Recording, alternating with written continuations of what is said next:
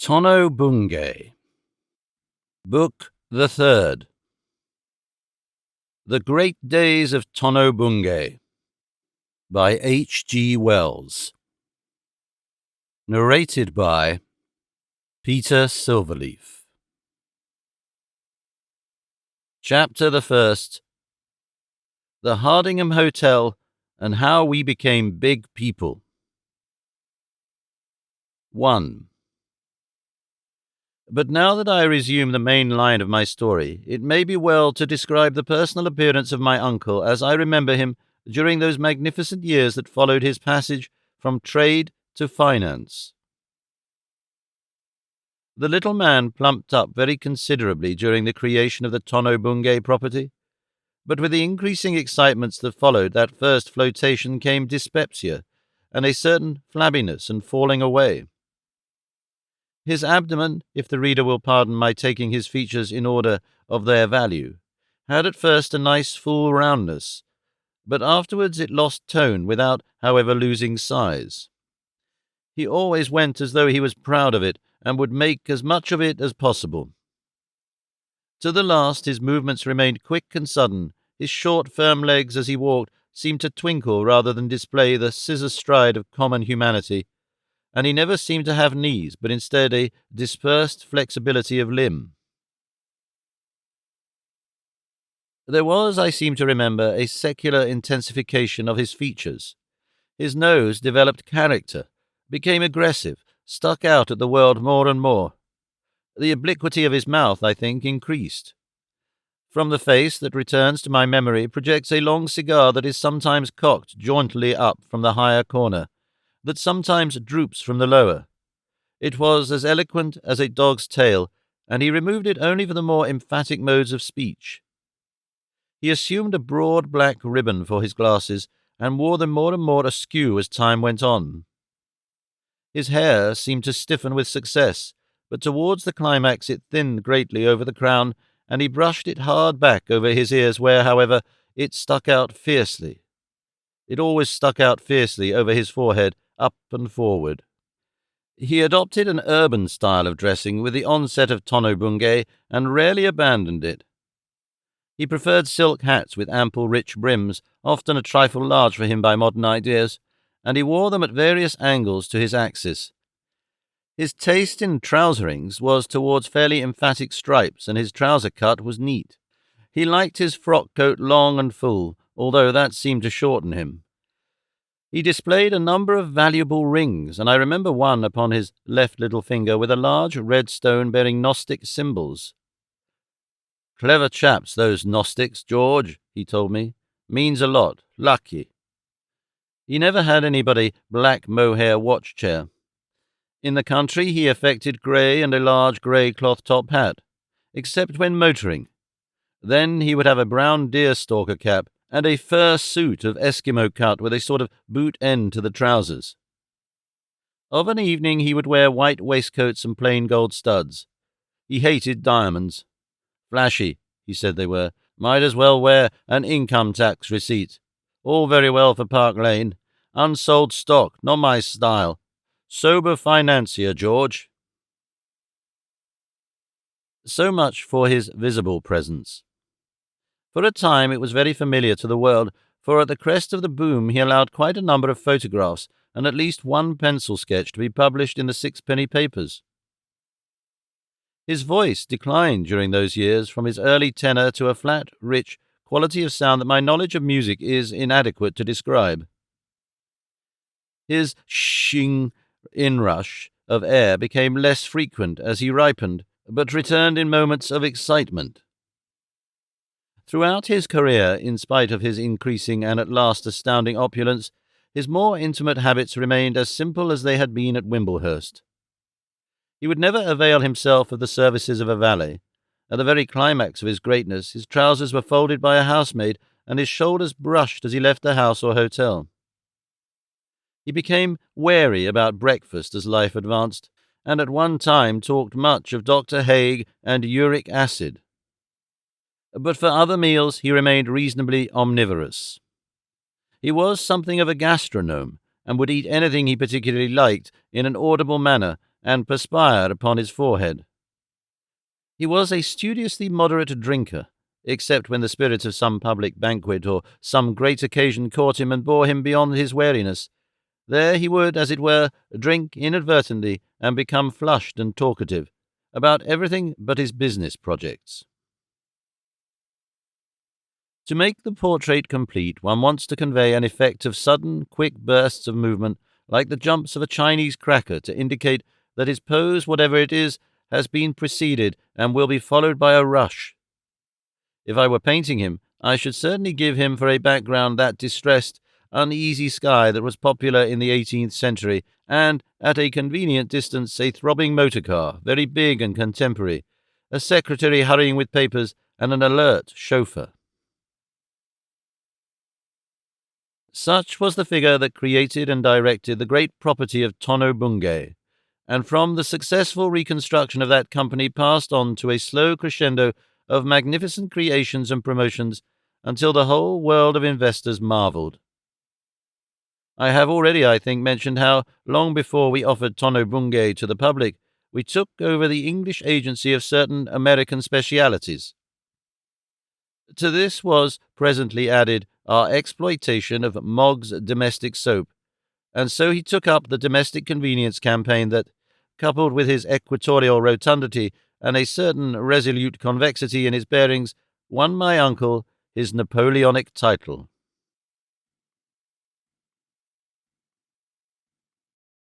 2.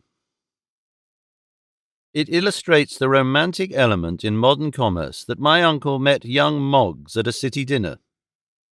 I think it was the bottle-makers' company, when both were some way advanced beyond the initial sobriety of the occasion.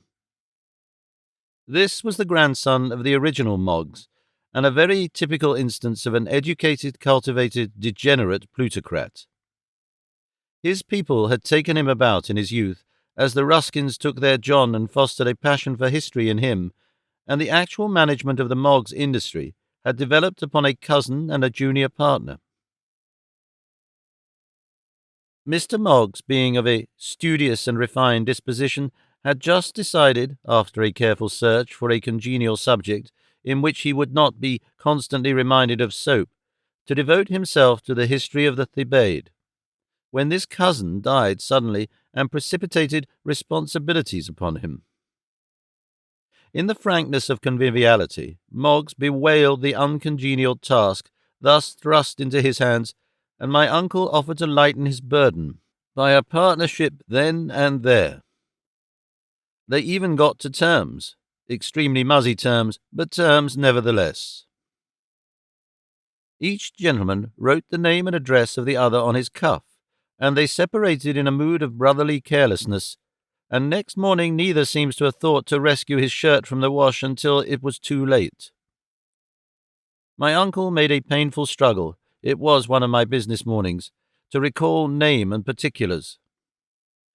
He was an aquarium-faced, long, blonde sort of chap, George, with glasses and a genteel accent, he said. I was puzzled. Aquarium-faced. You know how they look at you. His stuff was soap, I'm pretty nearly certain, and he had a name, and the thing was the straightest bit of all right you ever. I was clear enough to spot that. He went out at last with knitted brows and wandered up into Finsbury, seeking a good, well-stocked-looking grocer. We called first on a chemist for a pick-me-up for my uncle, and then we found the shop we needed.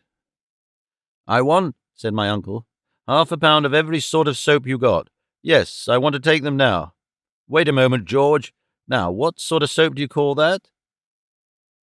At the third repetition of that question, the young man said, Moggs domestic. Right, said my uncle. You needn't guess again. Come along, George, let's go to a telephone and get on to Moggs. Oh, the order. Certainly, I confirm it. Send it all to the Bishop of London. He'll have some good use for it.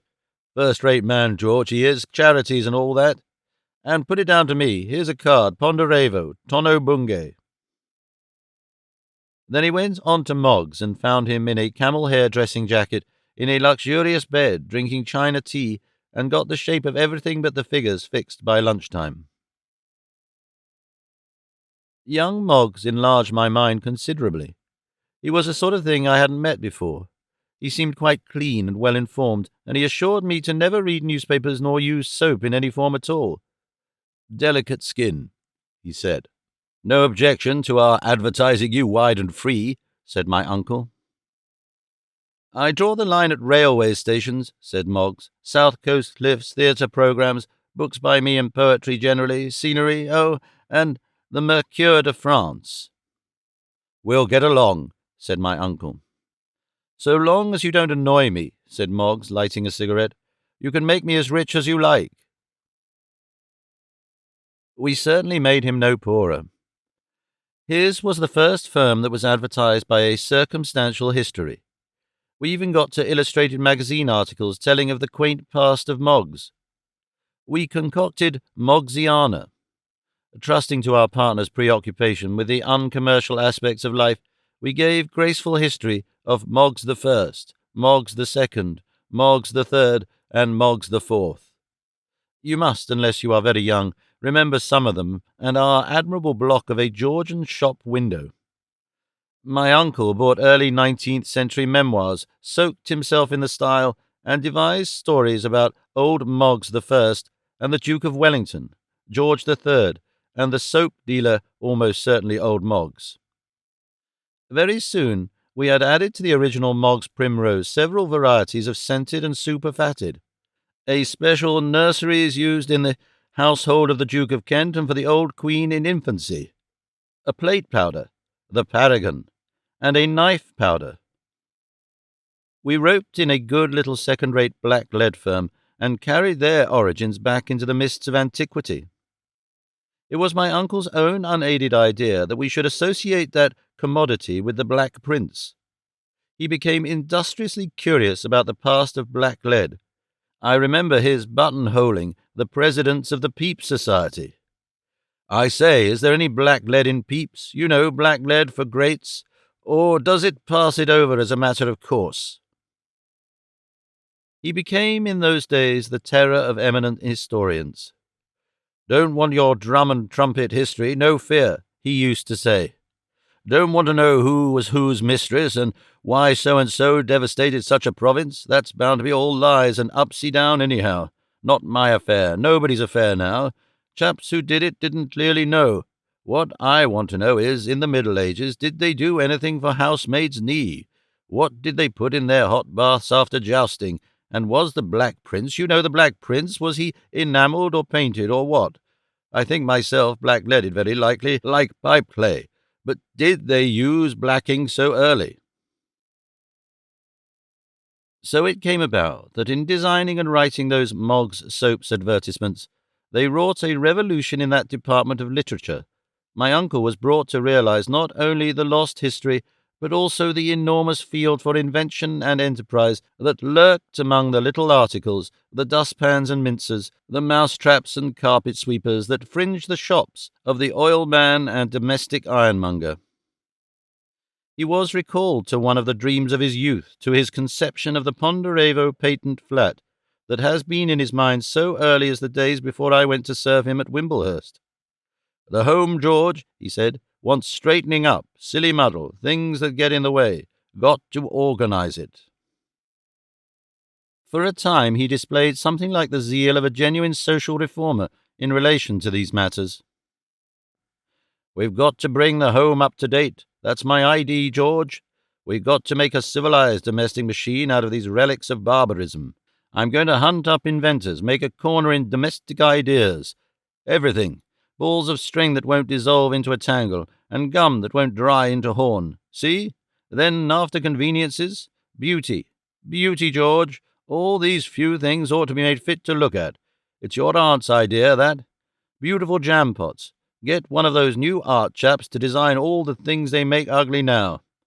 Patent carpet sweepers by these Greenwood chaps. Housemaids' boxes. It'll be a pleasure to fall over. Rich-coloured house flannels. Pails, for instance. Hang 'em up on the walls like warming pans. All the polishes and things in such tins. You'll want to cuddle 'em, George. See the notion? Instead of all the silly, ugly things we got." We had some magnificent visions. They so affected me that when I passed ironmongers and oil shops, they seemed to me as full of promise as trees in late winter, flushed with effort to burst into leaf and flower. And really, we did do much towards that very brightness these shops display. They were dingy things in the 80s compared to what our efforts have made them now. Grey, quiet displays. Well, I don't intend to write down here the tortuous financial history of Moggs Limited, which was our first development of Moggs and Sons, nor will I tell very much of how from that we spread ourselves with a larger and larger conception throughout the chandlery and minor ironmongery, how we became agents for this little commodity, partners in that, got a tentacle round the neck of a specialized manufacturer or so, secured a pull upon this or that supply of raw material, and so prepared the way for our second flotation. Domestic utilities. Do it. They reordered it in the city. And then came the reconstruction of Tono-Bungay, and then household services, and the boom. That sort of development is not to be told in detail in a novel. I have indeed told much of it elsewhere. It is to be found set out at length, painfully at length, in my uncle's examination and mine in the bankruptcy proceedings, and in my own various statements after his death. Some people know everything in that story, some know it all too well, most do not want the details. It is the story of a man of imagination among figures, and unless you are prepared to collate columns of pounds, shillings, and pence, compare dates and check additions, you will find it very unmeaning and perplexing. And after all, you wouldn't find the early figures so much wrong as strained. In the matter of Moggs and Do It, as in the first Tono-Bungay promotion and its reconstruction, we left the court by city standards without a stain on our characters. The great amalgamation of household services was my uncle's first really big-scale enterprise and his first display of bolder methods. For this we brought back Do It, Moggs going straight with a 7% dividend, and acquired Skinnerton's Polishes, the Riffleshaw properties, and the Runcorn's mincer and coffee mill business. To that amalgamation I was really not a party.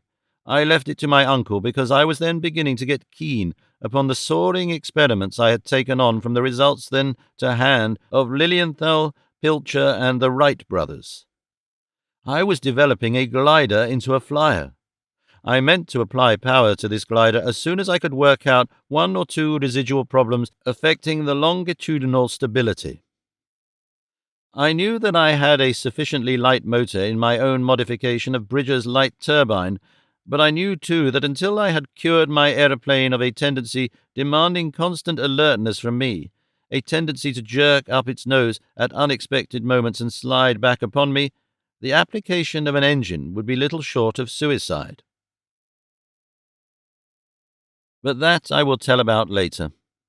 The point I was coming to was that I did not realize until after the crash how recklessly my uncle had kept his promise of paying a dividend of over 8%. On the contrary, shares of that hugely overcapitalized enterprise, Household Services. I drifted out of business affairs into my research much more than either I or my uncle had contemplated. Finance was much less to my taste than the organization of the Tono-Bungay factory. In the new field of enterprise there was a great deal of bluffing and gambling, of taking chances and concealing material facts, and these are hateful things to the scientific type of mind. It wasn't fear I felt so much as an uneasy inaccuracy. I didn't realize dangers, I simply disliked the sloppy, relaxing quality of this new sort of work. I was, at last, constantly making excuses not to come up to him in London. The latter part of his business career recedes, therefore, beyond the circle of any particular life. I lived more or less with him. I talked, I advised, I helped him at times to fight his Sunday crowd at Crest Hill, but I did not follow nor guide him. From the do-it time onward, he rushed up the financial world like a bubble in water, and left me, like some busy water thing, down below in the deeps. Anyhow, he was an immense success. The public was, I think, particularly attracted by the homely familiarity of his field of work. You never lost sight of your investment, they felt, with the name on the house flannel and shaving strop, and its allegiance was secured by the Egyptian solidity of his apparent results. Tono-Bungay, after its reconstruction, paid 13, Moggs 7, domestic utilities had been a safe-looking 9. Here was household services with 8. On such a showing, he had merely to buy and sell Roburn's antiseptic fluid, razor soaks and bath crystals in 3 weeks to clear £20,000. I do think that, as a matter of fact, Roburn's was good value at the price at which he gave it to the public, at least until it was strained by ill-conserved advertisement. It was a period of expansion and confidence. Much money was seeking investment, and industrials were the fashion. Prices were rising all round. There remained little more for my uncle to do, therefore, in his climb to the high, unstable crest of financial greatness, but, as he said, to grasp the cosmic oyster, George, while it gaped, which, being translated, meant for him to buy respectable businesses confidently and courageously at the vendor's estimate, add 30 or 40,000 to the price, and sell them again. His sole difficulty, indeed, was the tactful management of the load of shares that each of these transactions left upon his hands. But I thought so little of these later things that I never fully appreciated the peculiar inconveniences of that until it was too late to help him.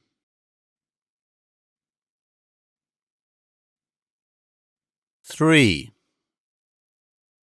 When I think of my uncle near the days of his great boom, and in connection with the actualities of his enterprises, I think of him as I used to see him in the suite of rooms he occupied in the Hardingham Hotel, seated at a great old oak writing table, smoking, drinking, and incoherently busy. That was his typical financial aspect. Our evenings, our mornings, our holidays, our motor-car expeditions, Lady Grove and Crest Hill belonged to an altogether different set of memories. These rooms in the Hardingham were a string of apartments along one handsome thick carpeted corridor. All the doors upon the corridor were locked except the first, and my uncle's bedroom, breakfast room, and private sanctum were the least accessible and served by an entrance from the adjacent passage, which he also used at times as a means of escape from importunate callers.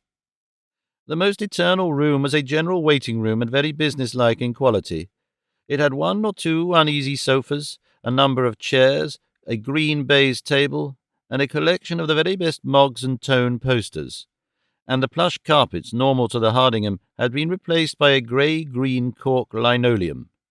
Here I would always find a remarkable miscellany of people presided over by a peculiarly faithful and ferocious-looking commissionaire, Roper, who guarded the door that led a step nearer my uncle. Usually there would be a parson or two and 1 or 2 widows, hairy, eyeglassy, middle-aged gentlemen, some of them looking singularly like Edward Ponderevos who hadn't come off, a variety of young and youngish men more or less attractively dressed, some with papers protruding from their pockets, others with their papers decently concealed, and wonderful, incidental, frowsy people.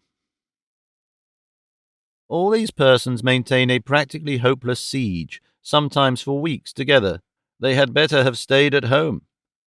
Next came a room full of people who had some sort of appointment, and here one would find smart-looking people, brilliantly dressed, nervous women hiding behind magazines, nonconformist divines, clergy in gaiters, real businessmen, these latter for the most part, gentlemen in admirable morning dress who stood up and scrutinized my uncle's taste in watercolours manfully and sometimes by the hour together.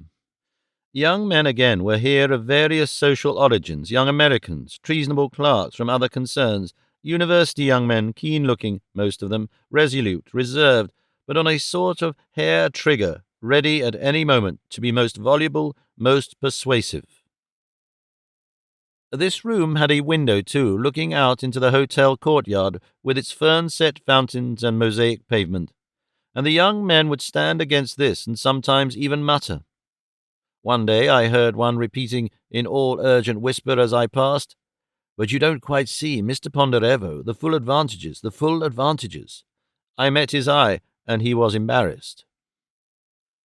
Then came a room with a couple of secretaries, no typewriters because my uncle hated the clatter, and a casual person or two sitting about, projectors whose projects were being entertained. Here, and in a further room nearer the private apartments, my uncle's correspondence underwent an exhaustive process of pruning and digestion before it reached him.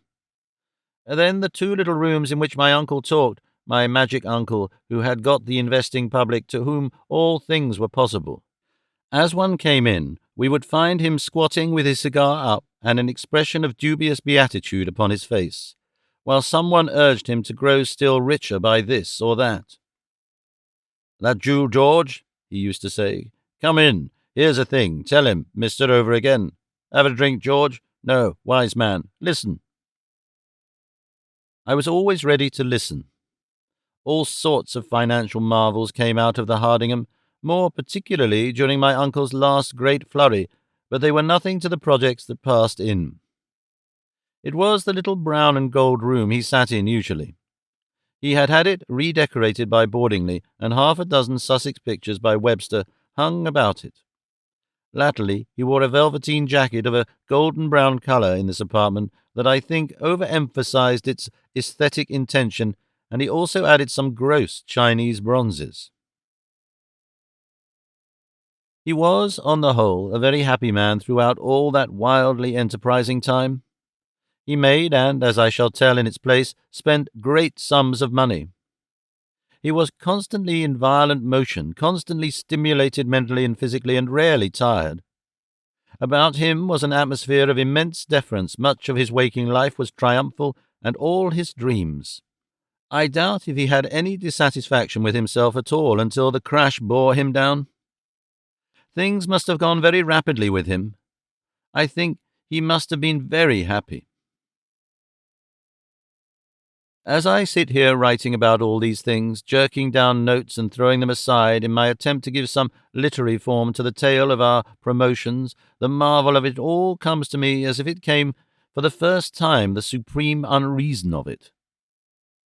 At the climax of his boom, my uncle, at the most sparing estimate, must have possessed in substance and credit about £2 million worth of property to set off against his vague colossal liabilities, and from first to last he must have had a controlling influence in the direction of nearly 30 millions.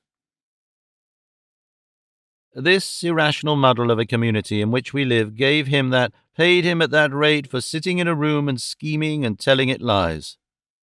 For he created nothing, he invented nothing, he economized nothing. I cannot claim that a single one of the great businesses we organized added any real value to human life at all.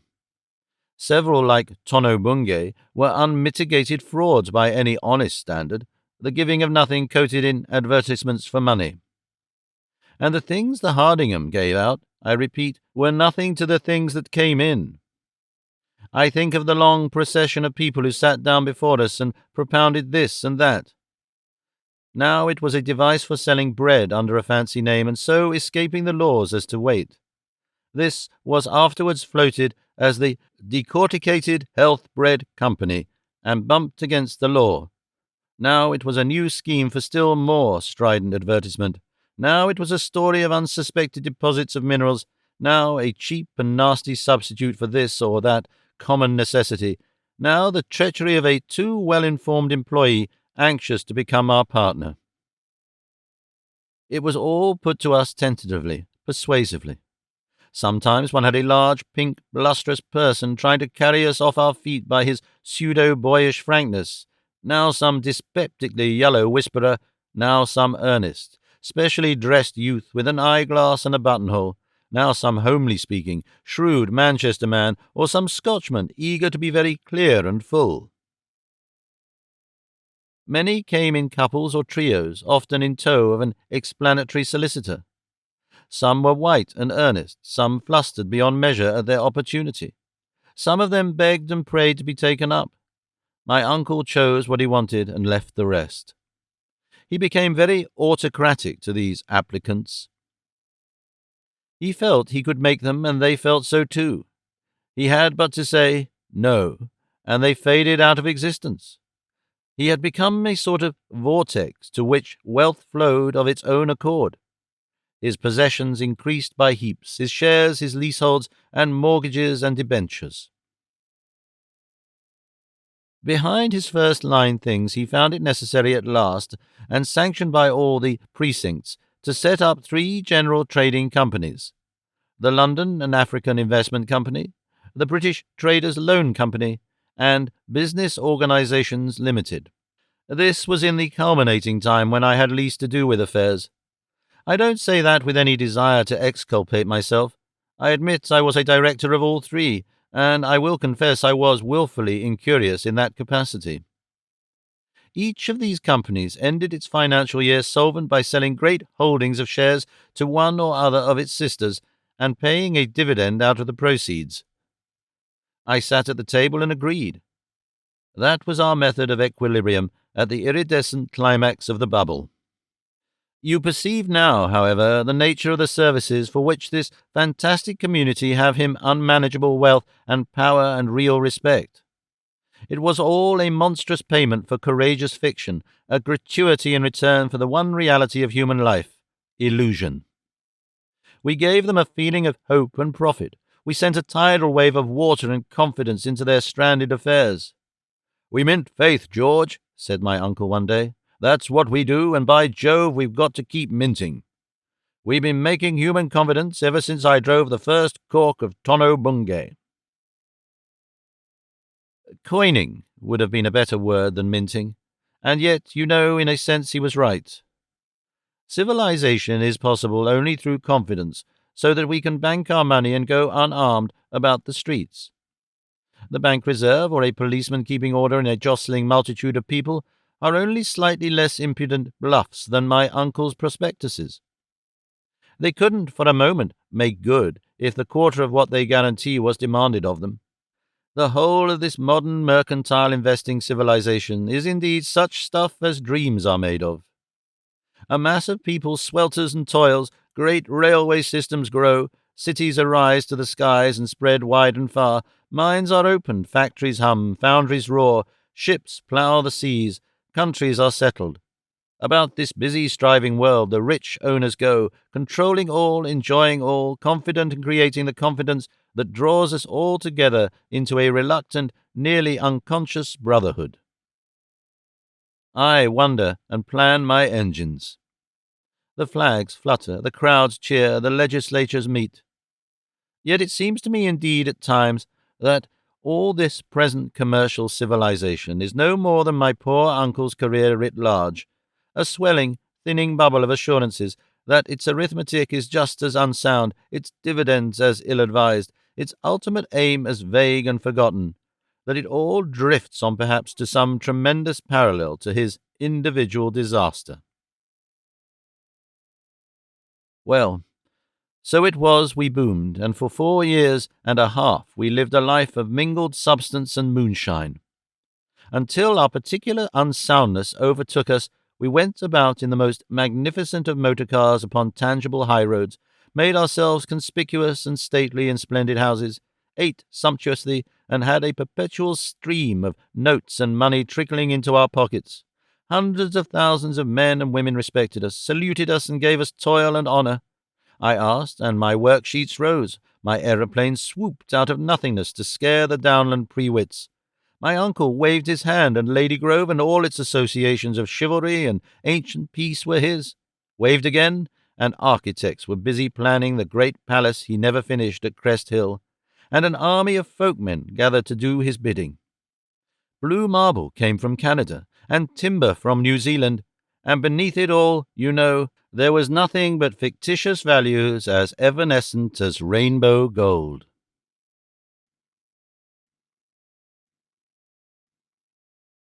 IV. I pass the Hardingham ever and again and glance aside through the great archway at the fountain and the ferns, and think of those receding days when I was so near the centre of our eddy of greed and enterprise. I see again my uncle's face, white and intent, and hear him discourse, hear him make consciously Napoleonic decisions, grip his nettles, put his finger on the spot, bluff, say snap. He became particularly addicted to the last idiom, Towards the end, every conceivable act took the form of saying, "Snap." The odd fish that came to us, and among others came Gordon Naismith, that queer blend of romance and illegality who was destined to drag me into the most irrelevant adventure in my life, the Mordet Island affair, and leave me, as they say, with blood upon my hands. It is remarkable how little it troubles my conscience and how much it stirs my imagination, that particular memory of life I took. The story of Mordet Island has been told in a government report and told all wrong. There are still excellent reasons for leaving it wrong in places, but the liveliest appeals of discretion forbid my leaving it out altogether. I've still the vividest memory of Gordon Naismith's appearance in the inner sanctum, a lank, sunburnt person in tweeds with a yellow-brown hatchet face and one faded blue eye. The other was a closed and sunken lid, and how he told us with a stiff affectation of ease his incredible story of this great heap of quap that lay abandoned or undiscovered on the beach behind Mordet Island among white dead mangroves and the black ooze of brackish water. "What's quap?" said my uncle on the fourth repetition of the word. "They call it quap or quab or quob," said Gordon Naismith, "but our relations weren't friendly enough to get the accent right. But there the stuff is for the taking. They don't know about it. Nobody knows about it. I got down to the damned place in a canoe alone. The boys wouldn't come. I pretended to be botanizing." To begin with, Gordon Naismith was inclined to be dramatic. "Look here," he said, when he first came in, shutting the door rather carefully behind him as he spoke. "Do you two men, yes or no, want to put up 6,000 for a clear good chance of 1,500% on your money in a year?" "We're always getting chances like that," said my uncle, cocking his cigar offensively, wiping his glasses and tilting his chair back. "We stick to a safe 20.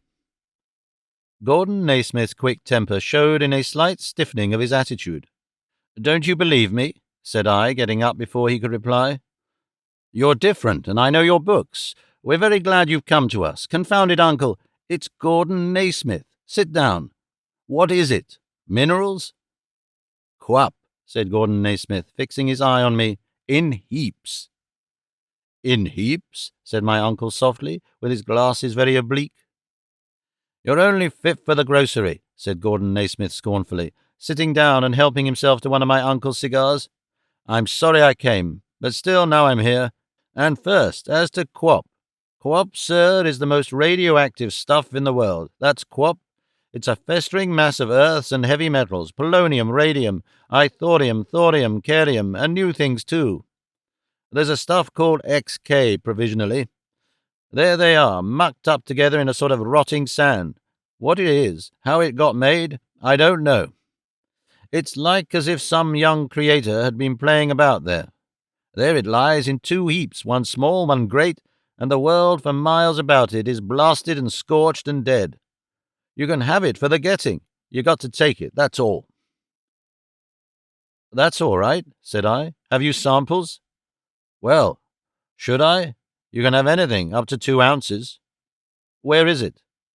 His blue eye smiled at me and scrutinized me. He smoked and was fragmentary for a time, fending off my questions. Then his story began to piece itself together. He conjured up a vision of this strange forgotten kink in the world's littoral, of the long meandering channels that spread and divaricate and spend their burden of mud and silt within the thunderbolt of Atlantic surf, of the dense, tangled vegetation that creeps into the shimmering water with root and sucker.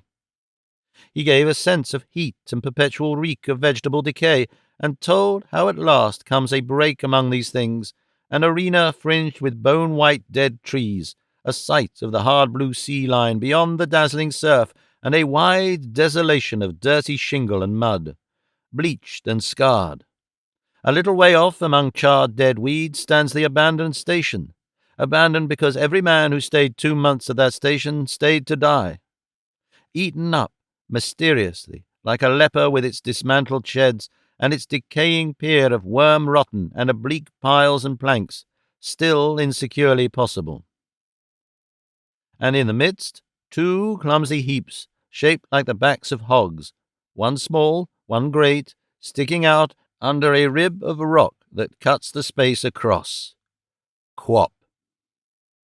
"There it is," said Gordon Naismith, "worth £3,000 an ounce, if it's worth a penny. 2 great heaps of it, rotten stuff and soft, ready to shovel and wheel, and you may get it by the ton." "How did it get there?" "God knows. There it is for the taking, in a country where you mustn't trade, in a country where the company waits for good kind men to reach its riches and then take 'em away from 'em. Then you have it, derelict. Can't you do any sort of deal?" "They're too damn stupid. You've got to go and take it, that's all. They might catch you." "They might, of course, but they're not great at catching." We went into the particulars of that difficulty.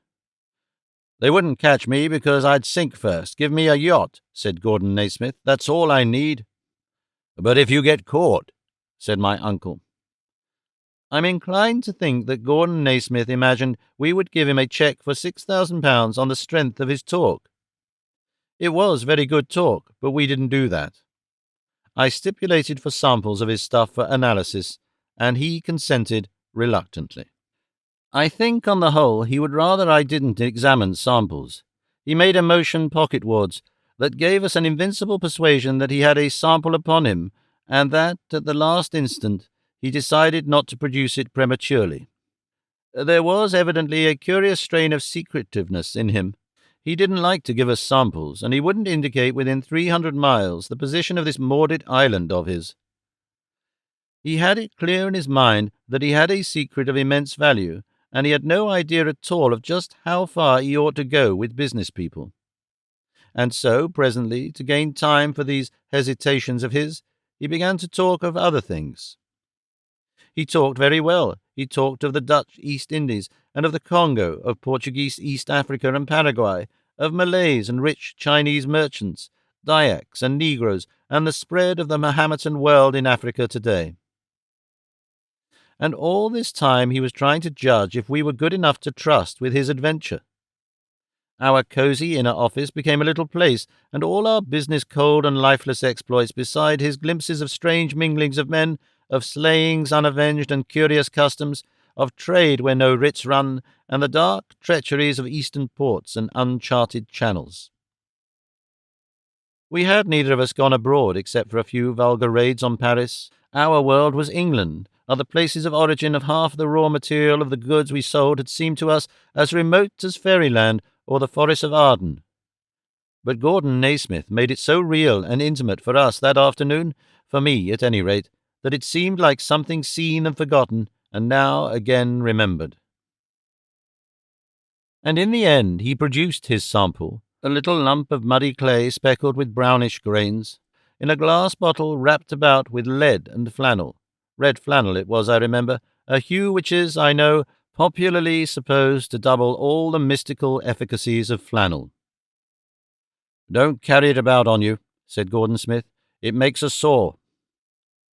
I took the stuff to Thorold, and Thorold had the exquisite agony of discovering 2 new elements in what was then a confidential analysis.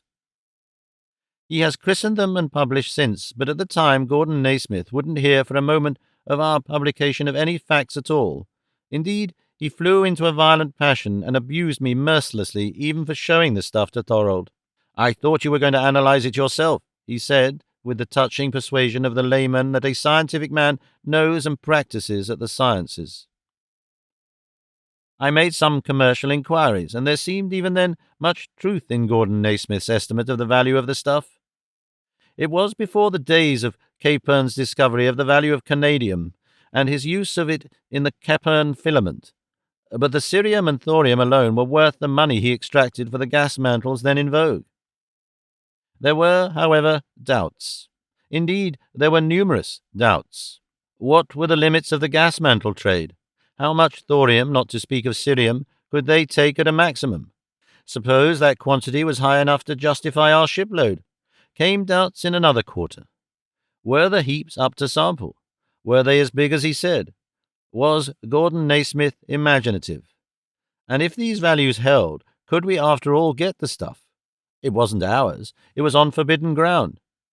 You see, there were doubts of every grade and class in the way of this adventure. We went some way, nevertheless, in the discussion of his project, though I think we tried his patience. Then suddenly he vanished from London, and I saw no more of him for a year and a half. My uncle said that was what he had expected, and when at last Gordon Naismith reappeared and mentioned in an incidental way that he had been to Paraguay on private, and we guessed passionate affairs, the business of the Quap expedition had to be begun again at the beginning. My uncle was disposed to be altogether sceptical, but I wasn't so decided. I think I was drawn by its picturesque aspects, but we neither of us dreamt of touching it seriously until Capern's discovery. Naismith's story had laid hold of my imagination like one small, intense picture of tropical sunshine hung on a wall of grey business affairs. I kept it going during Gordon Naismith's intermittent appearances in England. Every now and then he and I would meet and reinforce its effect. We would lunch in London, or he would come to see my gliders at Crest Hill and make new projects for getting at those heaps again, now with me, now alone. At times they became a sort of fairy story with us, an imaginative exercise. And there came Capern's discovery of what he called the ideal filament, and with it an altogether less problematical quality about the business side of Quap. For the ideal filament needed 5% of canadium, and canadium was known to the world only as a newly separated constituent of a variety of the rare mineral rutile. But to Thorold it was better known as an element in a mysterious sample brought to him by me, and to me it was known as one of the elements in Quap.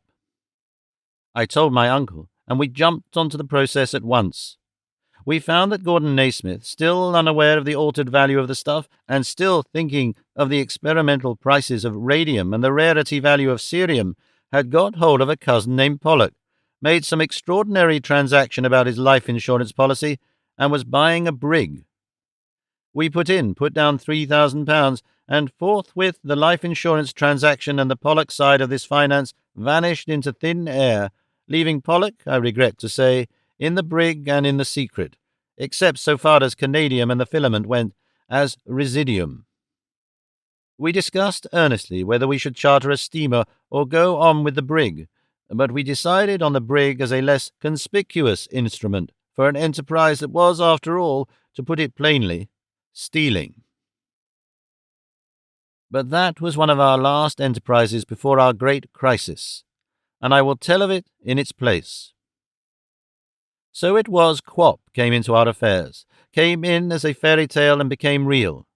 More and more real it grew, until at last it was real, until at last I saw with my eyes the heaps my imagination had seen for so long, and felt between my fingers again that half-gritty, half-soft texture of Quap, like sanded, moist sugar, mixed with clay, in which there stirs something. One must feel it to understand.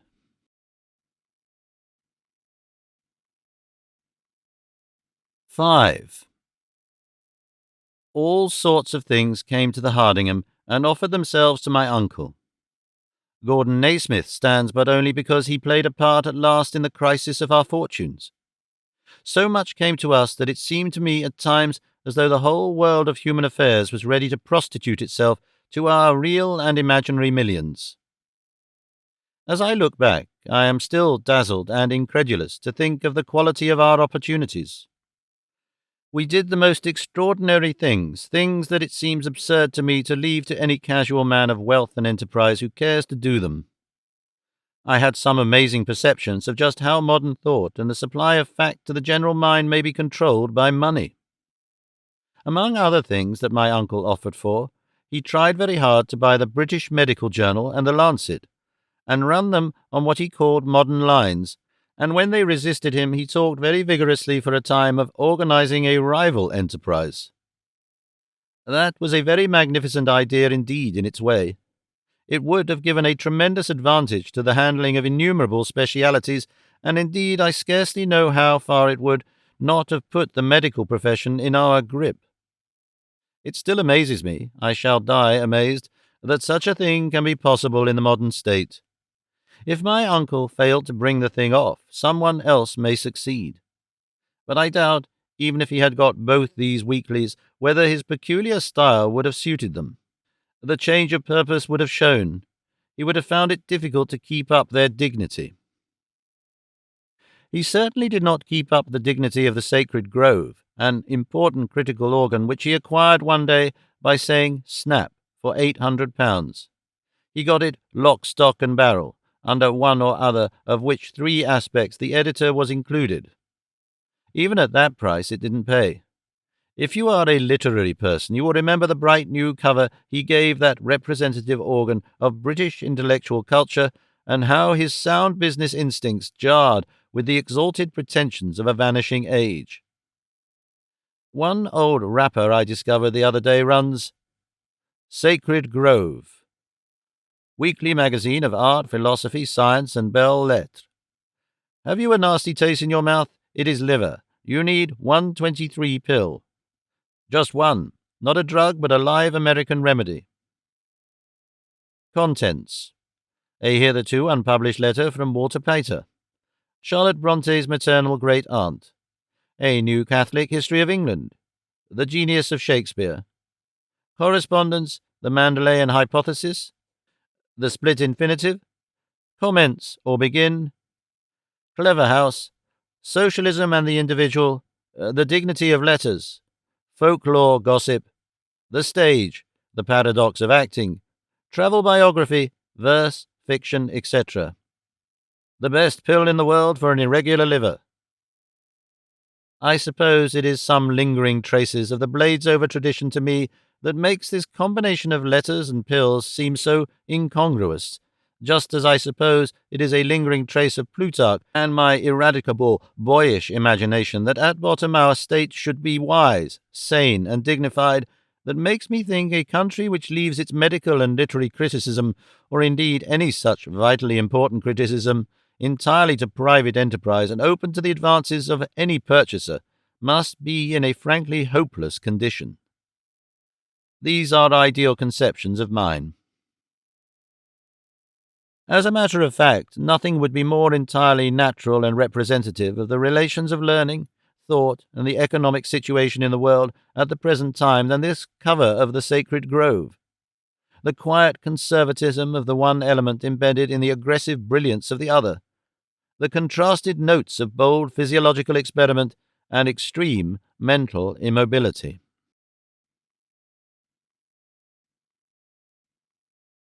6. There comes back, too, among these Hardingham memories, an impression of a drizzling November day, and how we looked out of the windows upon a procession of the London unemployed. It was like looking down a well into some momentarily revealed netherworld. Some thousands of needy, ineffectual men had been raked together to trail their spiritless misery through the west air with an appeal that was also in its way a weak and insubstantial threat. It is work we need, not charity. There they were, half phantom through the fog, a silent, foot-dragging, interminable grey procession. They carried wet, dirty banners, they rattled boxes for pence. These men who had not said snap in the right place, the men who had snapped too eagerly, the men who had never said snap, the men who had never had a chance of saying snap. A shambling, shameful stream they made, oozing along the street, the gutter waste of competitive civilization.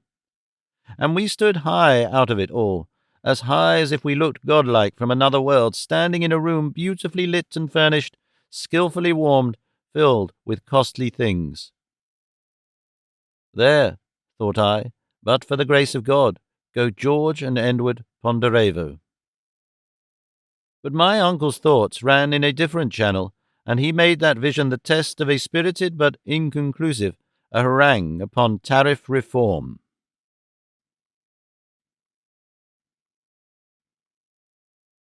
Chapter the 2nd.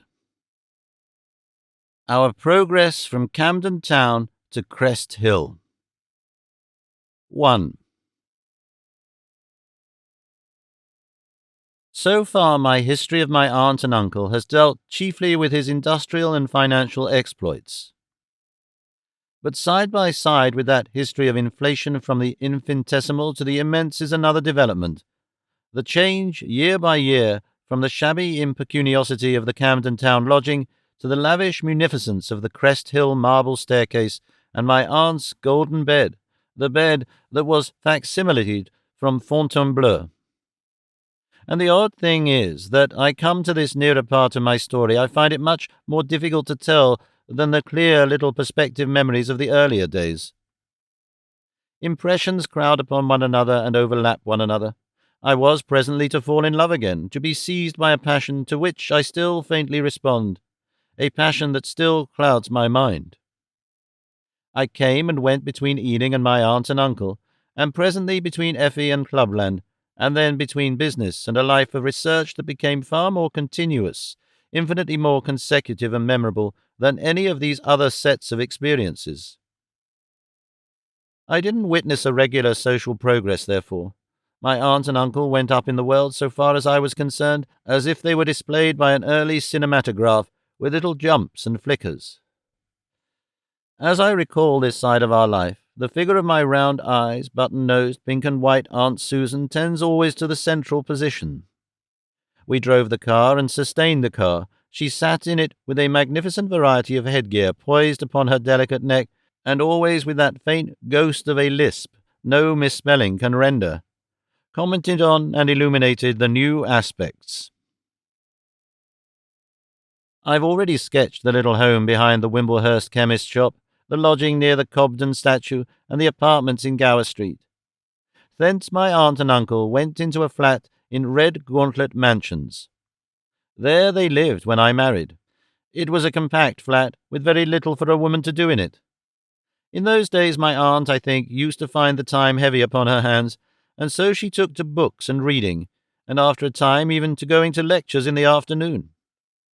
I began to find unexpected books upon her table, sociological books, travels, Shaw's plays.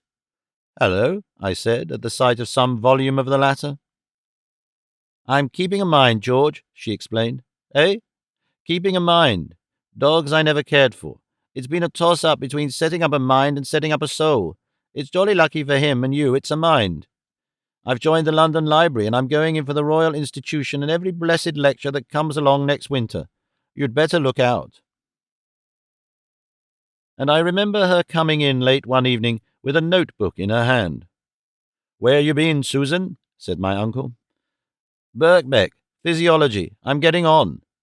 She sat down and took off her gloves. "You're just last to me," she sighed, and then in a note of grave reproach, "You old package, I had no idea, the things you've kept from me." Presently they were setting up the house at Beckenham, and my aunt intermitted her intellectual activities. The house at Beckenham was something of an enterprise for them at that time, a reasonably large place by the standards of the early years of Tono-Bungay. It was a big, rather gaunt villa, with a conservatory and a shrubbery, a tennis lawn, a quite considerable vegetable garden, and a small disused coach-house. I had some glimpses of the excitements of its inauguration, but not many because of the estrangement between my aunt and Marion. My aunt went into that house with considerable zest, and my uncle distinguished himself by the thoroughness with which he did the repainting and replumbing. He had all the drains up, and most of the garden with them, and stood administrative on heaps, administrating whisky to the workmen. I found him there one day, most Napoleonic, on a little elbow of dirt, in an atmosphere that defies print. He also, I remember, chose what he considered cheerful contrasts of colours for the painting of the woodwork. This exasperated my aunt extremely. She called him a pestilential old splosher, with an unusual note of earnestness, and he also enraged her into novelties of abuse by giving each bedroom the name of some favourite hero, Cliff, Napoleon, Caesar, and so forth, and having it painted on the door in gilt letters on a black label. Martin Luther was kept for me.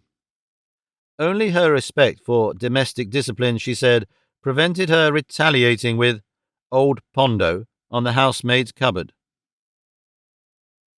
Also, he went and ordered one of the completest sets of garden requisites I have ever seen, and had them all painted a hard, clear blue.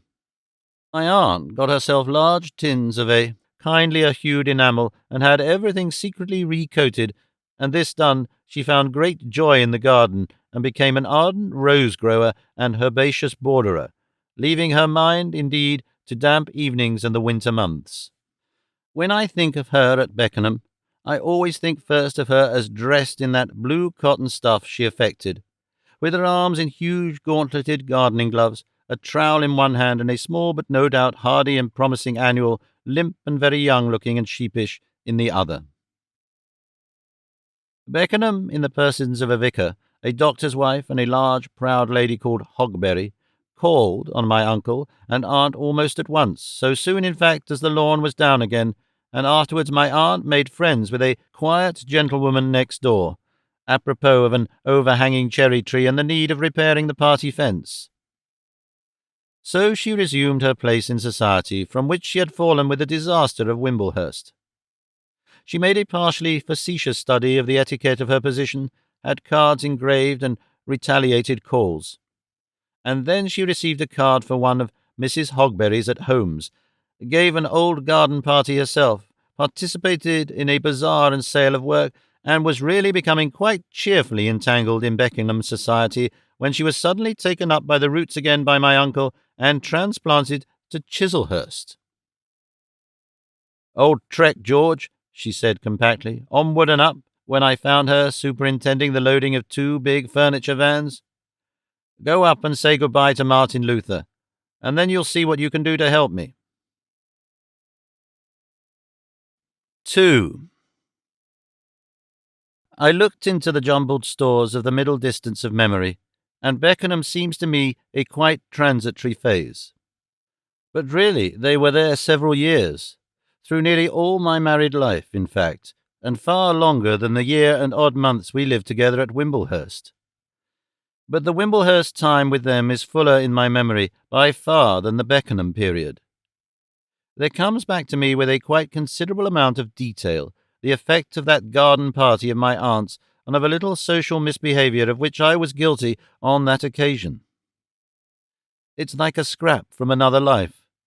It's all set in what is for me a kind of cutaneous feeling, the feeling of rather ill-cut city clothes, frock-coat and grey trousers, and of a high collar and tie worn in sunshine among flowers. I have still a quite vivid memory of the little trapezoidal lawn, of the gathering, and particularly of the hats and feathers of the gathering, of the parlour-maid and the blue teacups, and of the magnificent presence of Mrs. Hogberry and of her clear, resonant voice. It was a voice that would have gone with a garden party on a larger scale. It went into adjacent premises. It included the gardener, who was far up the vegetable patch and technically out of play. The only other men were my aunt's doctor, 2 of the clergy, amiable contrasted men, and Mrs. Hogberry's imperfectly grown-up son, a youth just bursting into collar. The rest were women, except for a young girl or so in a state of speechless good behaviour. Marian also was there. Marian and I had arrived a little estranged, and I remember her as a silent presence, a shadow across all that sunlit emptiness of intercourse. We had embittered each other with one of those miserable little disputes that seemed so unavoidable between us. She had, with the help of Smithy, dressed rather elaborately for the occasion, and when she saw me prepared to accompany her in, I think it was a grey suit, she protested that silk hat and frock-coat were imperative. I was recalcitrant. She quoted an illustrated paper showing a garden party with the king present, and finally I capitulated, but after my evil habit, resentfully. Dear, those old quarrels, how pitiful they were, how trivial, and how sorrowful they are to recall. I think they grow more sorrowful as I grow older, and all the small, passionate reasons for our mutual anger fade and fade out of memory. The impression that Beckenham company has left in my mind is one of a modest unreality. They were all maintaining a front of unspecified social pretension, and evading the display of the economic facts of the case. Most of the husbands were in business off stage. It would have been outrageous to ask what the business was, and the wives were giving their energies to produce with the assistance of novels and the illustrated magazines, a moralized version of the afternoon life of the aristocratic class. They hadn't the intellectual or moral enterprise of the upper-class woman. They had no political interests, they had no views about anything, and consequently they were, I remember, extremely difficult to talk to. They all sat about in the summer-house and in garden chairs, and were very hatty and ruffly and sunshady. 3 ladies and the curate played croquet with a general immense gravity, broken by occasional loud cries of feigned distress from the curate. "Oh, whacking me about again! Oh!" The dominant social fact that afternoon was Mrs. Hogberry. She took up a certain position commanding the croquet and went on, as my aunt said to me in an incidental aside, like an old roundabout. She talked of the way in which Beckenham society was getting mixed, and turned on to a touching letter she had recently received from her former nurse at Little Gosdene. Followed a loud account of Little Gosdene, and how much she and her 8 sisters had been looked up to there. "My poor mother was quite a little queen there," she said, "and such nice common people. People say the country labourers are getting disrespectful nowadays. It isn't so, not if they are properly treated. Here, of course, in Beckenham, it's different. I won't call the people we get here a poor. They're certainly not a proper poor. They're masses. I always tell Mr. Bugshoot they're masses, and ought to be treated as such." Dim memories of Mrs. Mackridge floated through my mind as I listened to her. I was whirled on this roundabout for a bit, and then had the fortune to fall off into a tete-a-tete with a lady whom my aunt introduced as Mrs. Mumble, but then she introduced everybody to me as Mumble that afternoon, either by way of humour or necessity. That must have been one of my earliest essays in the art of polite conversation, and I remember that I began by criticising the local railway service, and that at the 3rd sentence or thereabouts Mrs. Mumble said, in a distinctly bright and encouraging way, that she feared I was a very frivolous person. I wonder now what it was I said that was frivolous. I don't know what happened to end that conversation, or if it had an end. I remember talking to one of the clergy for a time rather awkwardly, and being given a sort of topographical history of Beckenham, which he assured me time after time was quite an old place, as though I had treated it as new, and he meant to be very patient but very convincing.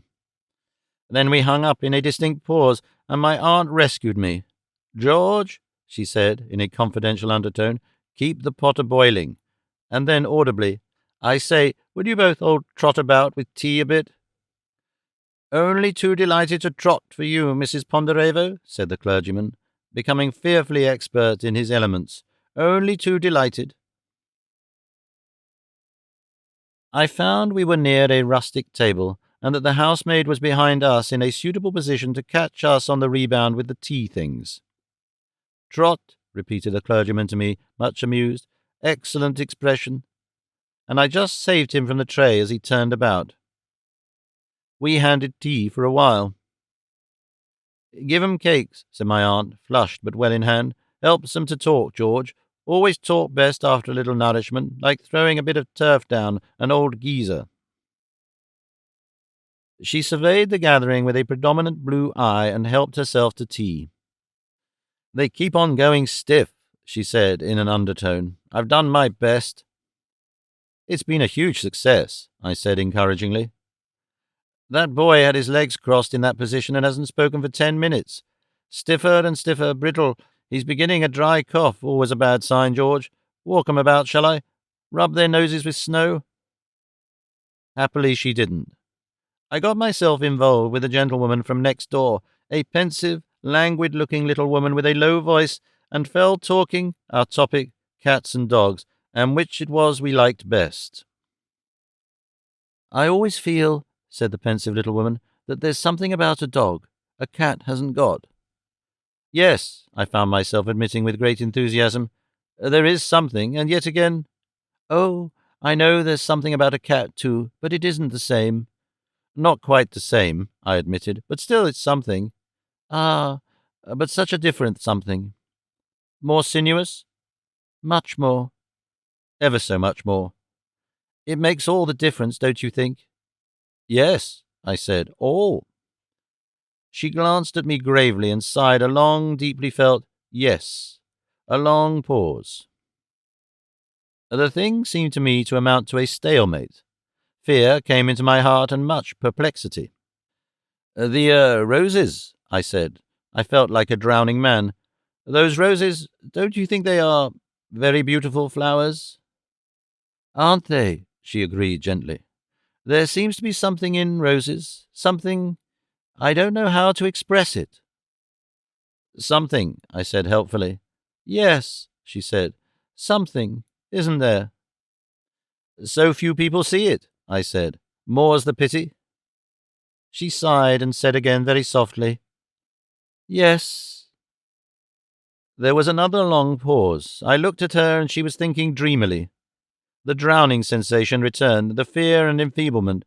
I perceived by a sort of inspiration that her teacup was empty. Let me take your cup, I said abruptly, and, that secured, made for the table by the summer-house. I had no intention then of deserting my aunt. But close at hand, the big French window of the drawing-room yawned inviting and suggestive.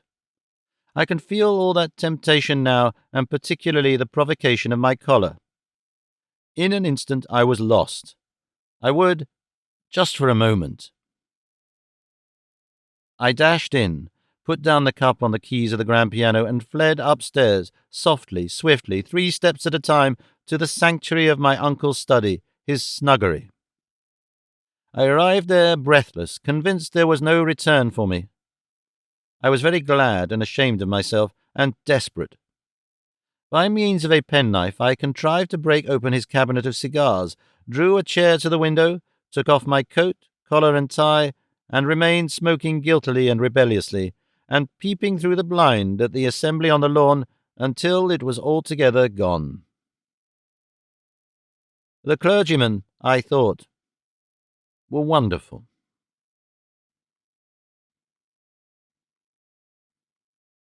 Three. A few such pictures of those early days at Beckenham stand out, and then I find myself among the Chislehurst memories. The Chislehurst mansion had grounds rather than a mere garden, and there was a gardener's cottage and a little lodge at the gate. The ascendant movement was always far more in evidence there than at Beckenham.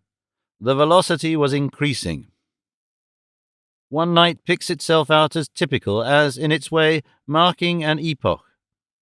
I was there, I think, about some advertisement stuff, on some sort of business anyhow, and my uncle and aunt had come back in a fly from a dinner at the Runcorns. Even there he was nibbling at Runcorn with the idea of our great amalgamation budding in his mind. I got down there, I suppose, about 11. I found the 2 of them sitting in the study, my aunt in a chair arm with a whimsical pensiveness on her face, regarding my uncle, and he, much extended and very rotund, in the low armchair drawn up to the fender. "Look here, George," said my uncle after my first greetings. "I've just been saying, we aren't au fait." "Eh?" "Not au fait socially." "Old fly, he means, George. French." "Oh, didn't think of French. One never knows where to have him. What's gone wrong tonight?" "I've been thinking. It isn't any particular thing. I ate too much of that fishy stuff at first, like salt frog spawn, and was a bit confused by olives. And, well, I didn't know which wine was which. Had to say that each time. It puts your talk all wrong. And she wasn't in evening dress, not like the others. We can't go on in that style, George, not a proper ad." "I'm not sure you were right," I said, "in having a fly." "We've got to do it all better," said my uncle. "We've got to do it in style. Smart business, smart men. She tries to pass it off as humorous." My aunt pulled a grimace. "It isn't humorous, see? We're on the upgrade now, fair and square. We're going to be big. We aren't going to be laughed at as pouvenues, see?" "Nobody laughed at you," said my aunt, "old bladder." "Nobody isn't going to laugh at me," said my uncle, glancing at his contours and suddenly sitting up. My aunt raised her eyebrows slightly, swung her foot, and said nothing. "We aren't keeping pace with our own progress, George. We got to. We're bumping against new people, and they set up to be gentlefolks, etiquette, dinners, and all the rest of it. They give themselves airs and expect us to be fish out of water. We aren't going to be. They think we've no style. Well, we give them style for our advertisements, and we're going to give them style all through. You needn't be born to it to dance well on the wires of the Bond Street tradesman, see?" I handed him the cigar box. "Runcorn hadn't cigars like these," he said, truncating one lovingly. "We beat him at cigars. We'll beat him all round." My aunt and I regarded him full of apprehensions. "I got ides," he said darkly to the cigar, deepening our dread. He pocketed his cigar cutter and spoke again. "We got to learn all the rotten little game first. See, for instance, we got to get samples of all the blessed wines there are, and learn 'em up. Stern, Smoor, Burgundy, all of 'em. She took Stern tonight, and when she tasted it first, you pulled a face, Susan, you did. I saw you. It surprised you. You bunched your nose. We got to get used to wine and not do that. We got to get used to wearing evening dress. You, Susan, too." "Always have had a tendency to stick out of my clothes," said my aunt. "However, who cares?" She shrugged her shoulders. I had never seen my uncle so immensely serious. "Got to get the hang of the etiquette," he went on to the fire.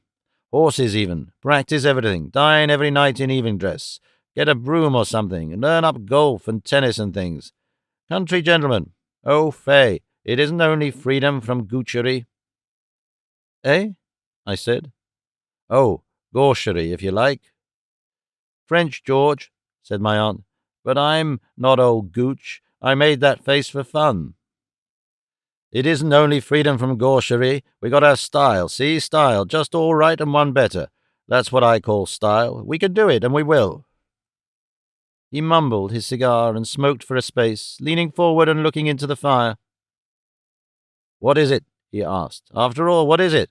Tips about eating, tips about drinking, clothes, how to hold yourself and not say just a few little things they know for certain are wrong, just the shibboleth things." He was silent again, and the cigar crept up from the horizontal towards the zenith as the confidence of his mouth increased. "Learn the whole bag of tricks in 6 months," he said, becoming more cheerful. "Ah, Susan! Beat it out, George. You in particular ought to get hold of it. Ought to get into a good club and all that." "Always ready to learn," I said, "ever since you gave me the chance of Latin. So far we don't seem to have hit upon any Latin-speaking stratum in the population." "We've come to French," said my aunt, "anyhow." "It's a very useful language," said my uncle. "Put a point on things. As for accent, no Englishman has an accent. No Englishman pronounces French properly. Don't you tell me. It's a bluff. It's all a bluff. Life's a bluff, practically. That's why it's so important, Susan, for us to attend to style. Le style, c'est l'homme. The style, it's the man. What are you laughing at, Susan? George, you're not smoking. These cigars are good for the mind. What do you think of it all? We got to adapt ourselves. We have, so far. Not going to be beat by these silly things."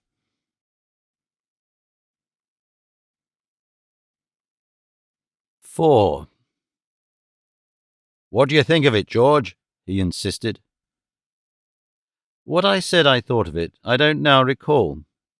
Only I have very distinctly the impression of meeting for a moment my aunt's impenetrable eye.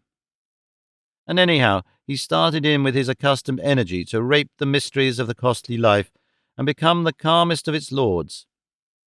On the whole, I think he did it thoroughly. I have crowded memories, a little difficult to disentangle, of his experimental stages, his experimental proceedings. It's hard at times to say which memory comes in front of which. I recall him as presenting on the whole a series of small surprises, as being again and again, unexpectedly, a little more self-confident, a little more polished, a little richer and finer, a little more aware of the positions and values of things and men. There was a time, it must have been very early, when I saw him deeply impressed by the splendours of the dining-room of the National Liberal Club. Heaven knows who our host was or what the particular little feed was about now. All that sticks is the impression of our straggling entry, a string of 6 or 7 guests, and my uncle looking about him at the numerous bright red-shaded tables, at the exotics in great majolica jars, at the shining ceramic columns and pilasters, at the impressive portraits of liberal statesmen and heroes, and all that contributes to the ensemble of that palatial spectacle. He was betrayed into a whisper to me. "This is all right, George," he said. That artless comment seems almost incredible as I set it down. There came a time so speedily when not even the clubs of New York could have overawed my uncle, and when he could walk through the bowing magnificence of the Royal Grand Hotel to his chosen table in that aggressively exquisite gallery upon the river, with all the easy calm of one of Earth's legitimate kings. The two of them learnt the new game rapidly and well. They experimented abroad, they experimented at home. At Chislehurst, with the aid of a new, very costly but highly instructive cook, they tried over everything they heard of that roused their curiosity and had any reputation for difficulty, from asparagus to plover's eggs. They afterwards got a gardener who could wait at table, and he brought the soil home to one. Then there came a butler. I remember my aunt's first dinner gown very brightly, and how she stood before the fire in the drawing-room confessing once unsuspected pretty arms with all the courage she possessed and looking over her shoulder at herself in a mirror. "A ham," she remarked reflectively, "must feel like this. Just a necklace." I attempted, I think, some commonplace compliment. My uncle appeared at the door in a white waistcoat and with his hands in his trouser pockets. He halted and surveyed her critically. "Couldn't tell you from a duchess, Susan," he remarked. "I'd like to have you painted standing at the fire like that.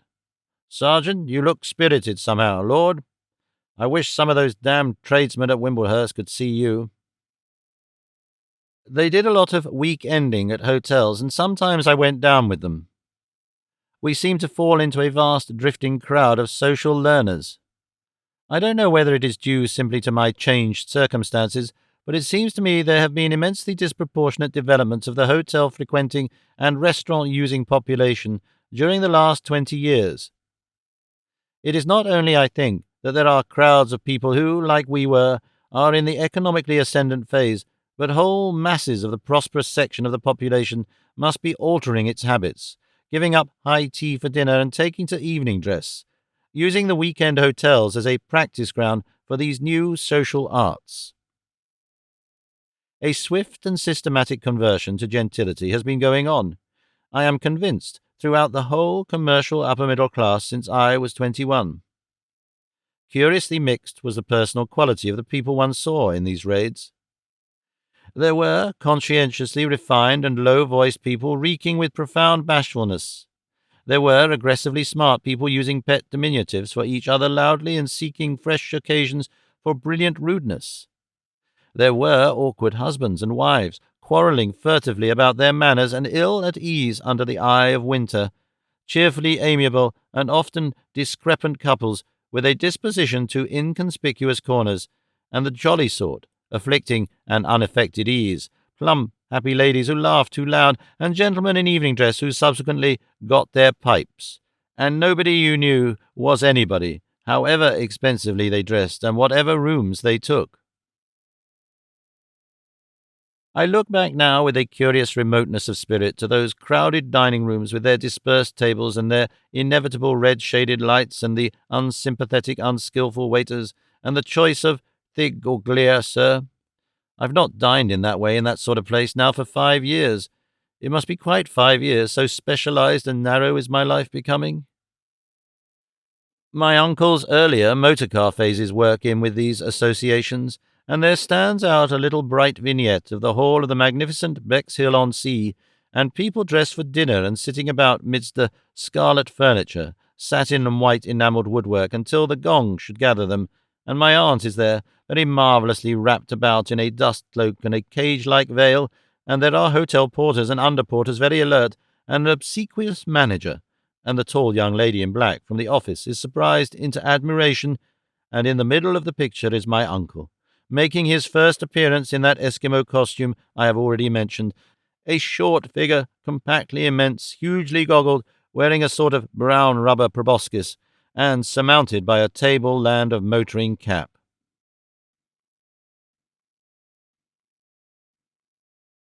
5. So it was we recognized our new needs as fresh invaders of the upper levels of the social system, and set ourselves quite consciously to the acquisition of style and savoir-faire. We became part of what is nowadays quite an important element in the confusion of our world, that multitude of economically ascendant people who are learning how to spend money.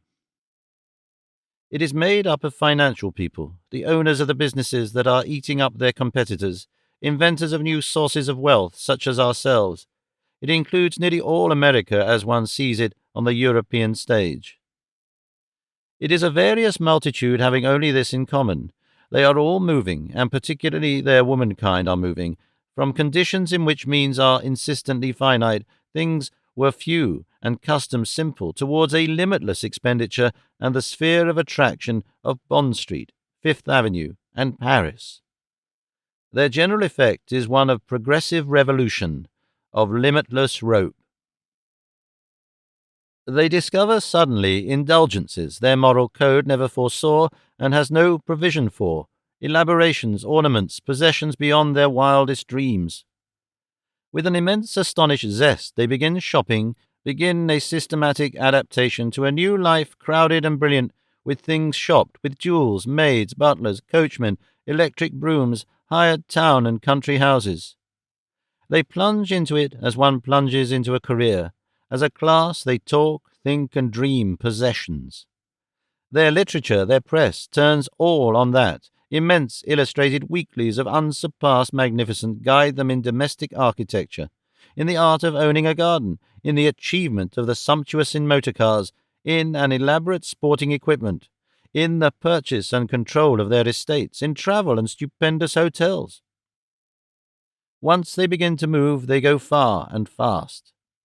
Acquisition becomes the substance of their lives. They find a world organized to gratify that passion. In a brief year or so they are connoisseurs.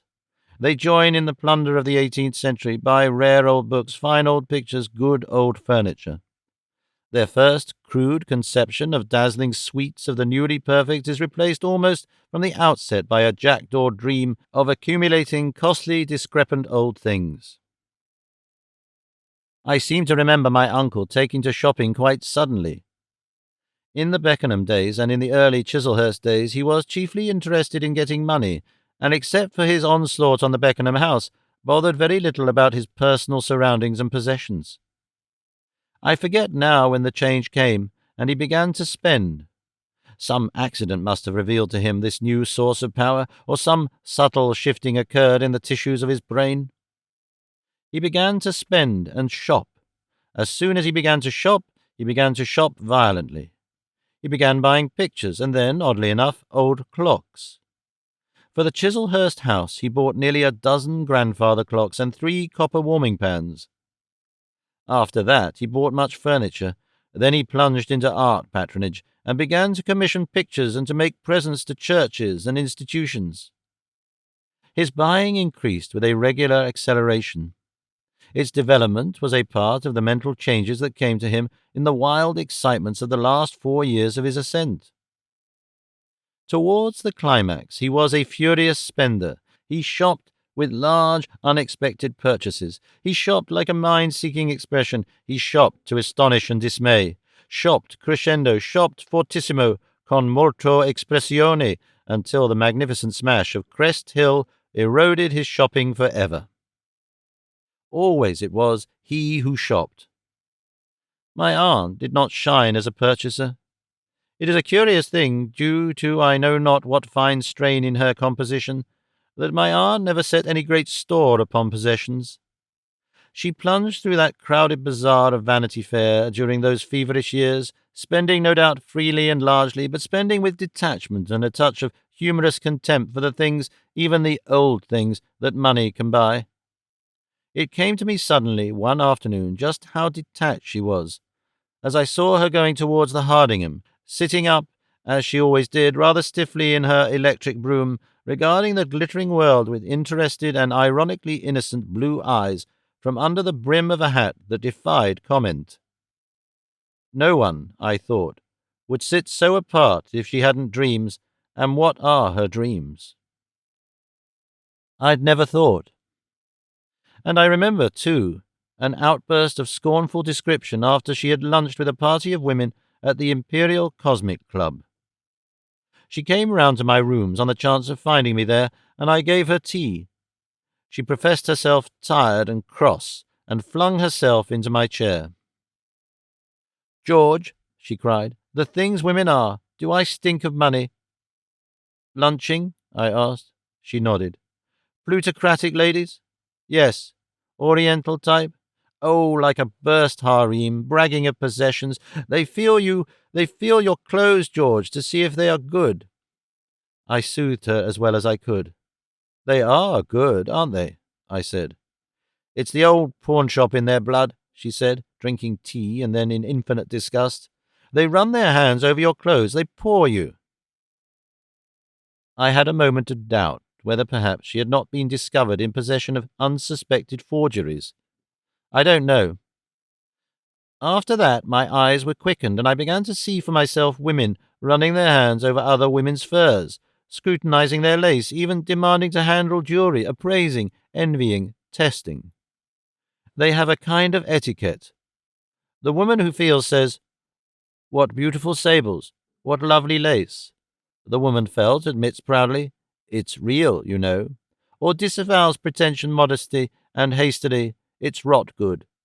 In each other's houses they peer at the pictures, handle the selvage of hangings, look at the bottoms of china.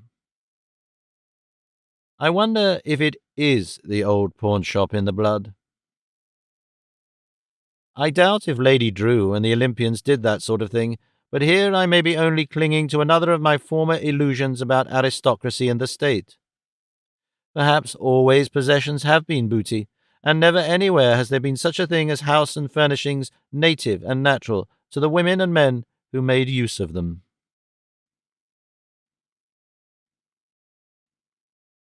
6. For me, at least, it marked an epoch in my uncle's career when I learnt one day that he had shopped Lady Grove. I realized a fresh, wide, unpreluded step. He took me by surprise with a sudden change of scale from such portable possessions as jewels and motor cars to a stretch of countryside. The transaction was Napoleonic. He was told of the place. He said, "Snap." There were no preliminary desirings or searchings. Then he came home and said what he had done. Even my aunt was for a day or so measurably awe-stricken by this exploit in purchase, and we both went down with him to see the house in a mood near consternation. It struck us then as a very lordly place indeed. I remember the three of us standing on the terrace that looked westward, surveying the sky-reflecting windows of the house, and a feeling of unwarrantable intrusion comes back to me. Lady Grove, you know, is a very beautiful house indeed, a still and gracious place, whose age-long seclusion was only effectively broken with the toot of the coming of the motor car. An old Catholic family had died out in it, century by century, and was now altogether dead. Portions of the fabric are 13th century, and its last architectural revision was Tudor. Within, it is for the most part dark and chilly, save for 2 or 3 favoured rooms and its tall windowed oak-galleried hall. Its terrace is its noblest feature. A very wide, broad lawn it is, bordered by a low stone battlement, and there is a great cedar in one corner, under whose level branches one looks out across the blue distances of the Weald, blue distances that are made extraordinarily Italian in quality by virtue of the dark masses of that single tree. It is a very high terrace. Southward one looks down upon the tops of wayfaring trees and spruces, and westward on a steep slope of beechwood, through which the road comes. One turns back to the still old house and sees a grey and lichenous facade with a very finely arched entrance. It was warmed by the afternoon light and touched with the colour of a few neglected roses and pyracanthus.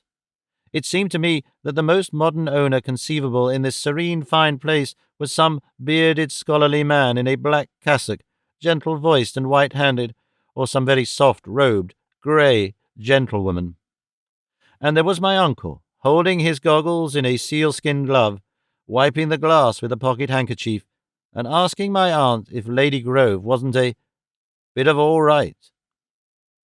My aunt made him no answer. The man who built this, I speculated, wore armour and carried a sword. There's some of it still inside, said my uncle. We went inside. An old woman with very white hair was in charge of the place and cringed rather obviously to the new master. She evidently found him a very strange and frightful apparition indeed, and was dreadfully afraid of him. But if the surviving present bowed down to us, the past did not. We stood up to the dark, long portraits of the extinguished race, one was a Holbein, and looked them in their sidelong eyes. They looked back at us. We all, I know, felt the enigmatical quality in them. Even my uncle was momentarily embarrassed, I think, by that invincibly self-complacent expression. It was just as though, after all, he had not brought them up and replaced them altogether, as though that, secretly, they knew better and could smile at him. The spirit of the place was akin to Bladesover, but touched with something older and remoter. That armour that stood about had once served in tilt-yards, if indeed it had not served in battle, and this family had sent its blood and treasure time after time upon the most romantic quest in history.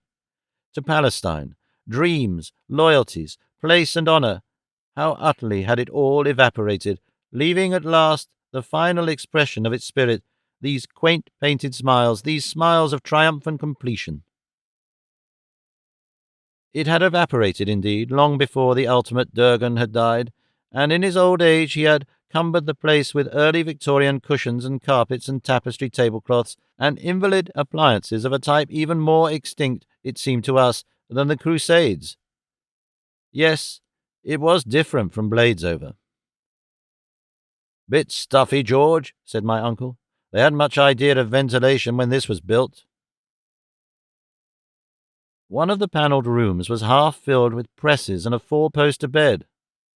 "Might be the ghost room," said my uncle, but it did not seem to me that so retiring a family as the Durgans, so old and completely exhausted a family as the Durgans, was likely to haunt anybody. What living thing now had any concern with their honour and judgments and good and evil deeds? Ghosts and witchcraft were a later innovation. That fashion came from Scotland with the Stuarts. Afterwards, prying for epitaphs, we found a marble crusader with a broken nose under a battered canopy of fretted stone outside the restricted limits of the present Duffield Church, and half buried in nettles. "Ichabod," said my uncle, "eh? We shall be like that, Susan, some day. I'm going to clean him up a bit and put a railing to keep off the children." "Old saved at the 11th hour," said my aunt, quoting one of the less successful advertisements of Tono-Bungay. But I don't think my uncle heard her. It was by our captured crusader that the vicar found us. He came round the corner at us briskly, a little out of breath. He had an air of having been running after us since the first toot of our horn had warned the village of our presence. He was an Oxford man, clean-shaven, with a cadaverous complexion and a guardedly respectful manner, a cultivated intonation, and a general air of accommodation to the new order of things. These Oxford men are the Greeks of our plutocratic empire. He was a Tory in spirit, and what one may call an adapted Tory by stress of circumstances. That is to say, he was no longer a legitimist. He was prepared for the substitution of new lords for old. We were pill vendors, he knew, and no doubt horribly vulgar in soul, but then it might have been some polygamous Indian Rajah, a great strain on a good man's tact, or some Jew with an inherited expression of contempt. Anyhow, we were English, and neither dissenters nor socialists, and he was cheerfully prepared to do what he could to make gentlemen of both of us. He might have preferred Americans for some reasons. They are not so obviously taken from one part of the social system and dumped down in another, and they are more teachable. But in this world we cannot always be choosers.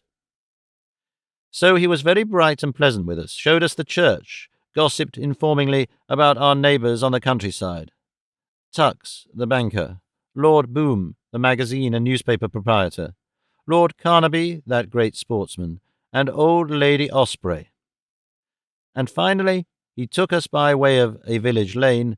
3 children bobbed convulsively with eyes of terror for my uncle, through a meticulous garden to a big, slovenly vicarage with faded Victorian furniture and a faded Victorian wife, who gave us tea and introduced us to a confusing family dispersed among a lot of disintegrating basket chairs upon the edge of a well-used tennis lawn. These people interested me. They were a common type, no doubt, but they were new to me. There were 2 lank sons who had been playing singles at tennis, red-eared youths growing black moustaches, and dressed in conscientiously untidy tweeds and unbuttoned and ungirt Norfolk jackets. There were a number of ill-nourished-looking daughters, sensible and economical in their costume, the younger still with long brown-stockinged legs, and the eldest present. There were, we discovered, 1 or 2 hidden away, displaying a large gold cross and other aggressive ecclesiastical symbols. There were 2 or 3 fox terriers, a retrieverish mongrel, and an old bloody-eyed and very evil-smelling St. Bernard. There was a jackdaw. There was, moreover, an ambiguous, silent lady that my aunt subsequently decided must be a very deaf paying guest. 2 or 3 other people had concealed themselves at our coming and left unfinished teas behind them.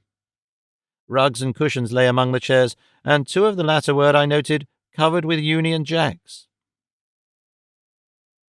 The vicar introduced us sketchily, and the faded Victorian wife regarded my aunt with a mixture of conventional scorn and abject respect, and talked to her in a languid, persistent voice about people in the neighbourhood whom my aunt could not possibly know.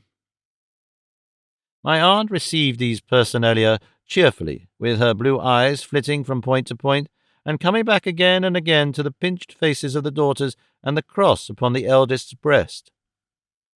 Encouraged by my aunt's manner, the vicar's wife grew patronizing and kindly, and made it evident that she could do much to bridge the social gulf between ourselves and the people of family about us.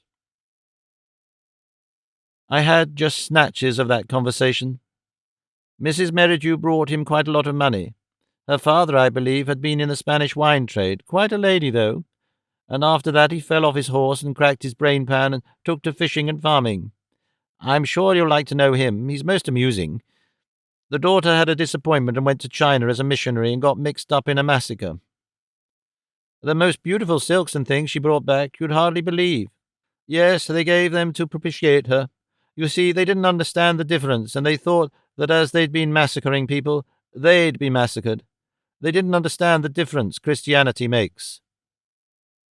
7 bishops they had in the family. Married a papist and was quite lost to them. He failed some dreadful examination and had to go into the militia. So she bit his leg as hard as ever she could, and he let go. Had 4 of his ribs amputated. Caught meningitis and was carried off in a week. Had to have a large piece of silver tube let into his throat, and if he wants to talk, he puts his finger on it. It makes him so interesting, I think. You feel he's sincere somehow, a most charming man in every way. Preserved them both in spirits, very luckily, and there they are in his study, though of course he doesn't show them to everybody. The silent lady, unperturbed by these apparently exciting topics, scrutinized my aunt's costume with a singular intensity, and was visibly moved when she unbuttoned her dust cloak and flung it wide. Meanwhile we men conversed. One of the more spirited daughters listened brightly, and the youths lay on the grass at our feet. My uncle offered them cigars, but they both declined. Out of bashfulness, it seemed to me, whereas the vicar, I think, accepted out of tact. When we were not looking at them directly, these young men would kick each other furtively. Under the influence of my uncle's cigar, the vicar's mind had soared beyond the limits of the district. This socialism, he said, seems making great headway. My uncle shook his head. We're too individualistic in this country for that sort of nonsense, he said. Everybody's business is nobody's business. That's where they go wrong. They have some intelligent people in their ranks, I am told, said the vicar. Writers and so forth. Quite a distinguished playwright, my eldest daughter was telling me. I forget his name. Millie, dear. Oh, she's not here. Painters, too, they have. This socialist, it seems to me, is part of the unrest of the age. But as you say, the spirit of the people is against it. In the country, at any rate. The people down here are too sturdily independent in their small way and too sensible altogether.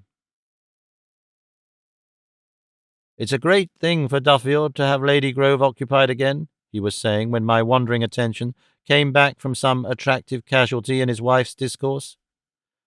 People have always looked up to the house, and considering all things, Mr. Durgan really was extraordinarily good, extraordinarily good.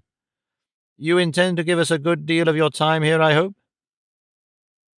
I mean to do my duty by the parish, said my uncle. I'm certainly glad to hear it. Sincerely.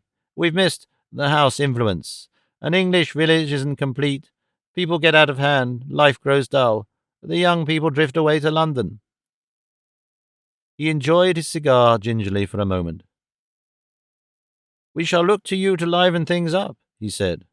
Poor man. My uncle cocked his cigar and moved it from his mouth. What do you think the place wants? He asked. He did not wait for an answer. I've been thinking while you've been talking, things one might do.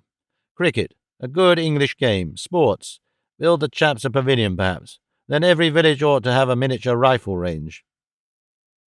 Yes, said the vicar, provided, of course, there isn't a constant popping. Manage that all right, said my uncle. Think it'd be a sort of long shed, paint it red, British colour. Then there's a Union Jack for the church and the village school. Paint the school red too, perhaps. Not enough colour about now, too grey. Then a maypole. How far our people would take up that sort of thing, began the vicar. I'm all for getting the good old English spirit back again, said my uncle. Merrymakings, lads and lasses dancing on the village green, harvest home, fairings, Yule log, all the rest of it. How would old Sally Glue do for a May Queen? Asked one of the sons in the slight pause that followed. Or Annie Glassbound, said the other, with the huge virile guffaw of a young man whose voice has only recently broken. Sally Glue is 85, explained the vicar, and Annie Glassbound is, well, a young lady of extremely generous proportions, and not quite right, you know, not quite right here. He tapped his brow. Generous proportions, said the eldest son, and the guffaws were renewed. You see, said the vicar, all the brisker girls go into service in or near London. The life of excitement attracts them, and no doubt the higher wages have something to do with it, and the liberty to wear finery, and generally freedom from restraint, so that there might be a little difficulty perhaps to find a May Queen here just at present who was really young and pretty. Of course, I couldn't think of any of my girls or anything of that sort. We got to attract 'em back, said my uncle. That's what I feel about it. We got to buck up the country. The English country is a going concern still, just as the established church, if you'll excuse me saying it, is a going concern, just as Oxford is, or Cambridge, or any of those fine old things. Only it wants fresh capital, fresh ideas, and fresh methods, light railways, for instance, scientific use of drainage, wire fencing machinery, all that. The vicar's face for one moment betrayed dismay. Perhaps he was thinking of his country walks amidst the hawthorns and honeysuckle. There's great things, said my uncle, to be done on modern lines with village jam and pickles boiled in the country. It was the reverberation of this last sentence in my mind, I think, that sharpened my sentimental sympathy as we went through the straggling village street and across the trim green on our way back to London. It seemed that afternoon the most tranquil and idyllic collection of creeper-sheltered homes you can imagine. Thatch still lingered on a whitewashed cottage or two, hyacinthus, wallflowers, and daffodils abounded, and an unsystematic orchard or so was white with blossom above and gay with bulbs below. I noted a row of straw beehives, beehive-shaped, beehives of the type long since condemned as inefficient by all progressive minds, and in the doctor's acre of grass a flock of 2 whole sheep was grazing. No doubt he'd taken them on account. 2 men and 1 old woman made gestures of abject vassalage, and my uncle replied with a lordly gesture of his great motoring glove. England's full of bits like this, said my uncle, leaning over the front seat and looking back with great satisfaction. The black glare of his goggles rested for a time on the receding turrets of Lady Grove, just peeping over the trees.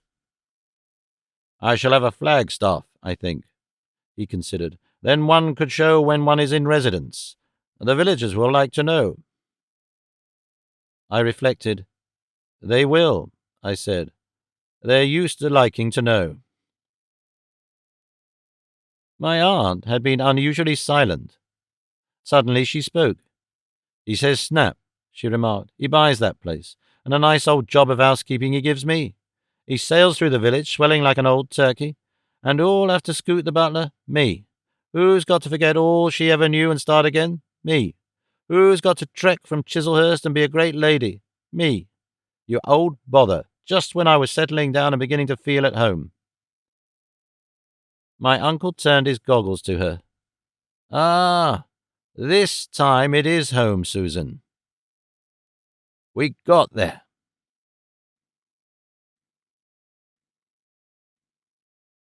7.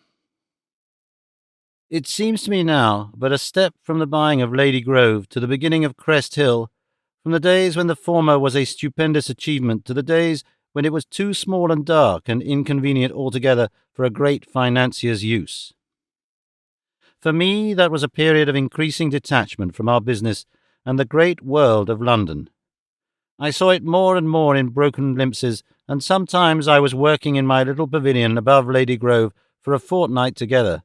Even when I came up, it was often solely for a meeting of the Aeronautical Society, or for one of the learned societies, or to consult literature or employ searchers, or some such special business. For my uncle, it was a period of stupendous inflation. Each time I met him, I found him more confident, more comprehensive, more consciously a factor in great affairs. Soon he was no longer an associate of merely businessmen. He was big enough for the attentions of greater powers. I grew used to discovering some item of personal news about him in my evening paper, or to the sight of a full-page portrait of him in a sixpenny magazine. Usually the news was of some munificent act, some romantic piece of buying or giving, or some fresh rumour of reconstruction. He saved, you will remember, the Parbury Reynolds for the country. Or at times it would be an interview or my uncle's contribution to some symposium of the secret of success or such like topic. Or wonderful takes of his power of work, of his wonderful organization to get things done, of his instant decisions and remarkable power of judging his fellow men. They repeated his great mot, 8-hour working day. I want 80 hours. He became modestly but resolutely public. They cartooned him in Vanity Fair. One year my aunt, looking indeed a very gracious, slender lady, faced the portrait of the king in the great room at Burlington House, and the next year saw a medallion of my uncle by Ewart, looking out upon the world, proud and imperial, but on the whole a trifle too prominently convex, from the walls of the new gallery. I shared only intermittently in his social experiences. People knew of me, it is true, and many of them sought to make through me a sort of flank attack upon him, and there was a legend owing very unreasonably, partly to my growing scientific reputation and partly to an element of reserve in my manner, that I played a much larger share in planning his operations than was actually the case. This led to one or two very intimate private dinners, to my inclusion in one or two house parties and various odd offers of introductions and services that I didn't for the most part accept. Among other people who sought me in this way was Archie Garville, now a smart, impecunious soldier of no particular distinction, who would, I think, have been quite prepared to develop any sporting instincts I possessed, and who was beautifully unaware of our former contact. He was always offering me winners, no doubt in a spirit of anticipatory exchange for some really good thing in our scientific and certain method of getting something for nothing. In spite of my preoccupation with my experiments, work, I find now that I come to ransack my impressions, see a great deal of the great world during those eventful years. I had a near view of the machinery by which an astounding empire is run, rubbed shoulders and exchanged experiences with bishops and statesmen, political women and women who were not political, physicians and soldiers, artists and authors, the directors of great journals, philanthropists, and all sorts of eminent significant people. I saw the statesmen without their orders, and the bishops with but a little purple silk left over from the cannicles, inhaling not incense but cigar smoke. I could look at them all the better because, for the most part, they were not looking at me but at my uncle, and calculating consciously or unconsciously how they might use him and assimilate him to their system, the most unpremeditated, subtle, successful, and aimless plutocracy that ever encumbered the destinies of mankind. Not one of them, so far as I could see, until disaster overtook him, resented his lies, his almost naked dishonesty of method, the disorderly disturbance of this trade and that, caused by his spasmodic operations. I can see them now about him, see them polite, watchful, various, his stiff, compact little figure always a centre of attention, his wiry hair, his brief nose, his underlip, electric with self-confidence. Wandering marginally through distinguished gatherings, I would catch the whispers. "That's Mr. Ponderevo." "The little man?" "Yes, the little bounder with the glasses." "They say he's made—" Or I would see him on some parterre of a platform beside my aunt's hurrying hat, amidst titles and costumes, holding his end up, as he would say, subscribing heavily to obvious charities, even at times making brief, convulsive speeches in some good cause before the most exalted audiences. "Mr. Chairman, Your Royal Highness, my lords, ladies and gentlemen," he would begin amidst subsiding applause, and adjust those obstinate glasses and thrust back the wings of his frock coat and rest his hands upon his hips and speak his fragment with ever and again an incidental His hands would fret about him as he spoke, fiddle his glasses, feel in his waistcoat pockets.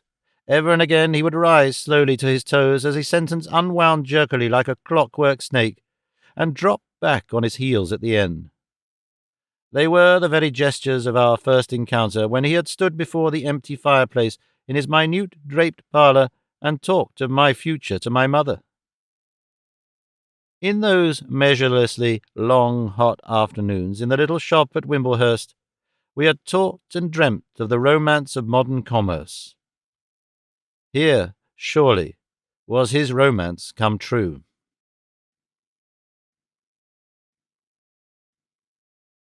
8.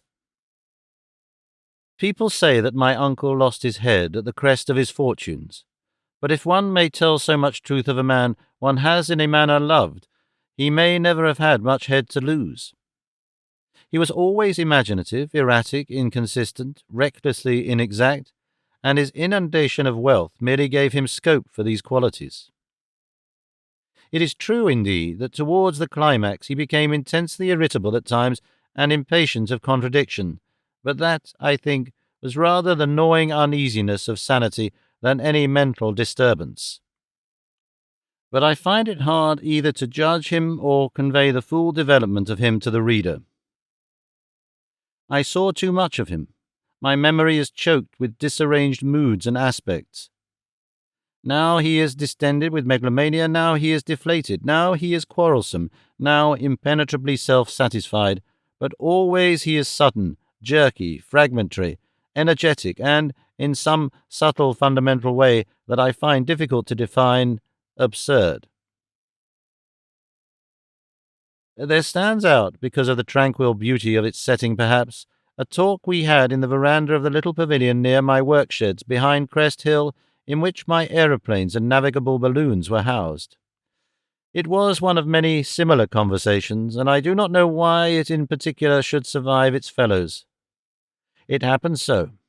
He had come up to me after his coffee to consult me about a certain chalice which, in a moment of splendour and under the importunity of a countess, he had determined to give to a deserving church in the East End. I, in a moment of even rasher generosity, had suggested Ewart as a possible artist. Ewart had produced at once an admirable sketch for the sacred vessel surrounded by a sort of wreath of millies with open arms and wings, and had drawn £50 on the strength of it. After that came a series of vexatious delays. The chalice became less and less of a commercial man's chalice, acquired more and more the elusive quality of the Holy Grail, and at last even the drawing receded. My uncle grew restive. "You see, George, they'll begin to want the blasted thing." "What blasted thing?" "That chalice, damn it. They're beginning to ask questions. It isn't business, George." "It's art," I protested, "and religion." "That's all very well.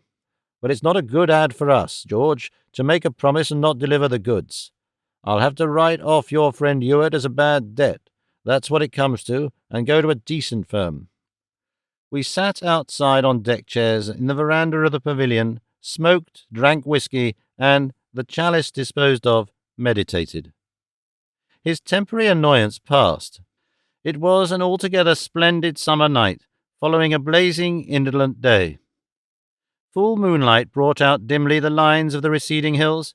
One wave beyond another, far beyond were the pinpoint lights of Leatherhead, and in the foreground the little stage from which I used to start up upon my gliders gleamed like wet steel. The season must have been high June, for down in the woods that hid the lights of the Lady Grove windows, I remember the nightingales thrilled and gurgled. "We got here, George," said my uncle, ending a long pause. "Didn't I say?" "Say? When?" I asked. "In that hole in a Tottenham Court Road, eh? It's been a straight square fight, and here we are." I nodded. "'Member me telling you, Tono-Bungay? Well, I'd just that afternoon thought of it." "I fancied at times," I admitted.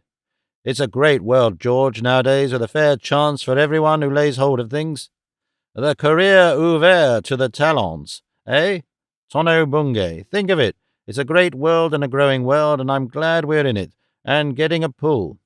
We're getting big people, George. Things come to us, eh? This Palestine thing." He meditated for a time, and softly. Then he became still. His theme was taken up by a cricket in the grass until he himself was ready to resume it. The cricket, too, seemed to fancy that in some scheme of its own it had got there. "Chirrup," it said. "Chirrup." "Lord, what a place that was at Wimblehurst," he broke out. "If ever I get a day off, we'll motor there, George, and run over that dog that sleeps in the High Street. Always a dog asleep there, always, always. I'd like to see the old shop again. I dare say old Ruck still stands between the sheep at his door, grinning with all his teeth, and Marble, silly beggar, comes out with his white apron on and a pencil stuck behind his ear, trying to look awake. Wonder if they know it's me. I'd like 'em somehow to know it's me." "They'll have had the International Tea Company and all sorts of people cutting them up," I said. "And that dog's been on the pavement this 6 years. Can't sleep even there, poor dear, because of the motor horns and its shattered nerves." "Moving everywhere," said my uncle. "I expect you're right. It's a big time we're in, George. It's a big, progressive, oncoming imperial time. This Palestine business, the daring of it, it's a process, George, and we got our hands on it. Here we sit with our hands on it, George, entrusted. It seems quiet tonight. If we could see and hear—" He waved his cigar towards Leatherhead and London. "There they are, millions, George. Just think of what they've been up to today, those 10 millions, each one doing his own particular job. You can't grasp it. It's like old Whitman says. What is it he says? Well, anyway, it's like old Whitman. Fine chap, Whitman. Fine old chap. Queer you can't quote him. And these millions aren't anything. There's the millions overseas, hundreds of millions. Chinese, Morocco, Africa generally, America. Well, here we are, with power, with leisure picked out, because we've been energetic, because we've seized opportunities, because we've made things hum when other people have waited for them to hum. See? Here we are, with our hands on it. Big people, big growing people in a sort of a way, forces." He paused. "It's wonderful, George," he said. "Anglo-Saxon energy," I said softly to the night. "That's it, George, energy. It put things in our grip. Threads, wires, stretching out and out, George, from that little office of ours out to West Africa, out to Egypt, out to India, out east, west, north and south. Running the world, practically, running it faster and faster. Creative. There's that Palestine Canal affair. Marvellous idea. Suppose we take that up. Suppose we let ourselves in for it, us and the others, and run that water sluice from the Mediterranean into the Dead Sea Valley. Think of the difference it will make. All the desert blooming like a rose. Jericho lost forever. All the holy places under water. Very likely destroy Christianity."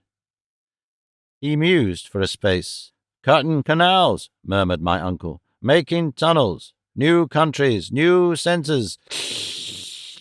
Finance, not only Palestine. I wonder where we shall get before we're done, George. We got a lot of big things going. We got the investing public sound and sure. I don't see why in the end we shouldn't be very big. There's difficulties, but I'm equal to them. We're still a bit soft in our bones, but they'll harden all right. I suppose, after all, I'm worth something like $1 million, George, cleared up and settled. If I got out of things now, it's a great time, George, a wonderful time. I glanced through the twilight at his convexity, and I must confess it struck me that on the whole he wasn't particularly good value. We got our hands on things, George, us big people. We got to hang together, George, run the show. Join up with the old order like that mill wheel of Kipling's. Finest thing he ever wrote, George. I just been reading it again. Made me buy Lady Grove. Well, we got to run the country, George. It's ours. Make it a scientific, organized business enterprise. Put EDs into it. Electrify it. Run the press. Run all sorts of developments. All sorts of developments. I've been talking to Lord Boom. I've been talking to all sorts of people. Great things. Progress. The world on business lines. Only just beginning. He fell into a deep meditation. He for a time and ceased. Yes, he said at last, in the tone of a man who has at last emerged with ultimate solutions to the profoundest problems. What? I said, after a seemly pause. My uncle hung fire for a moment, and it seemed to me the fate of nations trembled in the balance. Then he spoke as one who speaks from the very bottom of his heart, and I think it was the very bottom of his heart. I'd just like to drop into the East Street Arms, just when all those beggars in the parlour are sitting down to whist, ruck and marble and all, and give 'em 10 minutes of my mind, George. Straight from the shoulder, just exactly what I think of them. It's a little thing, but I'd like to do it just once before I die. He rested on that for some time. Then he broke out in a new place in a tone of detached criticism. There's Boom, he reflected. It's a wonderful system, this old British system, George. It's staid and stable, and yet it has a place for new men. We come up and take our places. It's almost expected. We take a hand. That's where our democracy differs from America. Over there, a man succeeds. All he gets is money. Here, there's a system open to everyone, practically. Chaps like Boom. Come from nowhere. His voice ceased. I reflected upon the spirit of his words. Suddenly I kicked my feet in the air, rolled on my side, and sat up suddenly on my deck chair with my legs down. You don't mean it, I said. Mean what, George? Subscription to the party funds, reciprocal advantage. Have we got to that? What are you driving at, George? You know, they'd never do it, man. Do what? He said feebly, and why shouldn't they? They'd not even go to a baronetcy. No. And yet, of course, there's Boom, and Collingshead and Gorver. They've done beer, they've done snippets. After all, Tono-Bungay, it's not like a turf commission agent or anything like that. There have, of course, been some very gentlemanly commission agents. It isn't like a fool of a scientific man who can't make money. My uncle grunted. We'd differed on that issue before. A malignant humour took possession of me. What would they call you? I speculated. The vicar would like Duffield. Too much like Duffer. Difficult thing, a title. I ran my mind over various possibilities. Why not take a leaf from a socialist tract I came upon yesterday? Chap says we're all getting delocalized. Beautiful word, delocalized. Why not be the first delocalized peer? That gives you Tono-Bungay. There is a Bungay, you know, Lord Tono of Bungay. In bottles everywhere, eh? My uncle astonished me by losing his temper. Damn it, George, you don't seem to see I'm serious. You're always sneering at Tono-Bungay as though it was some sort of swindle. It was perfectly legitimate trade, perfectly legitimate. Good value and a good article. When I come up here and tell you plans and exchange EDs, you sneer at me. You do. You don't see. It's a big thing. It's a big thing. You got to get used to new circumstances. You got to face what lies before us. You got to drop that tone."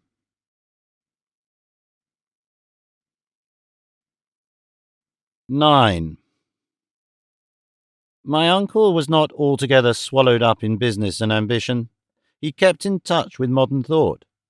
For example, he was, I know, greatly swayed by what he called this overman ID Nietzsche, all that stuff.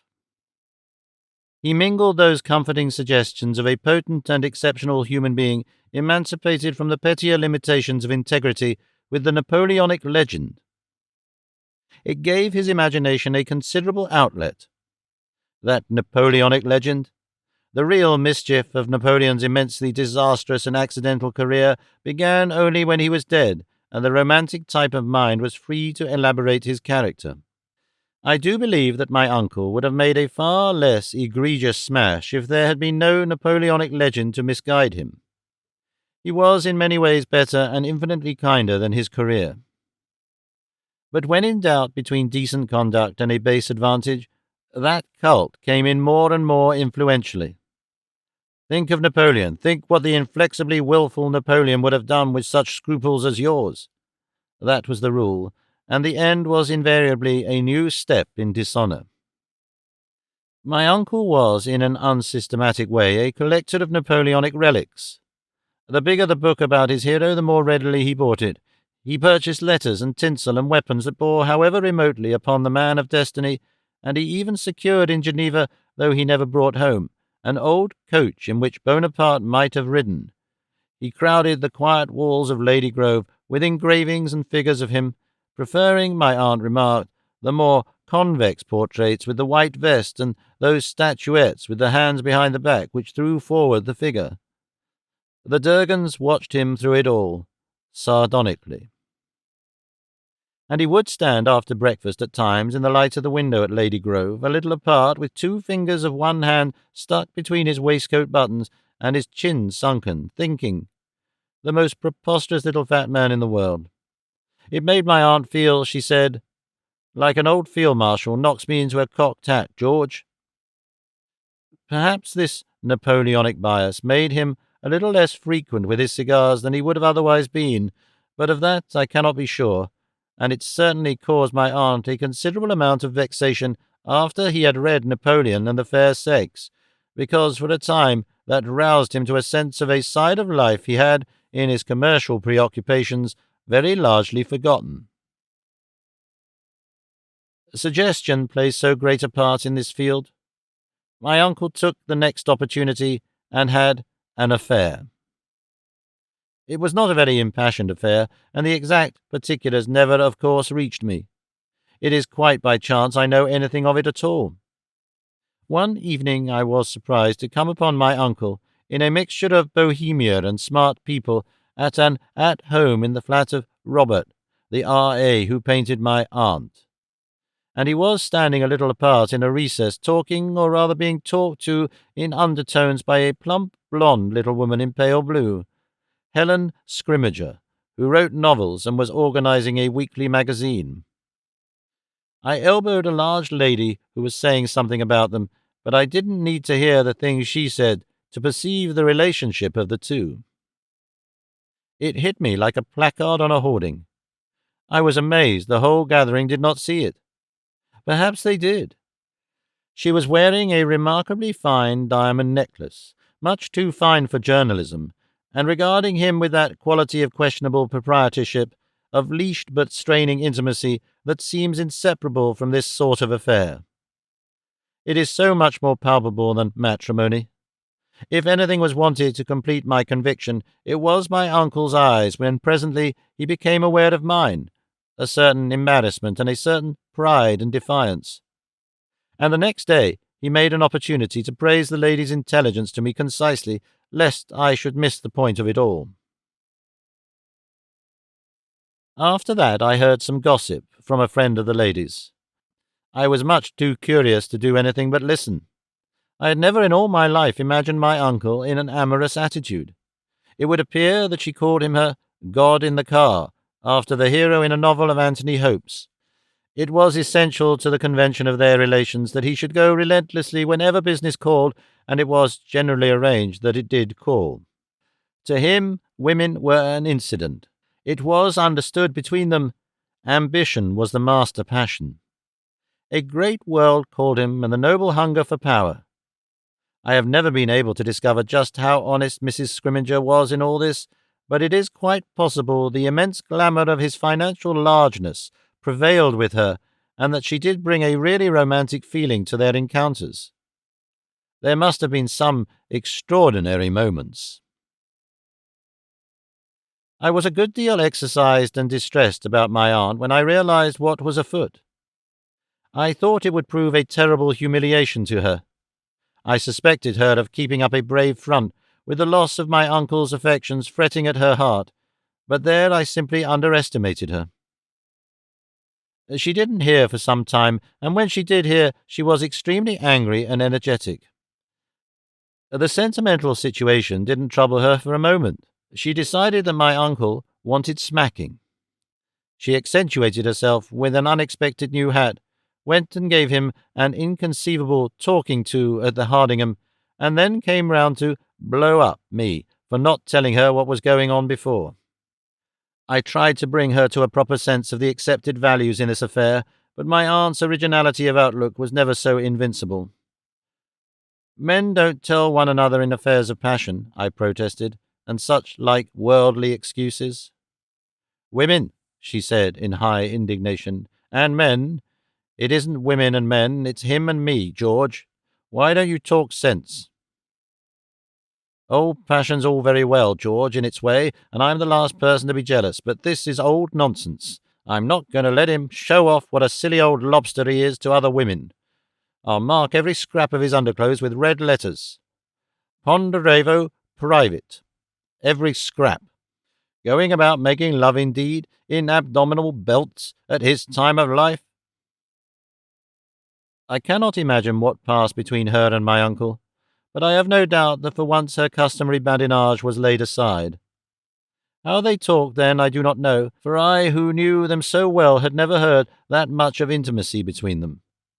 At any rate, it was a concerned and preoccupied God in the car I had to deal with in the next few days, unusually zhizhy, and given to slight, impatient gestures that had nothing to do with the current conversation.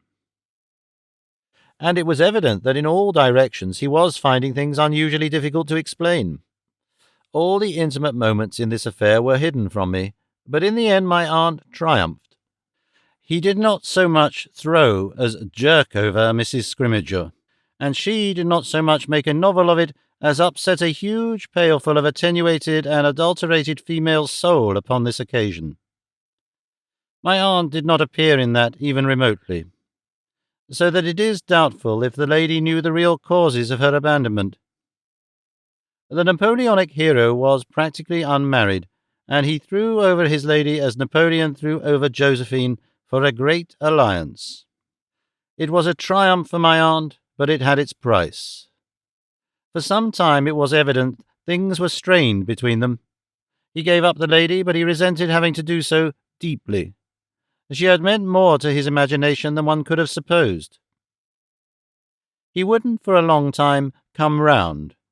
He became touchy and impatient and secretive towards my aunt, and she, I noted, after an amazing check or so, stopped that stream of kindly abuse that had flowed for so long and had been so great a refreshment in their lives.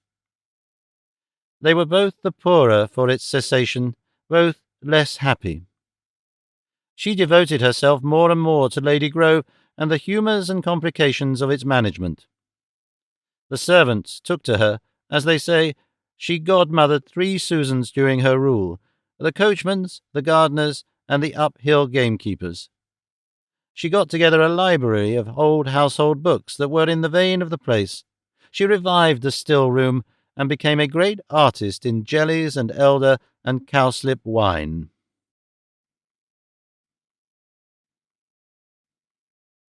10.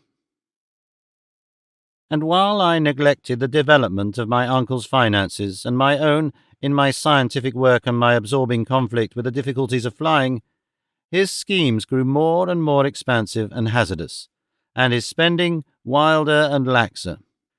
I believe that a haunting sense of the intensifying unsoundness of his position accounts largely for his increasing irritability and his increasing secretiveness with my aunt and myself during these crowning years.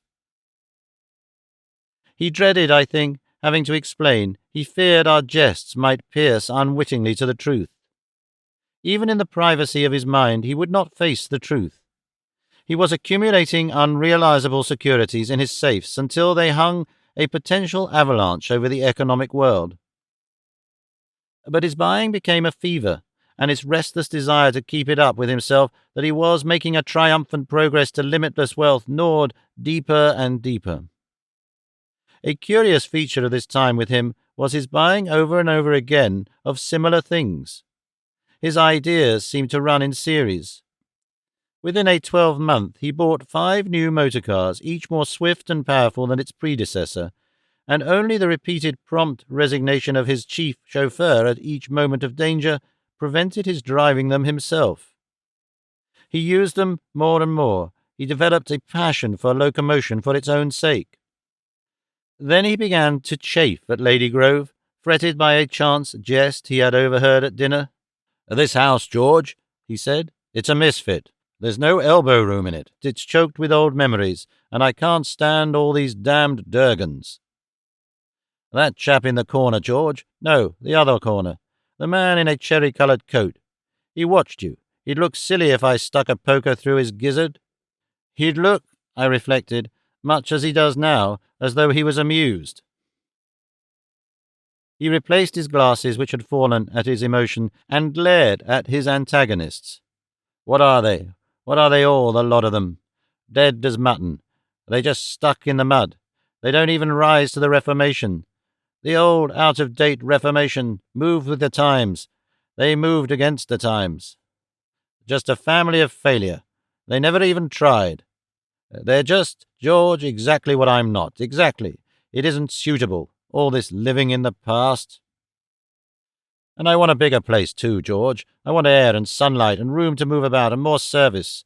A house where you can get a move on things. Why, it's like a discord. It jars, even to have the telephone. There's nothing except a terrace that's worth a rap. It's all dark and old and dried up and full of old-fashioned things, musty old EDs, fitter for a silverfish than a modern man. I don't know how I got here." He broke out into a new grievance. "That damned vicar," he complained, "thinks I ought to think myself lucky to get this place. Every time I meet him I can see him think it. One of these days, George, I'll show him what a modern house is like." And he did. I remember the day when he declared, as Americans say, for Crest Hill. He had come up to see my new gas plant, for I was then only just beginning to experiment with auxiliary collapsible balloons, and all the time the shine of his glasses was wandering away to the open down beyond. "Let's go back to Lady Grove over the hill," he said. "Something I want to show you, something fine." It was an empty, sunlit place that summer evening, sky and earth warm with sundown, and a pea-wit or so just accentuating the pleasant stillness that ends a long, clear day. A beautiful piece. It was to wreck forever. And there was my uncle, the modern man of power, in his grey top hat, in his grey suit, and his black ribboned glasses, short, thin-legged, large-stomached, pointing and gesticulating, threatening this calm. He began with a wave of his arm. "That's the place, George," he said. "See?" "Eh?" I cried, for I had been thinking of remote things. "I got it." "Got what?" "For a house, a 20th century house. That's the place for it." One of his characteristic phrases was begotten in him. "4 square to the winds of heaven, George," he said. "Eh? 4 square to the winds of heaven." "You'll get the winds up here," I said. "A mammoth house it ought to be, George, to suit these hills." "Quite," I said. "Great galleries and things running out there and there, see? I've been thinking of it, George, looking out all this way across the Weald, with its back to Lady Grove. And the morning sun in its eye? Like an eagle, George, like an eagle." So he broached to me what speedily became the leading occupation of his culminating years, Crest Hill. But all the world has heard of that extravagant place which grew and changed its plans as it grew, and bubbled like a salted snail, and burgeoned and bulged and evermore grew. I know not what delirium of pinnacles and terraces and arcades and corridors glittered at last upon the uplands of his mind. The place, for all that its expansion was terminated abruptly by our collapse, is wonderful enough as it stands. That empty, instinctive building of a childless man. His chief architect was a young man named Westminster, whose work he had picked out in the architecture room of the Royal Academy on account of a certain grandiose courage in it, but with him he associated from time to time a number of fellow professionals, stonemasons, sanitary engineers, painters, sculptors, scribes, metal workers, wood carvers, furniture designers, ceramic specialists, landscape gardeners, and the man who designs the arrangement and ventilation of the various new houses in the London Zoological Gardens. In addition, he had his own ideas. The thing occupied his mind at all times, but it held it completely from Friday night to Monday morning. He would come down to Lady Grove on Friday night in a crowded motor car that almost dripped architects. He didn't, however, confine himself to architects. Everyone was liable to an invitation to weekend and view Crest Hill, and many an eager promoter, unaware of how Napoleonically and completely my uncle had departmentalized his mind, tried to creep up to him by way of tiles and ventilators and new electric fittings.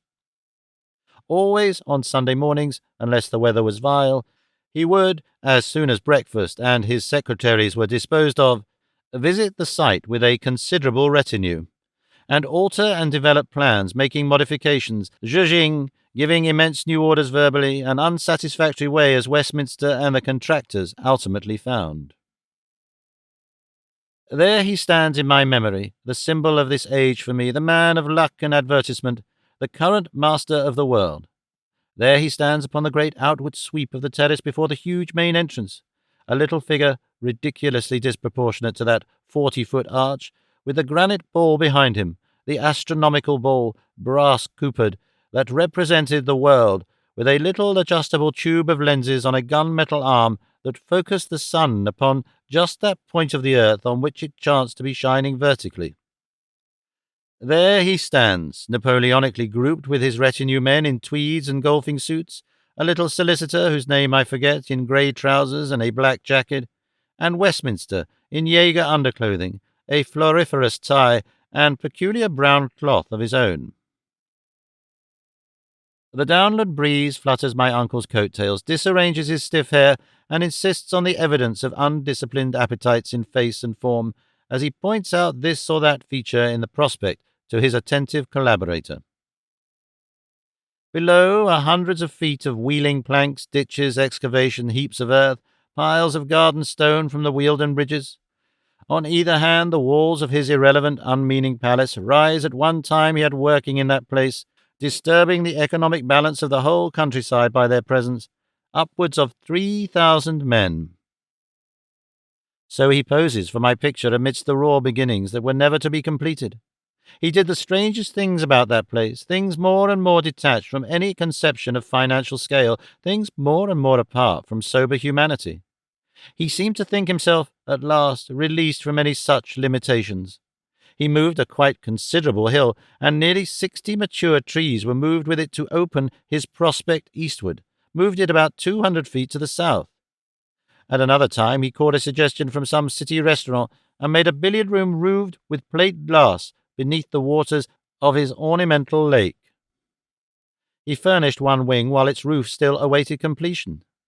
He had a swimming bath, 30 feet square, next to his bedroom upstairs, and to crown it all he commenced a great wall to hold all his dominions together, free from the invasion of common men. It was a 10-feet wall, glass-surmounted, and had it been completed as he intended it, it would have had a total length of nearly 11 miles. Some of it towards the last was so dishonestly built that it collapsed within a year upon its foundations, but some miles of it still stand. I never think of it now, but what I think of, the hundreds of eager little investors who followed his star, whose hopes and lives, whose wives' security and children's prospects are all mixed up beyond redemption with that flaking mortar. It is curious how many of these modern financiers of chance and bluff have ended their careers by building. It was not merely my uncle. Sooner or later, they all seem to bring their luck to the test of realization, try to make their fluid opulence coagulate out as bricks and mortar, bring moonshine into relations with a weekly wages sheet. Then the whole fabric of confidence and imagination totters, and down they come. When I think of that despoiled hillside, that colossal litter of bricks and mortar, and crude roads and paths, the scaffolding and sheds, the general quality of unforeseeing outrage upon the peace of nature, I am reminded of a chat I had with the vicar one bleak day after he had witnessed a glide. He talked to me of aeronautics as I stood in jersey and shorts beside my machine, fresh from alighting, and his cadaverous face failed to conceal a peculiar desolation that possessed him. "Almost you convince me," he said, coming up to me, "against my will. A marvellous invention. But it will take you a long time, sir, before you can emulate that perfect mechanism, the wing of a bird." He looked at my sheds. "You've changed the look of this valley, too," he said. "Temporary defilements," I remarked, guessing what was in his mind. "Of course. Things come and go, but, I've just been up over the hill to look at Mr. Edward Pondevere's new house. That is something more permanent. A magnificent place, in many ways. Imposing. I've never somehow brought myself to go that way before. Things are greatly advanced. We find the great number of strangers introduced into villages about here by these operations, working men chiefly, a little embarrassing. It puts us out. They bring a new spirit into the place, betting, ideas, all sorts of queer notions. Our publicans like it, of course, and they come and sleep in one's outhouses and make the place a little unsafe at nights. The other morning I couldn't sleep, a slight dyspepsia, and I looked out of the window. I was amazed to see people going by on bicycles, a silent procession. I counted 97 in the dawn. All going up to the new road for Crest Hill. Remarkable, I thought. And so I've been up to see what they were doing." "They would have been more than remarkable 30 years ago," I said. "Yes, indeed, things change. We think of it now at all, comparatively. And that big house." He raised his eyebrows. "Really stupendous, stupendous. All the hillside, the old turf, cut to ribbons." His eye searched my face. "We've grown so accustomed to look up to Lady Grove," he said, and smiled in search of sympathy. "It shifts our centre of gravity." "Things will readjust themselves," I lied. He snatched at the phrase. "Of course," he said. "They'll readjust themselves. Settle down again. Must. In the old way. It's bound to come right again. A comforting thought. Yes. After all, Lady Grove had to be built once upon a time, was, to begin with, artificial." His eye returned to my aeroplane. He sought to dismiss his graver preoccupations. "I should think twice," he remarked, "before I trusted myself to that concern. But I suppose one grows accustomed to the motion." He bade me good morning and went his way, bowed and thoughtful. He had kept the truth from his mind a long time, but that morning it had forced its way to him with an aspect that brooked no denial that this time it was not just changes that were coming in his world, but that all his world lay open and defenceless, conquered and surrendered, doomed so far as he could see, root and branch, scale and form alike, to change.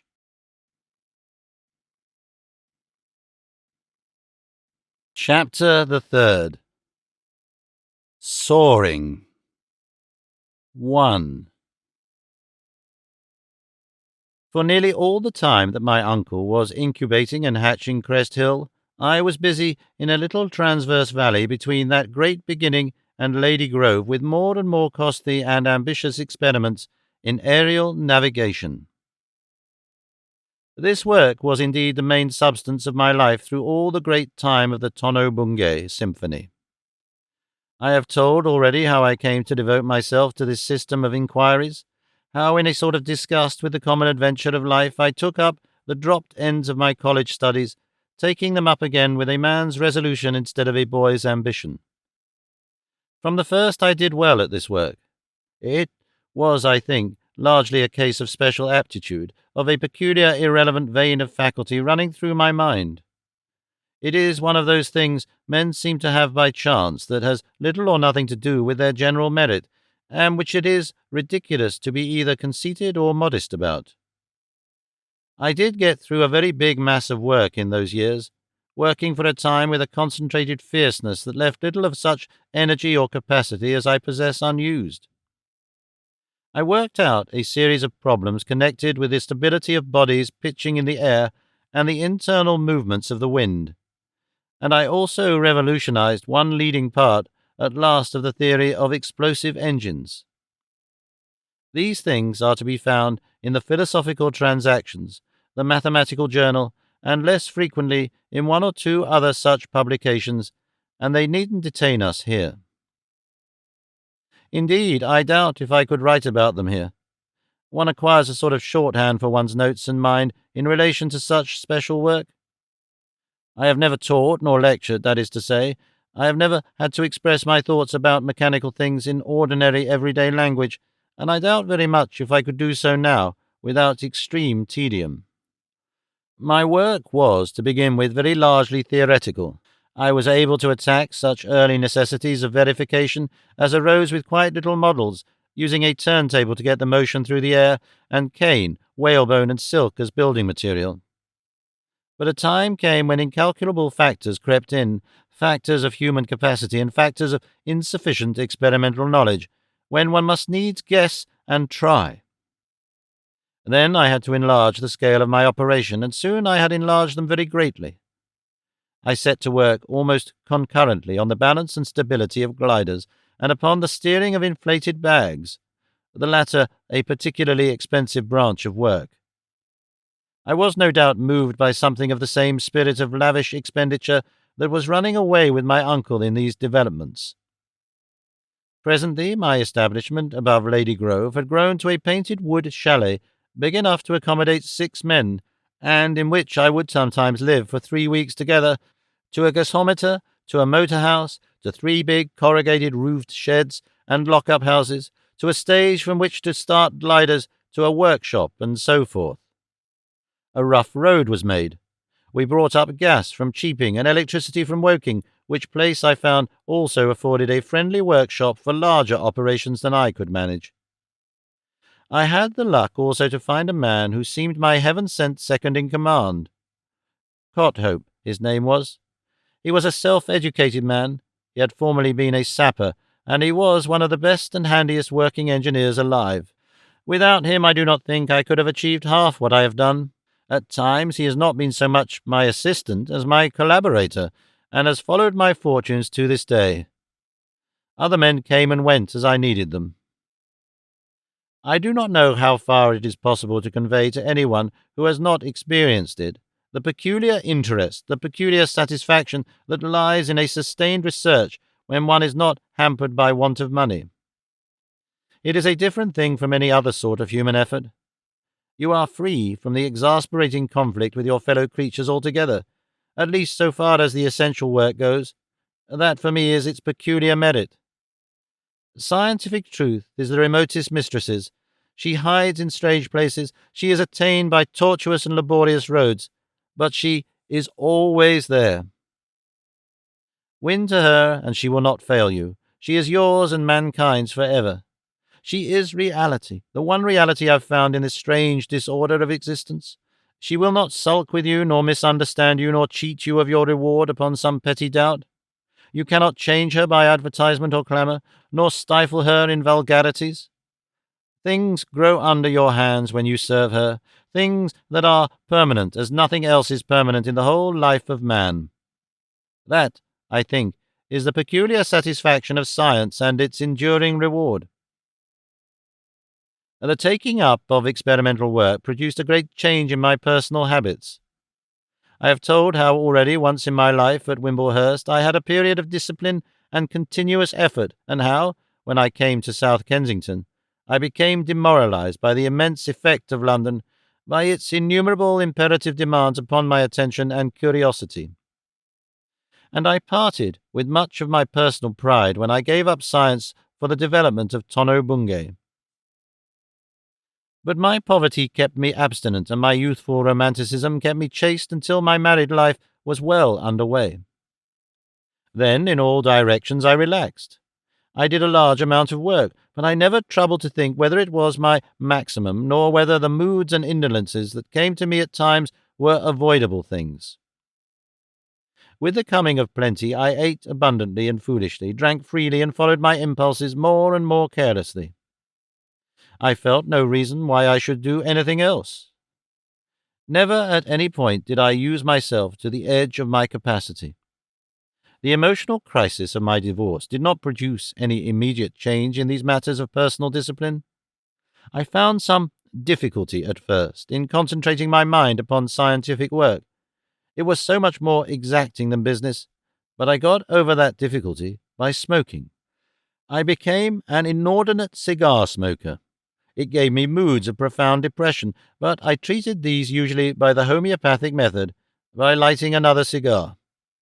I didn't realize at all how loose my moral and nervous fibre had become until I reached the practical side of my investigations and was face to face with the necessity of finding out just how it felt to use a glider and just what a man could do with one.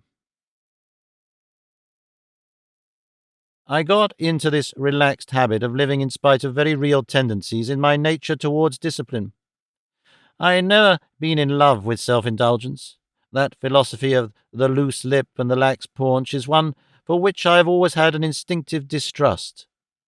I like bare things, stripped things, plain, austere and continent things, fine lines and cold colours. But in these plethoric times when there is too much coarse stuff for everybody, and the struggle for life takes the form of competitive advertisement and the effort to fill your neighbour's eye when there is no urgent demand either for personal courage, sound nerves or stark beauty, we find ourselves by accident.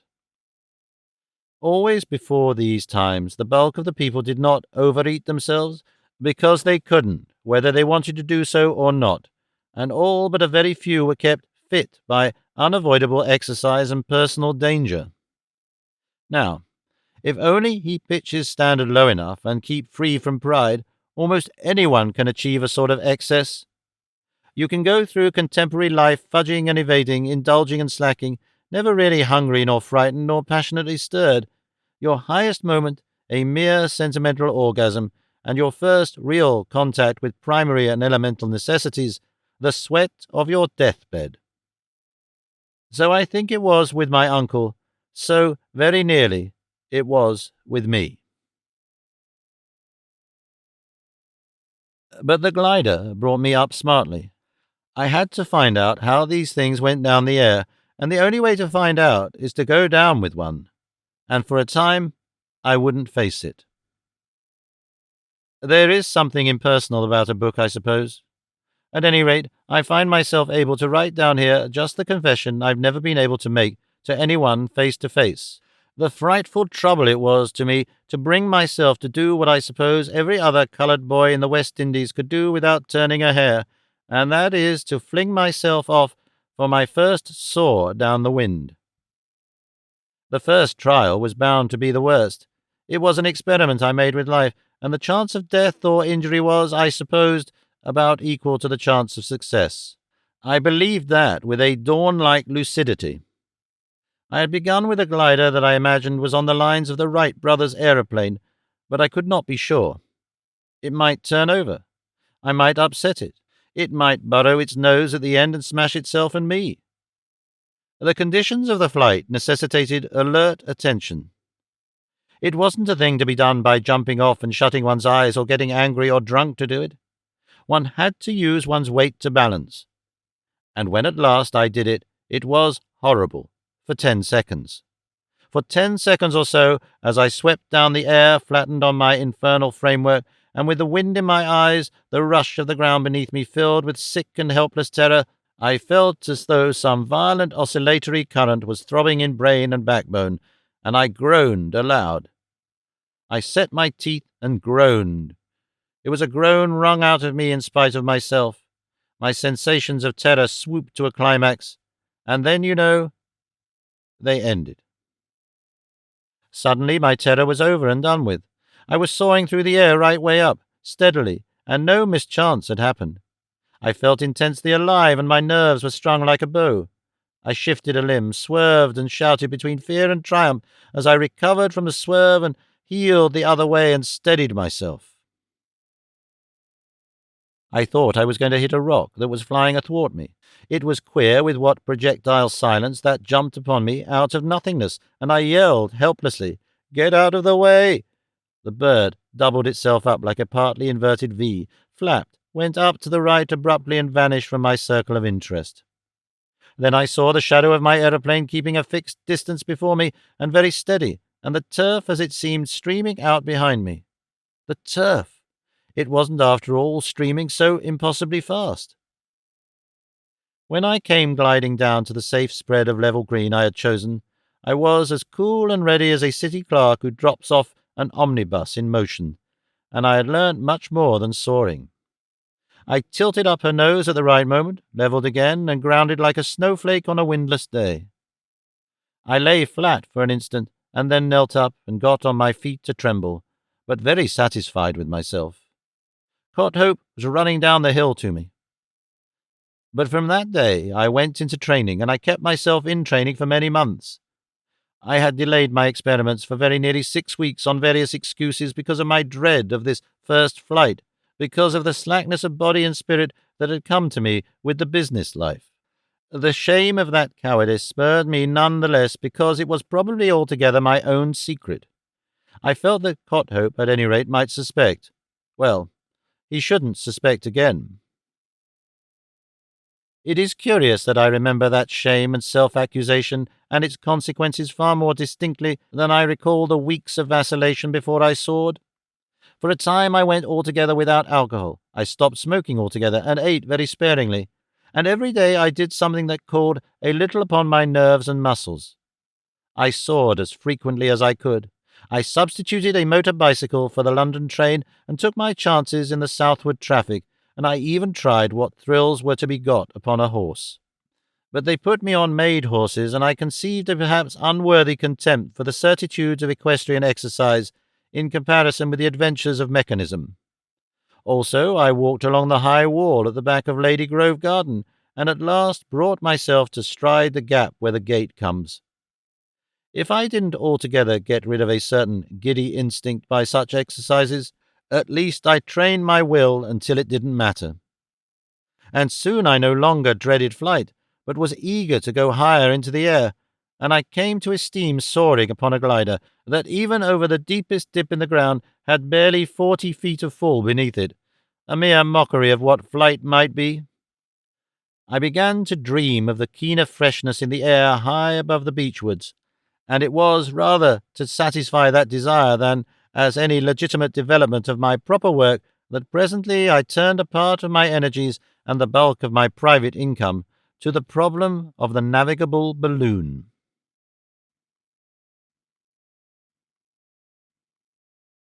2. I had gone far beyond that initial stage. I had had 2 smashes and a broken rib which my aunt nursed with great energy, and was getting some reputation in the aeronautic world when, suddenly, as though she had never really left it, the Honourable Beatrice Normandy, dark-eyed, and with the old disorderly wave of the hair from her brow, came back into my life. She came riding down a grass path in the thickets below Lady Grove, perched up on a huge black horse, and the old Earl of Carnaby and Archie Garvell, her half-brother, were with her. My uncle had been bothering me about the Crest Hill hot water pipes, and we were returning by a path transverse to theirs and came out upon them suddenly. Old Carnaby was trespassing on our ground, and so he hailed us in a friendly fashion and pulled up to talk to us. I didn't note Beatrice at all at first. I was interested in Lord Carnaby, that remarkable vestige of his own brilliant youth. I had heard of him but never seen him. For a man of 65, who had sinned all the sins, so they said, and laid waste the most magnificent political debut of any man of his generation, He seemed to me to be looking remarkably fit and fresh. He was a lean little man with grey-blue eyes in his brown face, and his cracked voice was the worst thing in his effect. "I hope you don't mind us coming this way, Ponderevo," he cried, and my uncle, who was sometimes a little too general and generous with titles, answered, "Not at all, my lord, not at all. Glad you make use of it." "You building a great place over the hill?" said Carnaby. "I thought I'd make a show for once," said my uncle. "It looks big because it's spread out for the sun." "Air and sunlight," said the Earl. "You can't have too much of them, but before our time they used to build for shelter and water and the high road." Then I discovered that the silent figure behind the Earl was Beatrice. I'd forgotten her sufficiently to think for a moment that she hadn't changed at all since she had watched me from behind the skirts of Lady Drew. She was looking at me, and her dainty brow under her broad-brimmed hat. She was wearing a grey hat and loose unbuttoned coat, was knit with perplexity, trying, I suppose, to remember where she had seen me before. Her shaded eyes met mine with that mute question. It seemed incredible to me she didn't remember. "Well," said the Earl, and touched his horse. Garvell was patting the neck of his horse, which was inclined to fidget and disregarding me. He nodded over his shoulder and followed. His movement seemed to release a train of memories in her. She glanced suddenly at him, and then back at me with a flash of recognition that warmed instantly to a faint smile. She hesitated as if to speak to me, smiled broadly and understandingly, and turned to follow the others. All three broke into a canter, and she did not look back. I stood for a second or so at the crossing of the lanes, watching her recede, and then became aware that my uncle was already some paces off and talking over his shoulder in the belief that I was close behind. I turned about and strode to overtake him. My mind was full of Beatrice and this surprise. I remembered her simply as a Normandy. I'd clean forgotten that Garvell was the son and she the stepdaughter of our neighbour, Lady Osprey. Indeed, I'd probably forgotten at that time that we had Lady Osprey as a neighbour. There was no reason at all for remembering it. It was amazing to find her in this Surrey countryside, when I'd never thought of her as living anywhere in the world but at Bladesover Park, near 40 miles and 20 years away. She was so alive, so unchanged. The same quick, warm blood was in her cheeks. It seemed only yesterday that we had kissed among the bracken stems. "Hey," I said.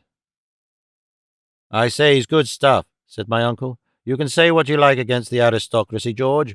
Lord Carnaby's rattling good stuff. There's a sort of savoir-faire something.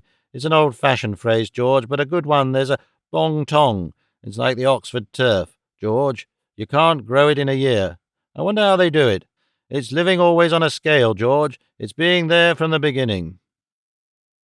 "She might," I said to myself, "be a picture of Romany come alive." "They tell all these stories about him," said my uncle, "but what do they all amount to?" "Gods," I said to myself, "but why have I forgotten for so long? Those queer little brows of hers, the touch of mischief in her eyes, the way she breaks into a smile." "I don't blame him," said my uncle.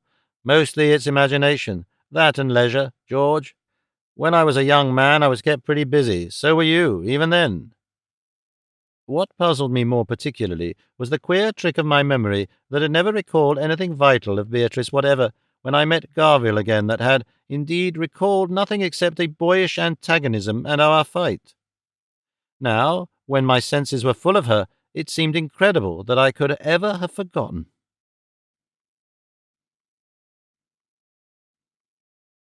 3. "Oh, crikey," said my aunt, reading a letter behind her coffee machine. "Here's a young woman, George." We were breakfasting together in the big window bay at Lady Grove that looks upon the iris beds. My uncle was in London. I sounded an interrogative note and decapitated an egg. "Who's Beatrice Normandy?" asked my aunt. "I've not heard of her before." "She the young woman?" "Yes. Says she knows you. I'm no hand at old etiquette, George, but her line is a bit unusual. Practically she says she's going to make her mother." "Eh?" A stepmother, isn't it? You seem to know a lot about her. She says mother, Lady Osprey. They're to call on me anyhow next Wednesday week at 4, and there's got to be you for tea. Eh? You for tea. She had rather force of character when I knew her before. I became aware of my aunt's head sticking out obliquely from behind the coffee machine and regarding me with wide blue curiosity. I met her gaze for a moment, flinched, coloured, and laughed. I've known her longer than I've known you, I said, and explained at length. My aunt kept her eye on me over and round the coffee machine as I did so. She was greatly interested and asked several elucidatory questions. Why didn't you tell me the day you saw her? You've had her on your mind for a week, she said. It is odd I didn't tell you, I admitted. You thought I'd get it down on her, said my aunt conclusively. That's what you thought. And opened the rest of her letters. The two ladies came in a pony carriage with conspicuous punctuality, and I had the unusual experience of seeing my aunt entertaining callers. We had tea upon the terrace under the cedar, but old Lady Osprey, being an embittered Protestant, had never before seen the inside of the house, and we made a sort of tour of inspection that reminded me of my first visit to the place.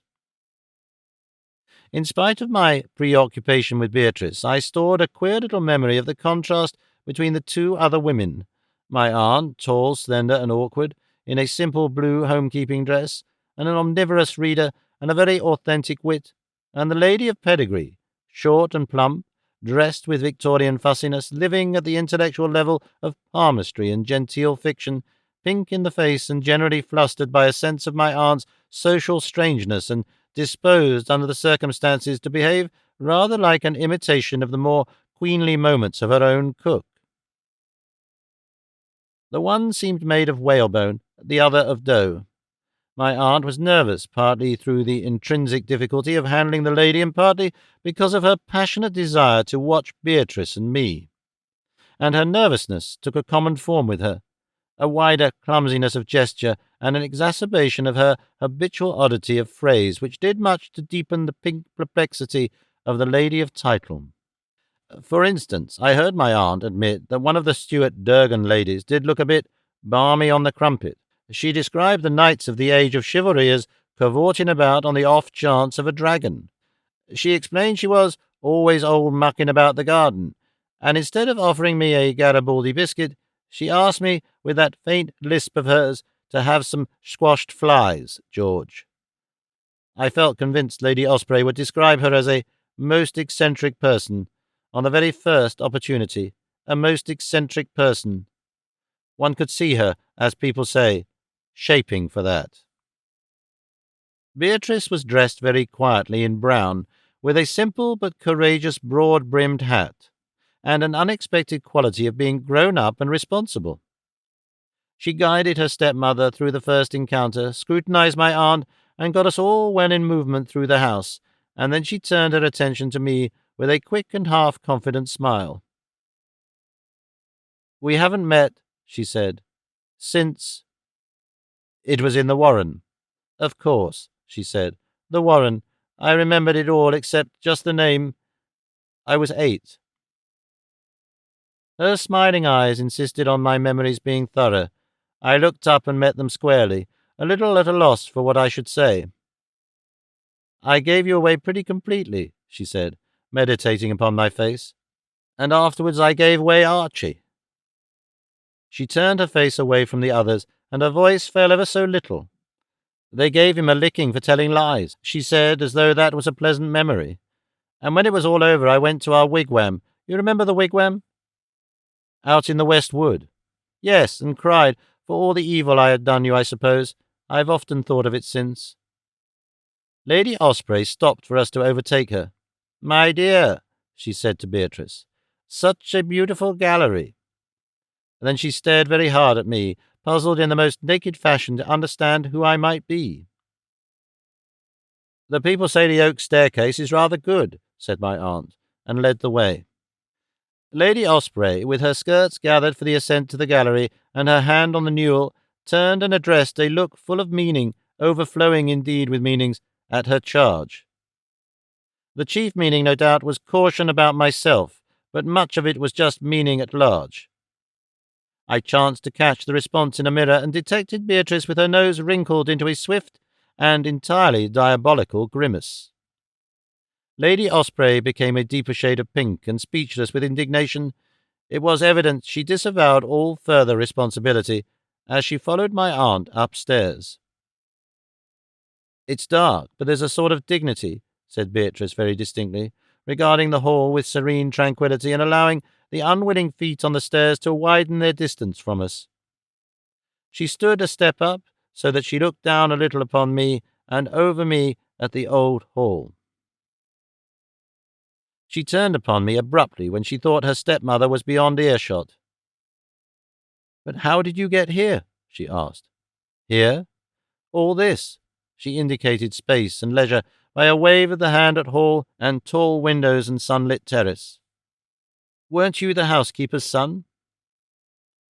"I've adventured. My uncle has become a great financier. He used to be a little chemist about 20 miles from Bladesover. We're promoters now, amalgamators, big people on the new model." "I understand." She regarded me with interested eyes, visibly thinking me out. "And you recognized me?" I asked.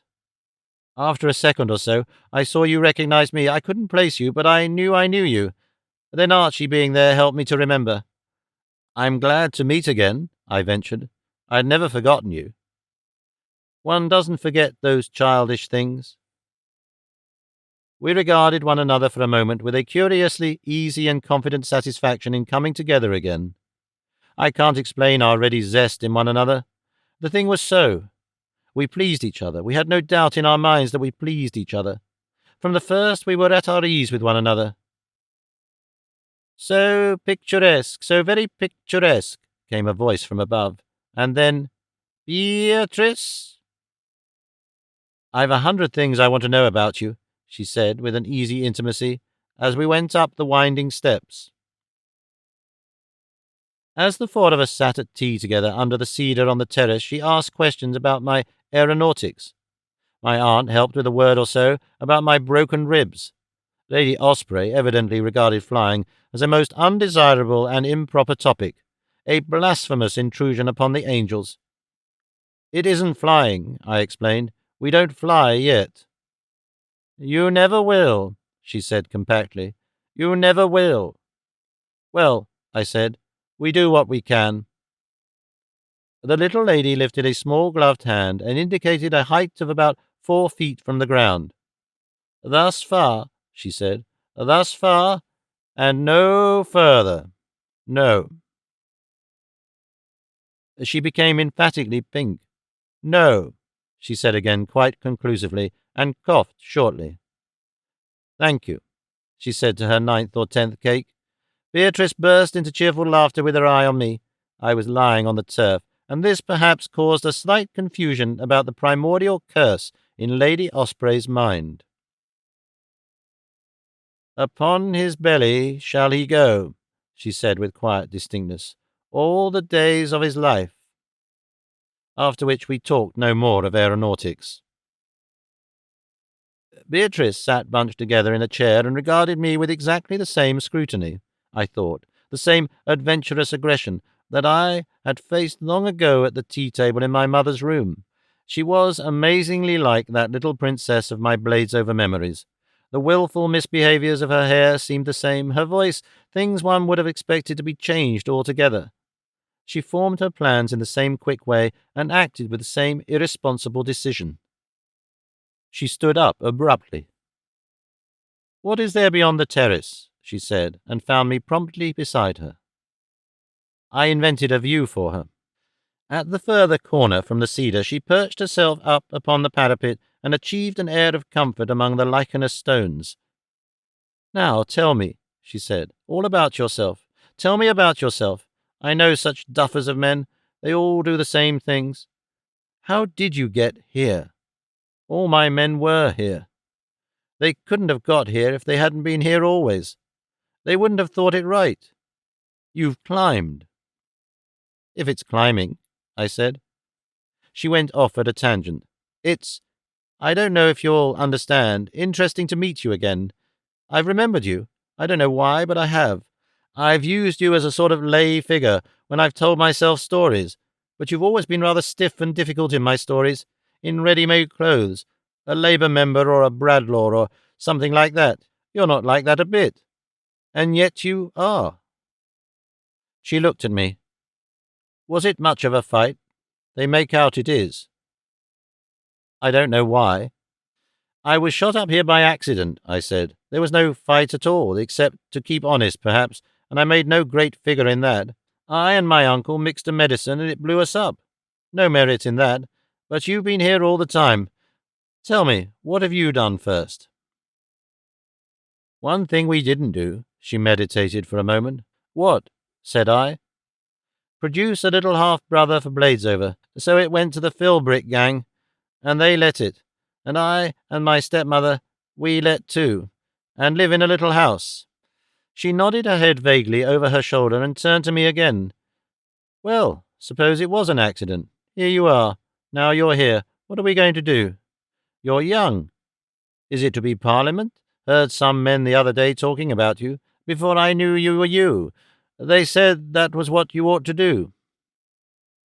She put through my intentions with a close and vital curiosity. It was just as she had tried to imagine me a soldier and placed me years ago. She made me feel more planless and incidental than ever. You want to make a flying machine, she pursued. And when you fly, what then? Would it be for fighting? I told her something of my experimental work. She had never heard of the soaring aeroplane and was excited by the thought and keen to hear about it. She had thought all the work so far had been a mere projecting of impossible machines. For her, Pilcher and Lilienthal had died in vain. She did not know such men had lived in the world. But that's dangerous, she said, with a note of discovery.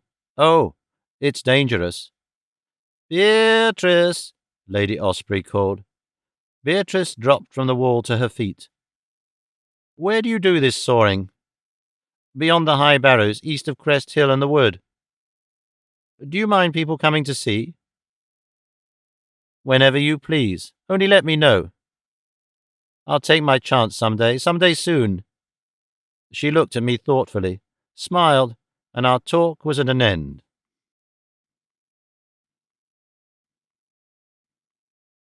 4. All my later work in aeronautics is associated in my memory with the quality of Beatrice, with her incidental presence, with things she said and did, and things I thought of that had reference to her. In the spring of that year, I had got to a flying machine that lacked nothing but longitudinal stability. My model flew like a bird for 50 or 100 yards or so, and then either dived and broke its nose, or, what was common, reared up, slid back, and smashed its propeller. The rhythm of the pitching puzzled me. I felt it must obey some laws not yet quite clearly stated. I became, therefore, a student of theory and literature for a time. I hit upon the string of considerations that led me to what is called Ponderevo's principle, and my FRS and I worked this out in 3 long papers. Meanwhile, I made a lot of turntable and glider models and started in upon an idea of combining gas bags and gliders. Balloon work was new to me. I had made 1 or 2 ascents in the balloons of the Aero Club before I started my gasometer and the balloon shed, and gave Cothope a couple of months with Sir Peter Rumchase. My uncle found part of the money for these developments. He was growing interested and competitive in this business because of Lord Boom's prize and the amount of reclaim involved, and it was at his request that I named my first navigable balloon Lord Roberts Alpha. Lord Roberts A very neatly terminated all my investigations. My idea, both in this and its more successful and famous younger brother, Lord Roberts B, was to utilize the idea of a contractile balloon with a rigid flat base, a balloon shaped rather like an inverted boat that should almost support the apparatus, but not quite. The gas bag was one of the chambered sort used for these long forms, and not with an internal balloonette. The trouble was to make the thing contractile. This I sought to do by fixing a long, fine-meshed silk net over it that was fastened to be rolled up on two longitudinal rods. Practically, I contracted my sausage gas bag by netting it down. The ends were too complex for me to describe here, but I thought them out elaborately, and they were very carefully planned. Lord Roberts A was furnished with a single big screw forward, and there was a rudder aft. The engine was the first one to be, so to speak, right in the plane of the gas bag. I lay immediately under the balloon on a sort of glider framework, far away from either engine or rudder, controlling them by wire pulls constructed on the principle of the well-known Bowden brake of the cyclist. But Lord Roberts A has been pretty exhaustively figured and described in various aeronautical publications. The unforeseen defect was the badness of the work in the silk netting. It tore aft as soon as I began to contract the balloon, and the last two segments immediately bulged through the hole, exactly as an inner tube will bulge through the ruptured outer cover of a pneumatic tire, and then the sharp edge of the torn net cut the oiled silk of the distended last segment along a weak seam and burst it with a loud rapport. Up to that point, the whole thing had been going extremely well. As a navigable balloon, and before I contracted it, the Lord Roberts A was an unqualified success. It had run out of the shed admirably at 9 or 10 miles an hour or more, and although there was a gentle southwester blowing, it had gone up and turned and faced it as well as any craft of the sort I have ever seen. I lay in my customary glider position, horizontal and face downward, and the invisibility of all the machinery gave an extraordinary effect of independent levitation. Only by looking up, as it were, and turning my head back, could I see the flat aeroplane bottom of the balloon and the rapid successive passages, swish, swish, swish, of the vans of the propeller. I made a wide circle over Lady Grove and Duffield and out towards Effingham, and came back quite successfully to the starting point. Down below in the October sunlight were my sheds and the little group that had been summoned to witness the start, their faces craned upward and most of them scrutinizing my expression through field-glasses. I could see Carnaby and Beatrice on horseback, and two girls I did not know with them, Cothope and 3 or 4 workmen I employed, my aunt and Mrs. Levenstein, who was staying with her on foot, and Dimmock, the veterinary surgeon, and 1 or 2 others. My shadow moved a little to the north of them like the shadow of a fish. At Lady Grove the servants were out on the lawn, and the Duffield School playground swarmed with children too indifferent to aeronautics to cease their playing. But in the Crest Hill direction, the place looked extraordinarily squat and ugly from above. There were knots and strings of staring workmen everywhere, not one of them working, but all agape. But now I write it occurs to me that perhaps it was their dinner hour. It was certainly near 12. I hung for a moment or so enjoying the saw, then turned about to face a clear stretch of open down, let the engine out to full speed, and set my rollers at work rolling in the net, and so tightening the gas bags. Instantly the pace quickened with the diminished resistance. In that moment before the bang, I think I must have been really flying. Before the net ripped, just in the instant when my balloon was at its systole, the whole apparatus was, I am convinced, heavier than air.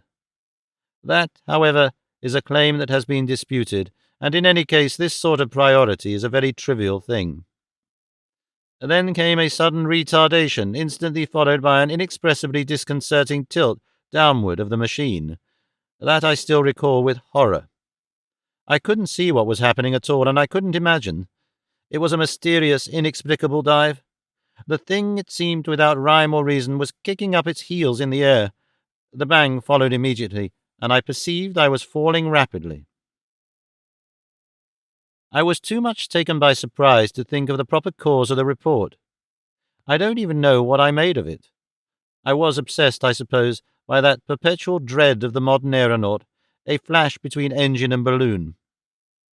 Yet obviously I wasn't wrapped in flames. I ought to have realized instantly it wasn't that. I did, at any rate, whatever other impressions there were, release the winding of the outer nets and let the balloon expand again, and that, no doubt, did something to break my fall. I don't remember doing that. Indeed, all I do remember is the giddy effect upon the landscape of falling swiftly upon it down a flat spiral, the hurried rush of fields and trees and cottages on my left shoulder, and the overhung feeling as if the whole apparatus was pressing down on the top of my head. I didn't stop or attempt to stop the screw. That was going on, swish, swish, swish, all the time. Courthope really knows more about the fall than I do. He describes the easterly start, the tilt, and the appearance and bursting of a sort of bladder aft. Then down I swooped, very swiftly, but not nearly so steeply as I imagined I was doing. 15 or 20 degrees, said Courthope, to be exact. From him it was that I learnt that I let the nets loose again, and so arrested my fall. He thinks I was more in control of myself than I remember. But I do not see why I should have forgotten so excellent a resolution. His impression is that I was really steering and trying to drop into the farthing down beaches. You hit the trees, he said, and the whole affair stood on its nose among them, and then very slowly crumpled up. I saw you'd been jerked out, as I thought, and I didn't stay for more. I rushed for my bicycle. As a matter of fact, it was purely accidental that I came down in the woods. I am reasonably certain that I had no more control than a thing in a parcel. I remember I felt a sort of wincing. Now it comes, as the trees rushed up to me. If I remember that, I should remember steering. Then the propeller smashed, everything stopped with a jerk, and I was falling into a mass of yellowing leaves, and Lord Roberts A., so it seemed to me, was going back into the sky. I felt twigs and things hit me in the face, but I didn't feel injured at the time. I clutched at things that broke, tumbled through a froth of green and yellow into a shadowy world of great bark-covered arms, and there, snatching wildly, got a grip on a fair-ground branch and hung. I became intensely alert and clear-headed. I held by that branch for a moment, and then looked about me and caught at another, and then found myself holding to a practicable fork.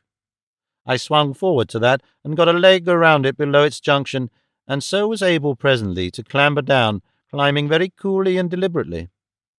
I dropped 10 feet or so from the lowest branch and fell on my feet. "That's all right," I said, and stared up through the tree to see what I could of the deflated and crumpled remains that had once been Lord Roberts A., festooned on the branches it had broken. "Gods," I said, "what a tumble!" I wiped something that trickled from my face and was shocked to see my hand covered with blood. I looked at myself and saw what seemed to me an astonishing quantity of blood running down my arm and shoulder. I perceived my mouth was full of blood. It's a queer moment when one realizes one is hurt, and perhaps badly hurt, and has still to discover just how far one is hurt. I explored my face carefully and found unfamiliar contours on the left side. The broken end of a branch had driven right through my cheek, damaging my cheek and teeth and gums, and left a splinter of itself stuck, like an explorer's farthest point flag, in the upper maxillary. That and a sprained wrist were all my damage. But I bled as though I had been chopped to pieces, and it seemed to me that my face had been driven in. I can't describe just the horrible disgust I felt at that. "This blood must be stopped anyhow," I said, thick-headedly. "I wonder where there's a spider's web." An odd twist for my mind to take, but it was the only treatment that occurred to me.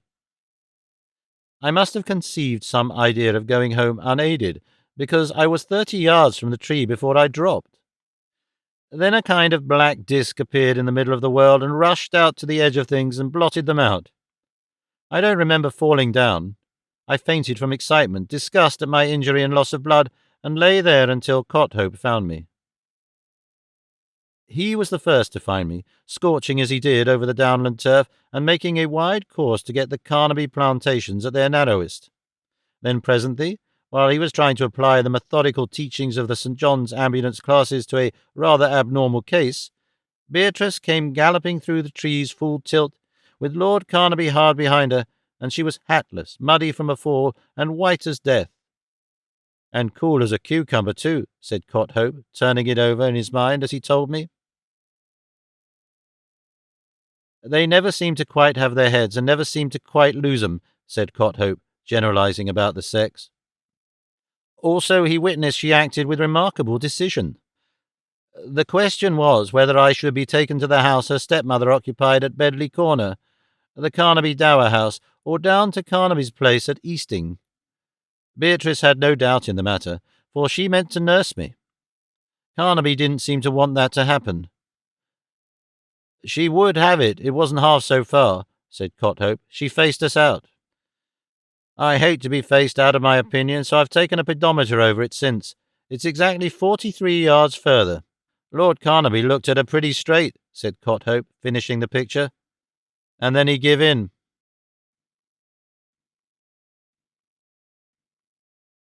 5. But my story has made a jump from June to October, and during that time my relations with Beatrice and the countryside that was her setting had developed in many directions. She came and went, moving in an orbit for which I had no data, going to London and Paris, into Wales and Northampton, while her stepmother, on some independent system of her own, also vanished and recurred intermittently. At home they obeyed the rule of an inflexible old maid, Charlotte, and Beatrice exercised all the rights of proprietorship in Carnaby's extensive stables. Her interest in me was from the first undisguised. She found her way to my work-sheds and developed rapidly, in spite of the sincere discouragement of Courthope, into a keen amateur of aeronautics. She would come sometimes in the morning, sometimes in the afternoon, sometimes afoot with an Irish terrier, sometimes riding. She would come for 3 or 4 days every day, vanish for a fortnight or 3 weeks, return. It was not long before I came to look for her. From the first I found her immensely interesting. To me she was a new feminine type altogether. I have made it plain, I think, how limited was my knowledge of women. But she made me not simply interested in her, but in myself. She became for me something that greatly changes a man's world. How shall I put it? She became an audience. Since I've emerged from the emotional developments of the affair, I have thought it out in 100 aspects, and it does seem to me that this way in which men and women make audiences for one another is a curiously influential force in their lives. For it seems an audience is a vital necessity. They seek audiences as creatures seek food. Others again, my uncle among them, can play to an imaginary audience. I think, have lived and can live without one. In my adolescence, I was my own audience and my own court of honour. And to have an audience in one's mind is to play a part, to become self-conscious and dramatic. For many years I had been self-forgetful and scientific. I had lived for work and impersonal interests until I found scrutiny, applause, and expectation in Beatrice's eyes. Then I began to live for the effect I imagined I made upon her, to make that very soon the principal value in my life. I played to her. I did things for the look of them. I began to dream more and more of beautiful situations and fine poses and groupings with her and for her. I put these things down because they puzzle me.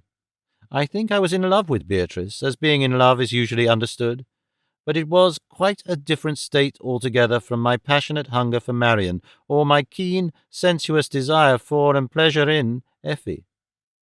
These were selfish, sincere things, fundamental and instinctive, as sincere as the leap of a tiger. But until matters drew to a crisis with Beatrice, there was an immense imaginative insurgence of a quite different quality. I am setting down here, very gravely and perhaps absurdly, what are no doubt elementary commonplaces for innumerable people. This love that grew up between Beatrice and myself was, I think, I put it quite tentatively and rather curiously, romantic love. That unfortunate and truncated affair of my uncle and the scrimmager lady was really of the same stuff, if a little different in quality. I have to admit that. The factor of audience was of primary importance in either else. Its effect upon me was to make me in many respects adolescent again. It made me keener upon the point of honour, and anxious and eager to do high and splendid things, and in particular brave things. So far it ennobled and upheld me. But it did also push me towards vulgar and showy things. At bottom it was disingenuous. It gave my life the quality of stage scenery, with one side to the audience, another side that wasn't meant to show, and an economy of substance. It certainly robbed my work of high patience and quality. I cut down the toil of research in my eagerness and her eagerness for fine flourishes in the air, flights that would tell. I shirked the longer road. And it robbed me, too, of any fine perception of absurdity. Yet that was not everything in our relationship. The elemental thing was there also. It came in very suddenly. It was one day in the summer, though I do not now recall without reference to my experimental memoranda whether it was in July or August. I was working with a new and more bird-like aeroplane with wing curvatures studied from Lilienthal, Pilcher, and Phillips, that I thought would give a different rhythm for the pitching oscillations than anything I had before. I was soaring my long course from the framework on the old barrow by my sheds down to Tinker's Corner. It is a clear stretch of downland, except for 2 or 3 thickets of box and thorn to the right of my course. One traverse trough, in which there is a bush and a small rabbit warren, comes in from the east. I had started, and was very intent on the peculiar long swoop with which any new arrangement flew. Then, without any sort of notice, right ahead of me appeared Beatrice, riding towards Tinker's Corner to waylay and talk to me. She looked round over her shoulder, saw me coming, touched her horse to a gallop, and then the brute bolted right into the path of my machine. There was a queer moment of doubt whether we shouldn't all smash together. I had to make up my mind very quickly whether I would pitch up and drop backward at once and take my chance of falling undamaged, a poor chance it would have been, in order to avoid any risk to her, or whether I would lift against the wind and soar right over her. This latter I did. She had already got her horse in hand when I came up to her. Her woman's body lay along his neck, and she glanced up as I, with wings aspread, and every nerve in a state of tension, swept over her. And then I had landed, and was going back to where the horse stood still and trembling. We exchanged no greetings. She slid from her saddle into my arms. For one instant I held her. "Those great wings," she said, and that was all. She lay in my arms, and I thought for a moment she had fainted. "Very near a nasty accident," said Cotthope, coming up and regarding our grouping with disfavour. He took her horse by the bridle. "Very dangerous thing coming across us like that." Beatrice disengaged herself from me, stood for a moment trembling, and then sat down on the turf. "I'll just sit down for a moment," she said. "Oh," she said. She covered her face with her hands, while Cotthope looked at her with an expression between suspicion and impatience. For some moments nobody moved. Then Cotthope remarked that perhaps he'd better get her water. As for me, I was filled with a new outrageous idea, begotten I scarcely know how from this incident with its instant contacts and swift emotions, and that was that I must make love to and possess Beatrice. I see no particular reason why that thought should have come to me in that moment, but it did. I do not believe that before then I had thought of our relations in such terms at all. Suddenly, as I remember it, the factor of passion came.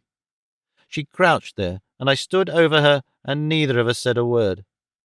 But it was just as though something had been shouted from the sky. Cotthope had gone 20 paces perhaps when she uncovered her face. "I shan't want any water," she said. "Call him back."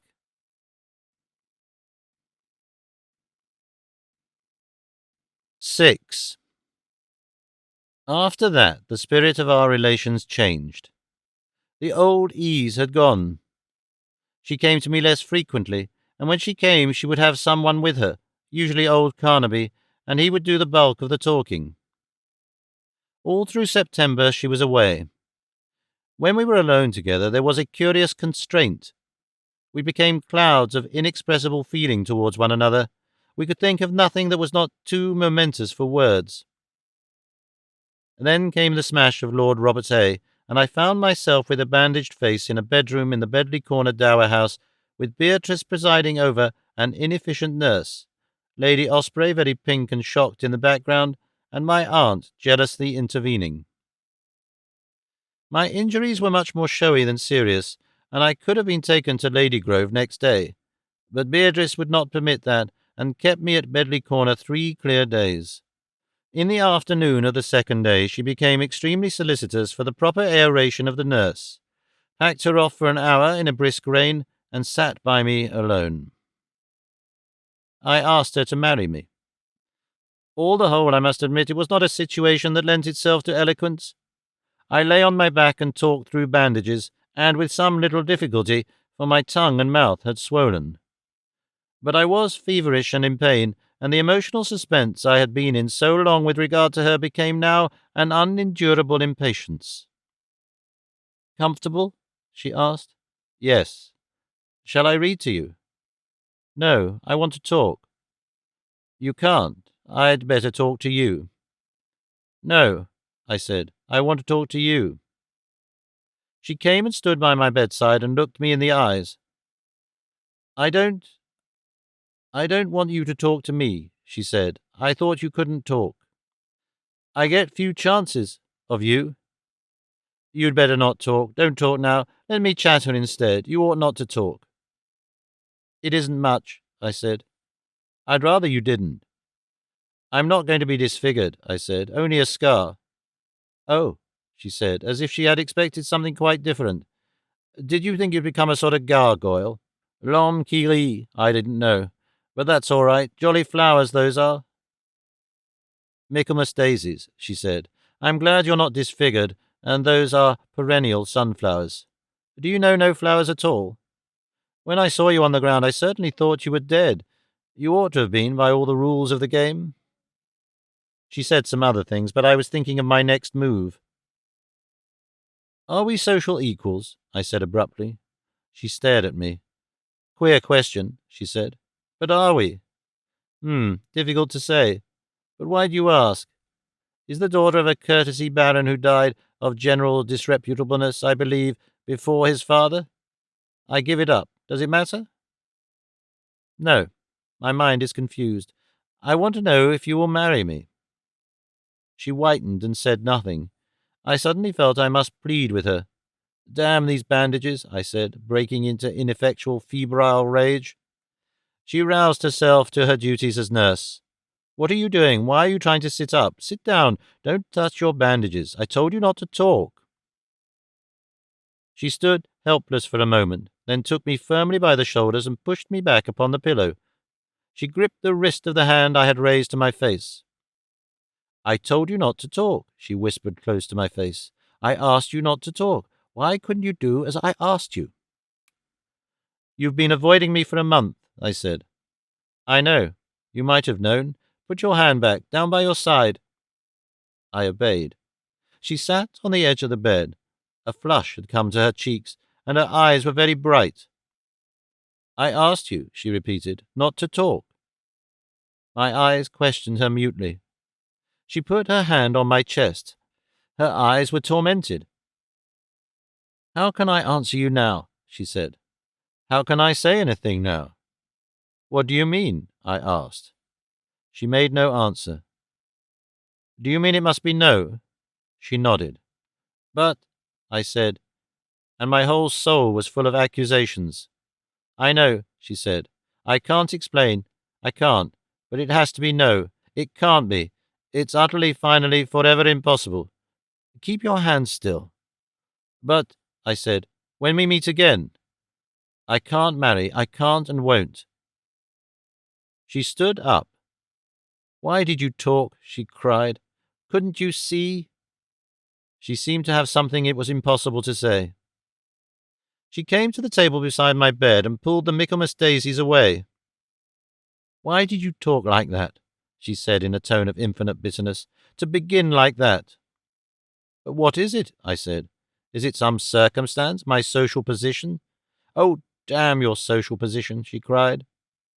She went and stood at the further window, staring out at the rain. For a long time we were absolutely still. The wind and rain came in little gusts upon the pane. She turned to me abruptly. You didn't ask me if I loved you. Oh, if it's that, said I. It's not that, she said, but if you want to know, she paused. I do, she said. We stared at one another. I do, with all my heart, if you want to know. Then why the devil? I asked. She made no answer. She walked across the room to the piano and began to play rather noisily and rapidly, with odd gusts of emphasis, the shepherd's pipe music from the last act in Tristan and Isolde. Presently she missed a note, failed again, ran her finger heavily up the scale, struck the piano passionately with her fist, making a feeble jar in the treble, jumped up and went out of the room. The nurse found me still wearing my helmet of bandages, partially dressed, and pottering around the room to find the rest of my clothes. I was in a state of exasperated hunger for Beatrice, and I was too inflamed and weakened to conceal the state of my mind. I was feebly angry because of the irritation of dressing, and particularly of the struggle to put on my trousers without being able to see my legs. I was staggering about, and once I had fallen over a chair, and I had upset the jar of Michaelmas daisies. I must have been a detestable spectacle. I'll go back to bed, said I, if I may have a word with Miss Beatrice. I've got something to say to her. That's why I'm dressing. My point was conceded, but there were long delays.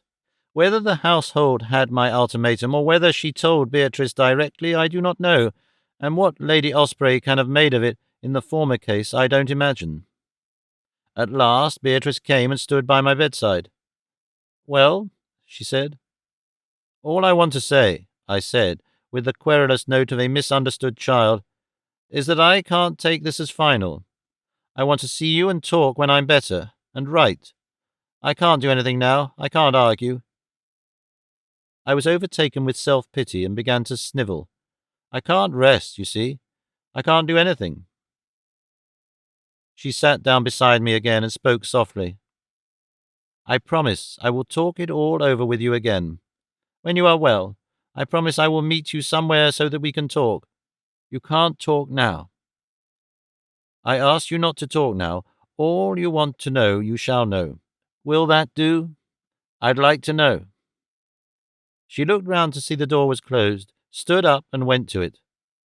Then she crouched beside me and began whispering very softly and rapidly with her face close to me. Dear, she said, I love you.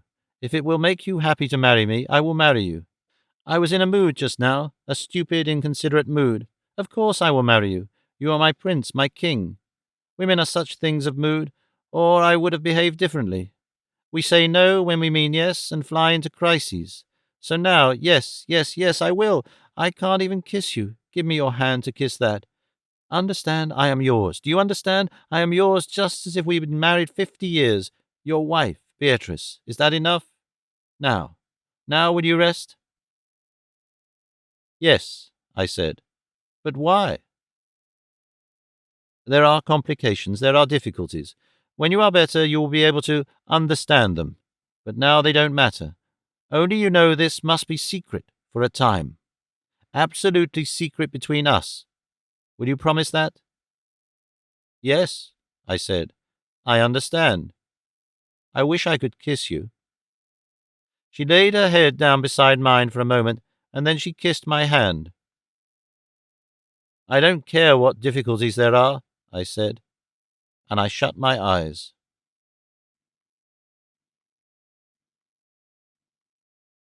7. But I was only beginning to gauge the unaccountable elements in Beatrice.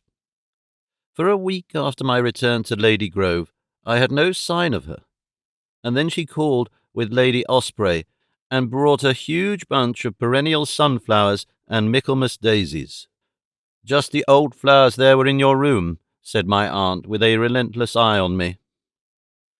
I didn't get any talk alone with Beatrice then, and she took occasion to tell us she was going to London for some indefinite number of weeks. I couldn't even pledge her to write to me. And when she did, it was a brief, enigmatical, friendly letter with not a word of the reality between us.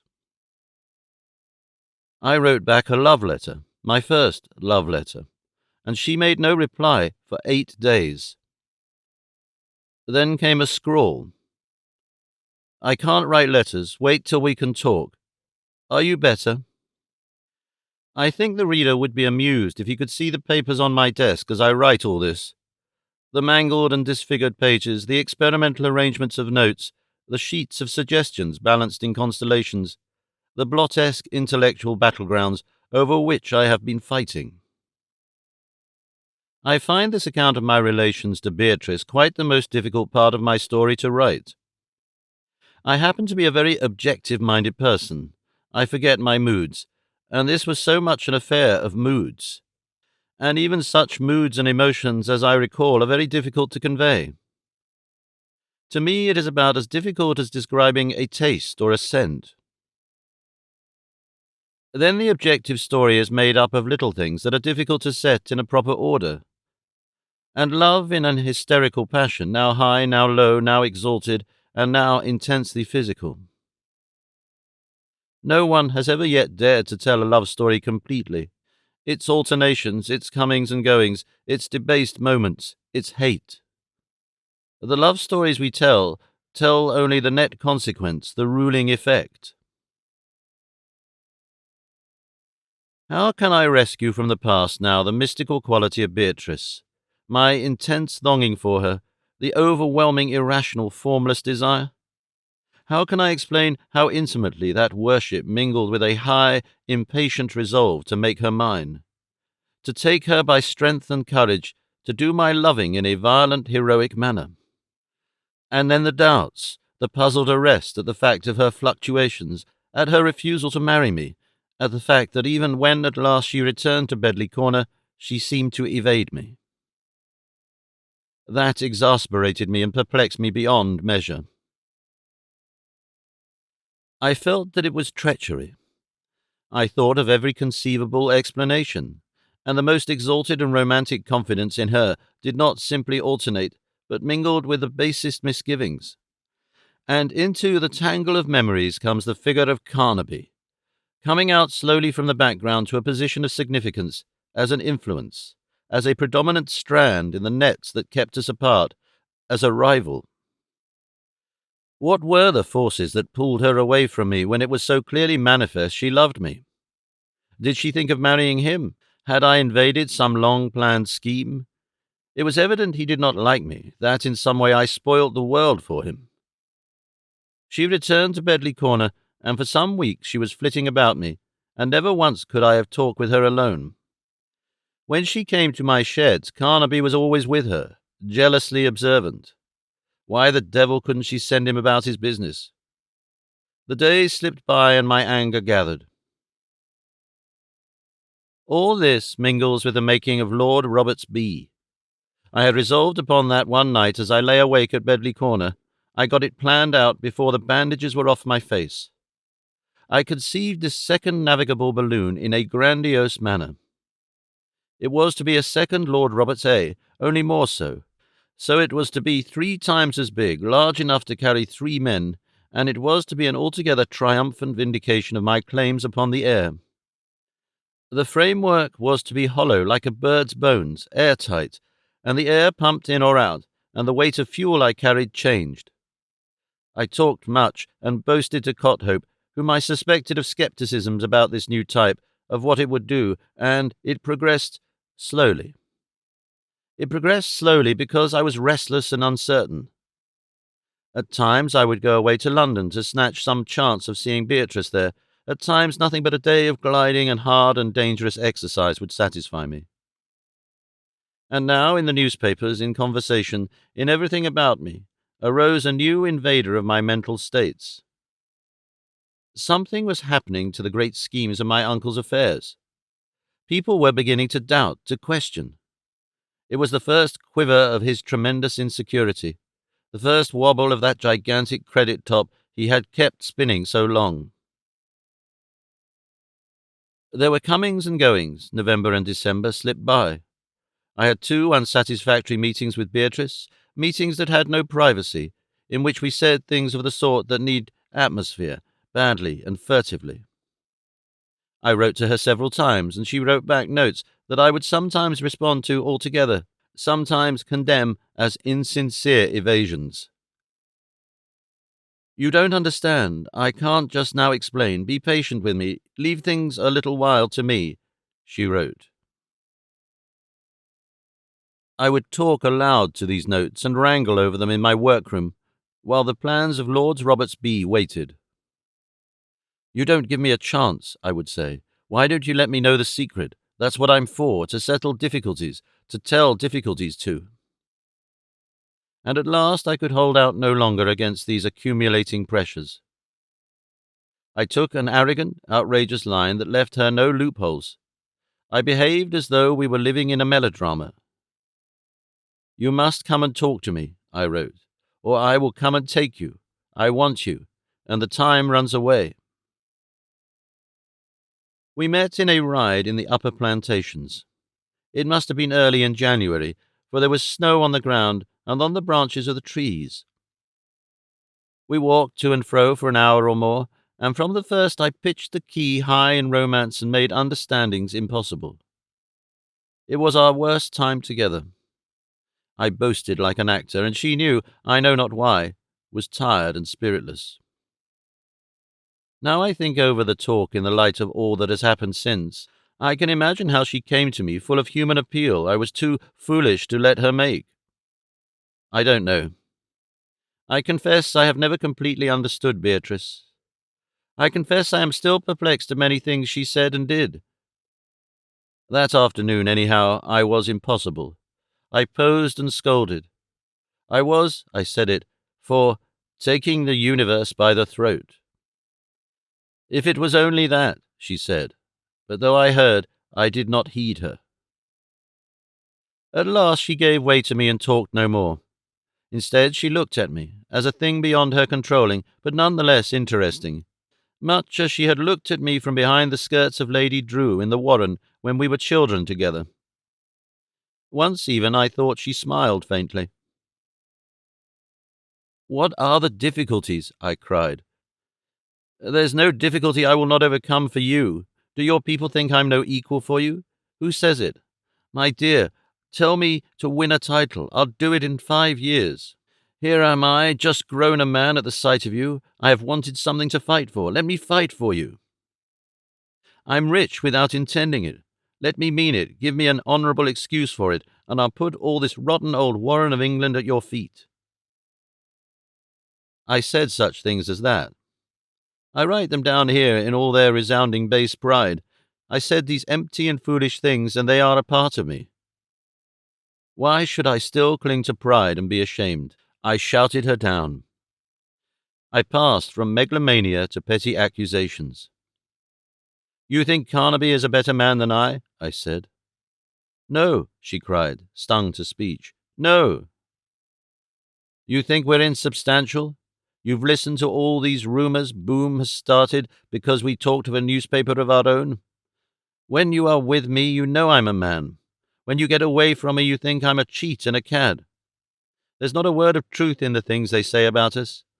I've been slack, I've left things, but we have only to exert ourselves. You do not know how wide and far we have spread our nets. Even now we have a coup, an expedition in hand. It will put us on a footing." Her eyes asked mutely and asked in vain that I would cease to boast of the very qualities she admired in me. In the night I could not sleep for thinking of that talk and the vulgar things I had said in it. I could not understand the drift my mind had taken. I was acutely disgusted, and my unwanted doubts about myself spread from a merely personal discontent to our financial position. It was all very well to talk as I had done of wealth and power and peerages, but what did I know nowadays of my uncle's position? Suppose in the midst of such boasting and confidence there came some turn I did not suspect, some rottenness he had concealed from me. I resolved I had been playing with aeronautics long enough. That next morning I would go to him and have things clear between us. I caught an early train and went up to the Hardingham. I went up to the Hardingham through a dense London fog to see how things really stood. Before I had talked to my uncle for 10 minutes, I felt like a man who has just awakened in a bleak, inhospitable room out of a grandiose dream.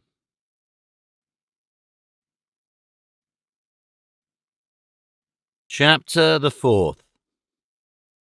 How I Stole the Heaps of Quap from Mordet Island. 1. "We've got to make a fight for it," said my uncle. "We've got to face the music." I remember that even at the sight of him I had a sense of impending calamity. He sat under the electric light with the shadow of his hair making bars down his face. He looked shrunken, and as though his skin had suddenly got loose and yellow. The decorations of the room seemed to have lost freshness, and outside the blinds were up. There was not so much fog as a dun darkness. One saw the dingy outlines of the chimneys opposite quite distinctly, and then a sky of such brown as only London can display. "I saw a placard," I said. "More ponderevity." "That's Boom," he said. "Boom and his damned newspapers. He's trying to fight me down. Ever since I offered to buy the Daily Decorator, he's been at me. And he thinks consolidating Do It cut down the ads. He wants everything, damn him. He's got no sense of dealing. I'd like to bash his face." "Well," I said, "what's to be done?" "Keep going," said my uncle. "I'll smash Boom yet," he said, with sudden savagery. "Nothing else?" I asked. "We've got to keep going. There's a scare on. Did you notice the rooms? Half the people out there this morning are reporters, and if I talk, they touch it up. They didn't used to touch things up. Now they put in character touches, insulting you. Don't know what journalism's coming to. It's all Boom's doing." He cursed Lord Boom with considerable imaginative vigour. "Well," said I, "what can he do?" "Shove us up against time, George. Make money tight for us. We've been handing a lot of money, and he tightens us up." "We're sound?" "Oh, we're sound, George. Trust me for that. But all the same, there's such a lot of imagination in these things. We're sound enough. That's not it." He blew. "Damn Boom," he said, and his eyes over his glasses met mine defiantly. "We can't, I suppose, run close hauled for a bit-stop expenditure." "Where?" "Well, Crest Hill." "What?" he shouted. "Me stop Crest Hill for Boom?" He waved a fist as if to hit his inkpot and controlled himself with difficulty. He spoke at last in a reasonable voice. "If I did," he said, "he'd kick up a fuss. It's no good even if I wanted to. Everybody's watching the place.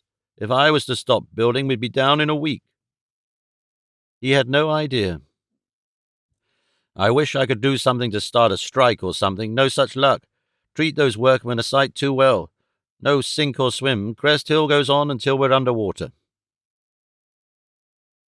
I began to ask questions and irritated him instantly. "Oh, dash these explanations, George," he cried. "You only make things look rottener than they are. It's your way. It isn't a case of figures. We're all right. There's only one thing we got to do." "Yes?" "Show value, George. That's where this quap comes in.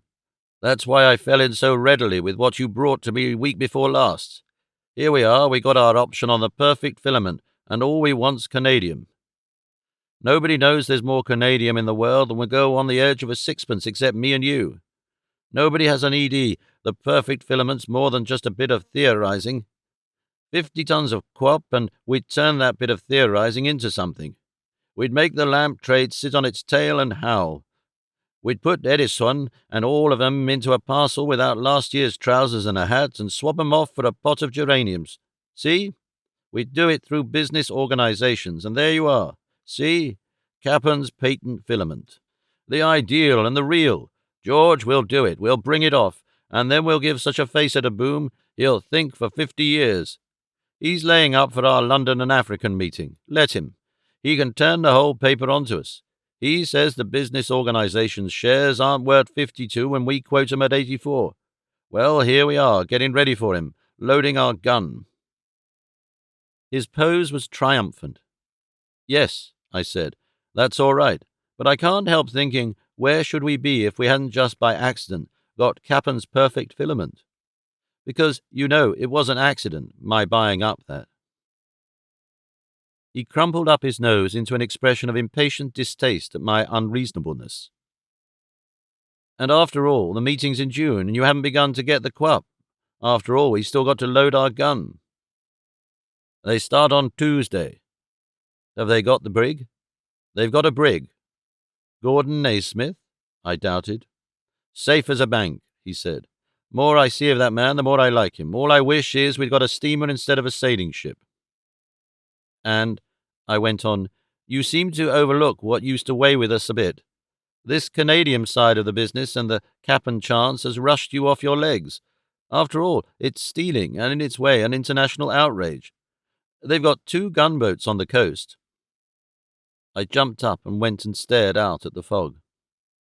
And, by Jove, it's about our only chance. I didn't dream. I turned on him. I've been up in the air, I said. Heaven knows where I haven't been, and here's our only chance, and you give it to that adventurous lunatic to play in his own way, in a brig. Well, you had a voice. I wish I'd been in this before. We ought to have run out a steamer to Lagos or one of those West Coast places and done it from there. Fancy a brig in the Channel at this time of the year if it blows southwest. I just say you've shoved it, George. Still, George. I believe in him. Yes, I said. Yes, I believe in him too, in a way. Still... We took up a telegram that was lying on his desk and opened it. His face became a livid yellow.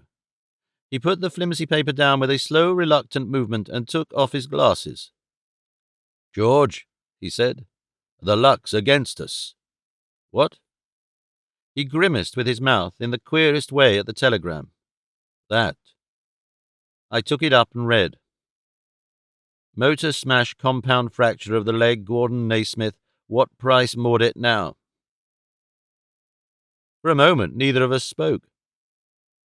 That's all right, I said at last. Eh? Said my uncle. I'm going. I'll get that quap or bust.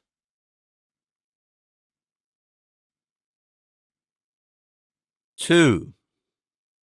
I had a ridiculous persuasion that I was saving the situation.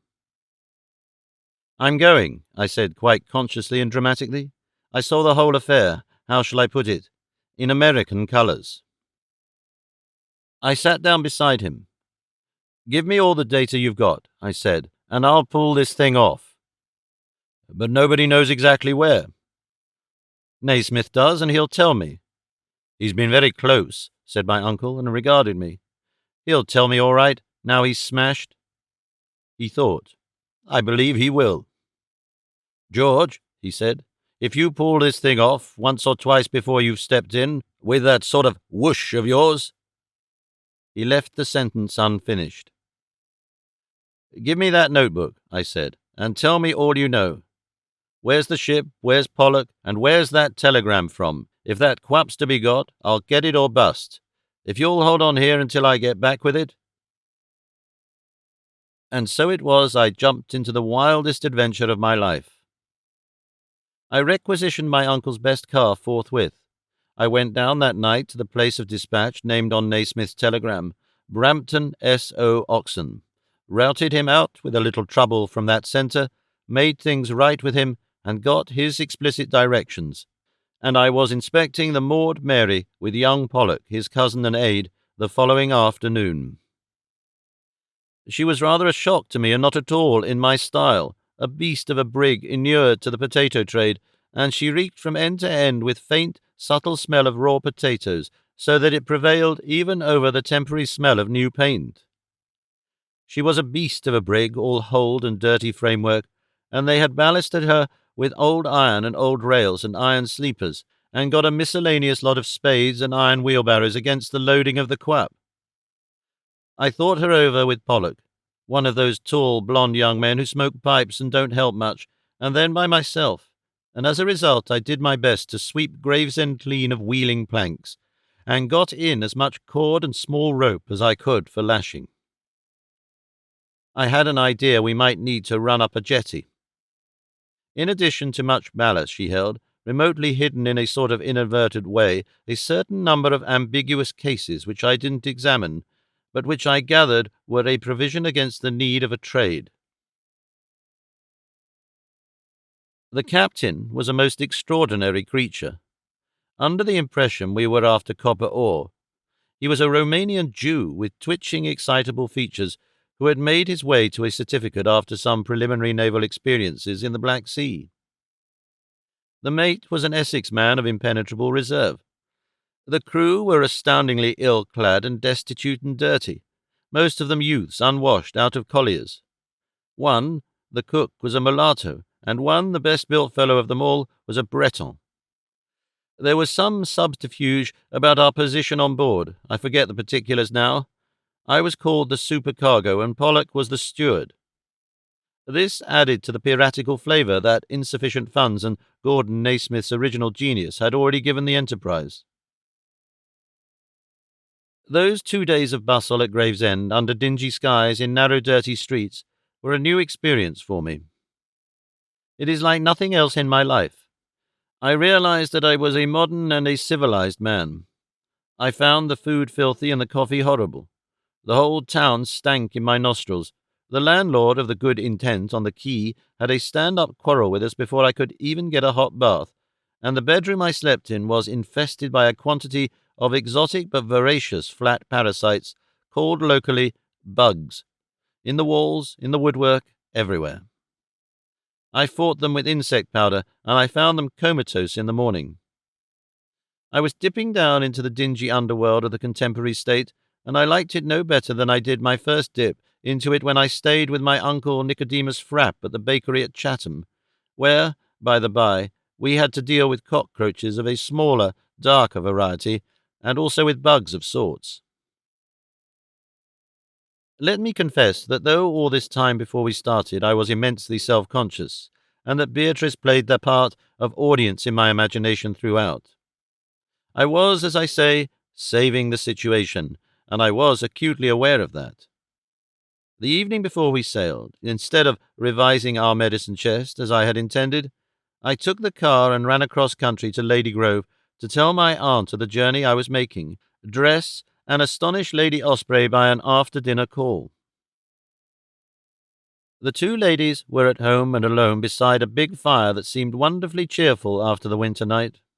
I remember the effect of the little parlour in which they sat as very bright and domestic. Lady Osprey, in a costume of mauve and lace, sat on a chintz sofa and played an elaborately spread-out Patience by the light of a tall, shaded lamp. Beatrice, in a whiteness that showed her throat, smoked a cigarette in an armchair and read with a lamp at her elbow. The room was white-panelled and chintz-curtained. About those two bright centres of light were warm, dark shadow, in which a circular mirror shone like a pool of brown water.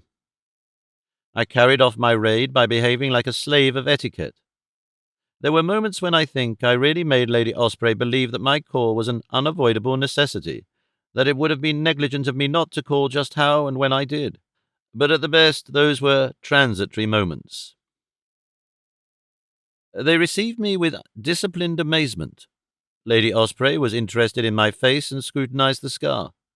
Beatrice stood behind her solicitude.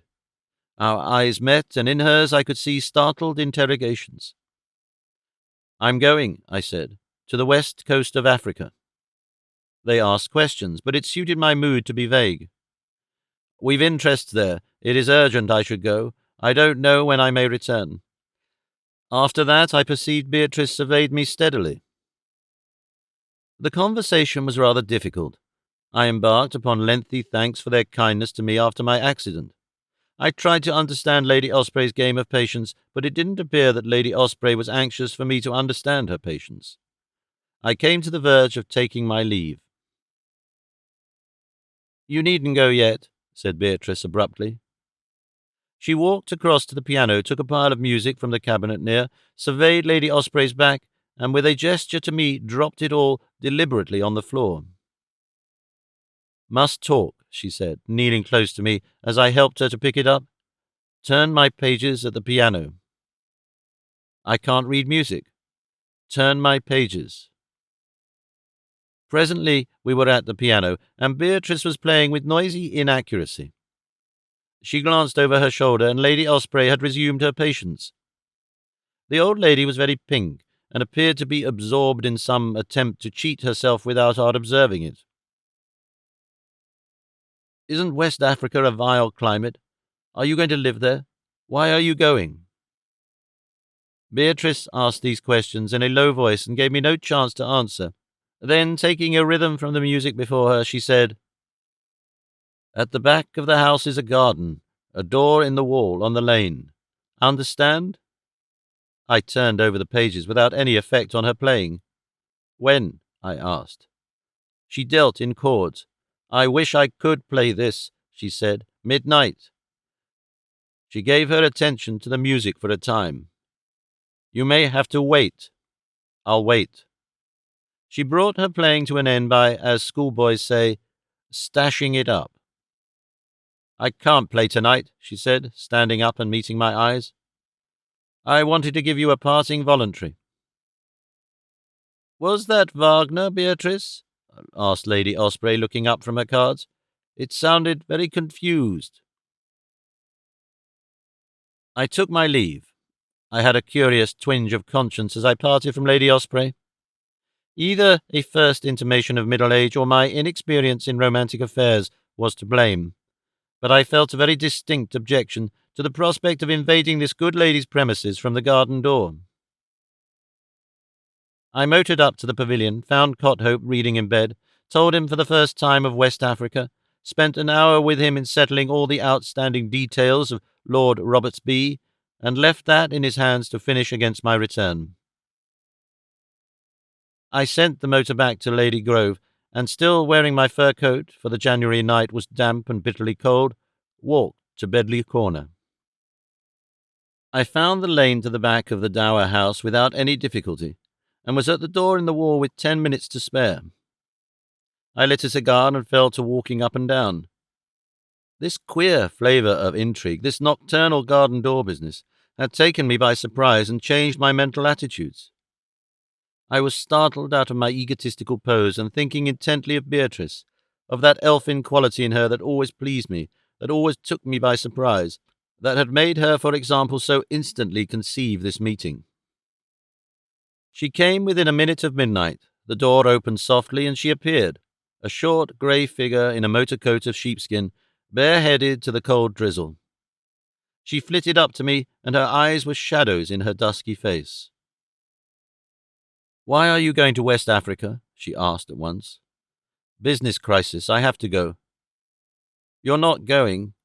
You're coming back." 3 or 4 months, I said, at most. "Then it's nothing to do with me." "Nothing," I said. "Why should it have?" "Oh, that's all right. One never knows what people think or what people fancy." She took me by the arm. "Let's go for a walk," she said. I looked about me at darkness and rain. "That's all right," she laughed. "We can go along the lane and into the old Woking Road. Do you mind?" "Of course you don't." "My head, it doesn't matter. One never meets anybody." "How do you know?" "I've wandered like this before." "Of course. Did you think—" She nodded her head back at home. "That's all." "No, by Jove," I cried. "It's manifest it isn't." She took my arm and turned me down the lane. "Night's my time," she said by my side. "There's a touch of the werewolf in my blood. One never knows in these old families. I've wondered often. Here we are, anyhow, alone in the world. Just darkness and cold and a sky of clouds and wet, and we together. I like the wet on my face and hair, don't you? When do you sail?" I told her tomorrow. "Oh, well, there's no tomorrow now. You and I." She stopped and confronted me. "You don't say a word except to answer." "No," I said. "Last time you did all the talking." "Like a fool." Now, we looked at each other's 2 dim faces. "You're glad to be here." "I'm glad. I'm beginning to be. It's more than glad." She put her hands on my shoulders and drew me down to kiss her. "Ah," she said, and for a moment or so we just clung to one another. That's all, she said, releasing herself. What bundles of clothes we are tonight. I felt we should kiss some day again, always. The last time was ages ago. Among the fern stalks. Among the bracken, you remember, and your lips were cold. Were mine. The same lips after so long, after so much. And now let's trudge through this blotted-out world together for a time. Yes, let me take your arm. Just trudge. See? Hold tight to me because I know the way. And don't talk, unless you want to talk. Let me tell you things. You see, dear, the whole world is blotted out. It's dead and gone, and we're in this place. This dark, wild place. We're dead. Or all the world is dead. No, we're dead. No one can see us. We're shadows. We've got out of our positions, out of our bodies, and together. That's the good thing of it. Together. But that's why the world can't see us, and why we hardly see the world. Shh. Is it all right? It is all right, I said. We stumbled along for a time in a close silence. We passed a dim-lit, rain-veiled window. The silly world, she said. The silly world. It eats and sleeps. If the wet didn't patter so from the trees, we'd hear it snoring. It's dreaming such stupid things, stupid judgments. It doesn't know we are passing, we two, free of it, clear of it. You and I. We pressed against each other reassuringly. I'm glad we're dead, she whispered. I'm glad we're dead. I was tired of it, dear. I was so tired of it, dear, and so entangled. She stopped abruptly. We splashed through a string of puddles. I began to remember things I had meant to say. Look here, I cried. I want to help you beyond measure. You are entangled. What is the trouble? I asked you to marry me. You said you would, but there's something. My thoughts sounded clumsy as I said them. Is it something about my position, or is it something perhaps about some other man? There was an immense assenting silence. You've puzzled me so. At first, quite early, I thought you meant to make me marry you. I did. And then? Tonight, she said after a long pause. I can't explain. No, I can't explain. I love you, but explanations? Tonight, my dear, here we are in the world alone, and the world doesn't matter. Nothing matters. Here I am in the cold with you, and my bed away there deserted. I will tell you when things enable me to tell you, and soon enough they will. But tonight, I won't. She left my side and went in front of me. She turned upon me. Look here, she said. I insist upon your being dead. Do you understand? I'm not joking. Tonight you and I are out of life. It's our time together. There may be other times, but this we won't spoil. We're in Hades, if you like, where there's nothing to hide and nothing to tell. No bodies even. No bothers. We loved each other down there and were kept apart, but now it doesn't matter. It's over. If you won't agree to that, I will go home. I began. I know. Oh, my dear, if only you'd understand, I understand. If you'd only not care and love me tonight. I do love you, I said. Then love me, she answered, and leave all the things that bother you. Love me. Here I am. But, no, she said. Well, have your way. So she carried her point, and we wandered into the night together, and Beatrice talked to me of love. I'd never heard a woman before in all my life who could talk of love, who could lay bare and develop and touch with imagination all that mass of fine emotion every woman, it may be, hides. She had read of love, she had thought of love, 1,000 sweet lyrics had sounded through her brain and left fine fragments in her memory. She poured it all out, all of it, shamelessly, skillfully, for me. I cannot give any sense of that talk. I cannot even tell how much of the delight of it was the magic of her voice, the glow of her near presence. And always we walked, swathed warmly through a chilly air, along dim, interminable, greasy roads, with never a soul abroad, it seemed to us, never a beast in the fields. Why do people love each other? I said. Why not? But why do I love you? Why is your voice better than any voice, your face sweeter than any face? And why do I love you? She asked. Not only what is fine in you, but what isn't. Why do I love your dullness, your arrogance? For I do. Tonight I love the very raindrops on the fur of your coat." So we talked, and at last, very wet, still glowing but a little tired, we parted at the garden door. We had been wandering for 2 hours in our strange, irrational community of happiness, and all the world about us, and particularly Lady Osprey and her household, had been asleep, and dreaming of anything rather than Beatrice in the night and rain. She stood in the doorway, a muffled figure with eyes that glowed. "Come back," she whispered. "I shall wait for you." She hesitated. She touched the lapel of my coat. "I love you now," she said, and lifted her face to mine. I held her to me, and was a-tremble from top to toe. "Oh, God!" I cried. "And I must go." She slipped from my arms and paused, regarding me. For an instant the world seemed full of fantastic possibilities. "Yes, go," she said, and vanished and slammed the door upon me, leaving me alone like a man new fallen from fairyland in the black darkness of the night.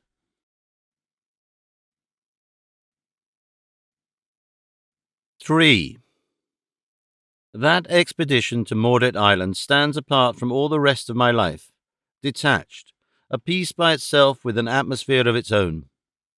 It would, I suppose, make a book by itself. It has made a fairly voluminous official report, but so far as this novel of mine goes, it is merely an episode, a contributory experience, and I mean to keep it at that. Vile weather, an impatient fretting against unbearable slowness and delay, seasickness, general discomfort, and humiliating self-revelation are the master values of these memories. I was sick all through the journey out. I don't know why. It was the only time I was ever seasick, and I have seen some pretty bad weather since I became a boat builder. But that phantom smell of potatoes was peculiarly vile to me. Coming back on the brig, we were all ill, every one of us, so soon as we got to sea, poisoned, I firmly believe, by quap. On the way out, most of the others recovered in a few days, but the stuffiness below, the coarse food, the cramped, dirty accommodation kept me, if not actually seasick, in a state of acute physical wretchedness the whole time. The ship abounded in cockroaches and more intimate vermin. I was cold all the time until we passed Cape Verde. Then I became steamily hot. I had been too preoccupied with Beatrice and my keen desire to get the Maud Mary under way at once, to consider a proper wardrobe for myself, and in particular I lacked a coat. Heavens, how I lacked that coat! And, moreover, I was cooped up with two of the worst bores in Christendom, Pollock and the captain. Pollock, after conducting his illness in a style better adapted to the capacity of an opera house than a small compartment, suddenly got insupportably well and breezy, and produced a manly pipe in which he smoked a tobacco as blonde as himself, and divided his time almost equally between smoking it and trying to clean it. "There's only 3 things you can clean a pipe with," he used to remark with a twist of paper in hand. "The best's a feather, the second's a straw, and the third's a girl's hairpin. I never see such a ship. You can't find any of them. Last time I came this way, I didn't find hairpins anyway, and I found them on the floor of the captain's cabin. Regular deposit, eh? Feeling better?" At which I usually swore. "Oh, you'll be all right soon. Don't mind my puffing a bit, eh?" He never tired of asking me to have a hand at nap. Good game, makes you forget it, and that's half the battle. He would sit swaying with the rolling of the ship and suck at his pipe of blonde tobacco and look with an inexpressibly sage but somnolent blue eye at the captain by the hour together. "Captain's a card," he would say over and over again at the outcome of these meditations. "He'd like to know what we're up to. He'd like to know. No end." That did seem to be the captain's ruling idea. But he also wanted to impress me with the notion that he was a gentleman of good family, and to air a number of views adverse to the English, to English literature, to the English constitution, and the like. He had learnt the sea in the Romanian navy, and English out of a book. He would still at times pronounce the e's at the end of there and here.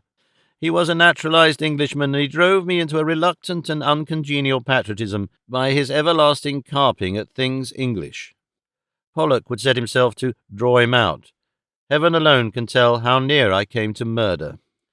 53 days I had outward, cooped up with these two and a shy and profoundly depressed mate who read the Bible on Sundays and spent the rest of his leisure in lethargy. 53 days of life, cooped up in a perpetual smell, in a persistent sick hunger that turned from the sight of food in darkness, cold and wet, in a lightly ballasted ship that rolled and pitched and swayed. And all the time the sands in the hourglass of my uncle's fortunes were streaming out. Misery. Amidst it all I remember only one thing brightly. One morning of sunshine in the Bay of Biscay, and a vision of frothing waves, sapphire green, a bird following our wake, and our masts rolling about the sky. Then wind and rain close in on us again. You must not imagine they were ordinary days. Days, I mean, of an average length. They were not so much days as long, damp slabs of time that stretched each one to the horizon, and much of that length was night. One paraded the staggering deck in a borrowed sou'wester, hour after hour, in the chilly, windy, splashing and spitting darkness, or sat in the cabin, bored and ill, and looked at the faces of those inseparable companions by the help of a lamp that gave smell rather than light. Then one would see going up, up, up, and then sinking down, down, down, Pollock, extinct pipe in mouth, humorously observant, bringing his mind slowly to the 77th decision that the captain was a card, while the words flowed from the latter in a nimble, incessant good. This England, it is not a country aristocratic, no. It is a glorified bourgeoisie. It is plutocratic. In England there is no aristocracy since the Wars of the Roses. In the rest of Europe, east of the Latins, yes. In England, no. It is all middle class, your England. Everything you look at, middle class, respectable, everything good. It is, you say, shocking. Madame Grandi, it is all limited and computing and self-seeking. That is why your art is so limited. You're a fiction, you're a philosophy. Why you are all so inartistic. You want nothing but profit. What will pay, what would you... He had all those violent adjuncts to speech we Western Europeans have abandoned.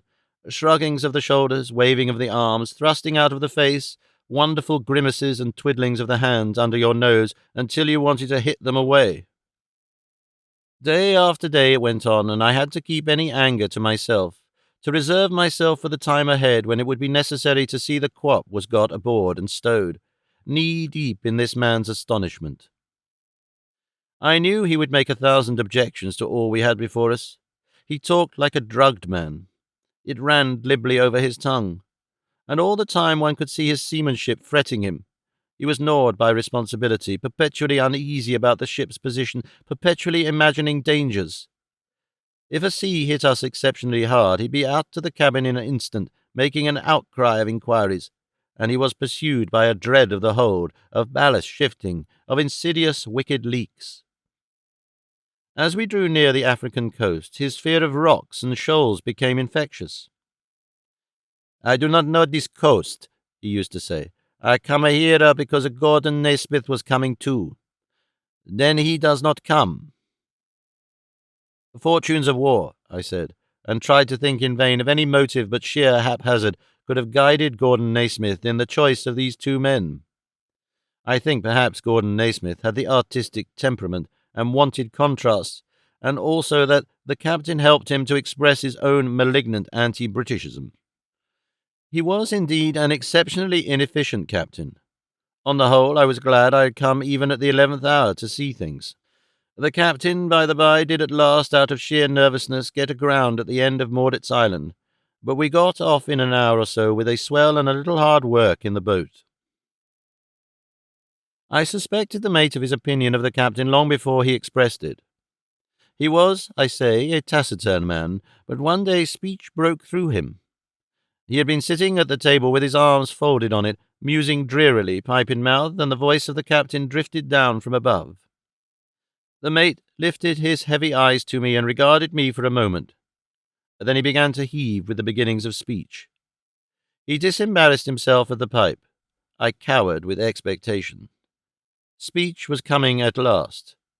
Before he spoke, he nodded reassuringly once or twice. He moved his head strangely and mysteriously, but a child might have known he spoke of the captain. He's a foreigner. He regarded me doubtfully for a time, and at last decided for the sake of lucidity to clench the matter. That's what he is, a dago. He nodded like a man who gives a last tap to a nail, and I could see he considered his remark well and truly laid. His face, though still resolute, became as tranquil and uneventful as a huge hall after a public meeting has dispersed out of it, and finally he closed and locked it with his pipe. "Romanian Jew, isn't he?" I said. He nodded darkly and almost forbiddingly. More would have been too much. The thing was said, but from that time forth I knew I could depend upon him, and that he and I were friends. It happens I never did have to depend upon him, but that does not affect our relationship. Forward the crew lived lives very much after the fashion of ours, more crowded, more cramped and dirty, wetter, steamier, more verminous. The coarse food they had was still not so coarse, but that they did not think that they were living like fighting cocks. So far as I could make out, they were all nearly destitute men. Hardly any of them had a proper sea outfit, and what small possessions they had were a source of mutual distrust. And as we pitched and floundered southward, they gambled and fought, were brutal to one another, argued and wrangled loudly until we protested at the uproar. There's no romance about the sea in a small sailing ship as I saw it. The romance is in the mind of the landsman dreamer. These brigs and schooners and brigantines that still stand out from every little port are relics from an age of petty trade, as rotten and obsolescent as a Georgian house that has sunken into a slum. They are indeed just floating fragments of slum, much as icebergs are floating fragments of glacier. The civilized man who has learnt to wash, who has developed a sense of physical honor, of cleanly temperate feeding of time, can endure them no more. They pass, and the clanking coal-wasting steamers will follow them, giving place to cleaner, finer things. But so it was I made my voyage to Africa, and came at last into a world of steamy fogs and a hot smell of vegetable decay, and into sound and sight of surf and distant intermittent glimpses of the coast.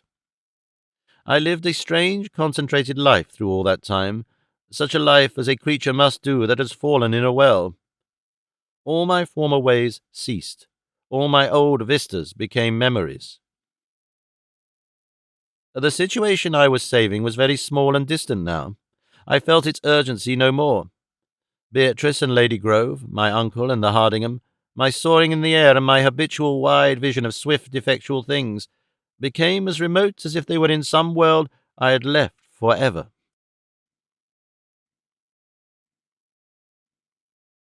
4.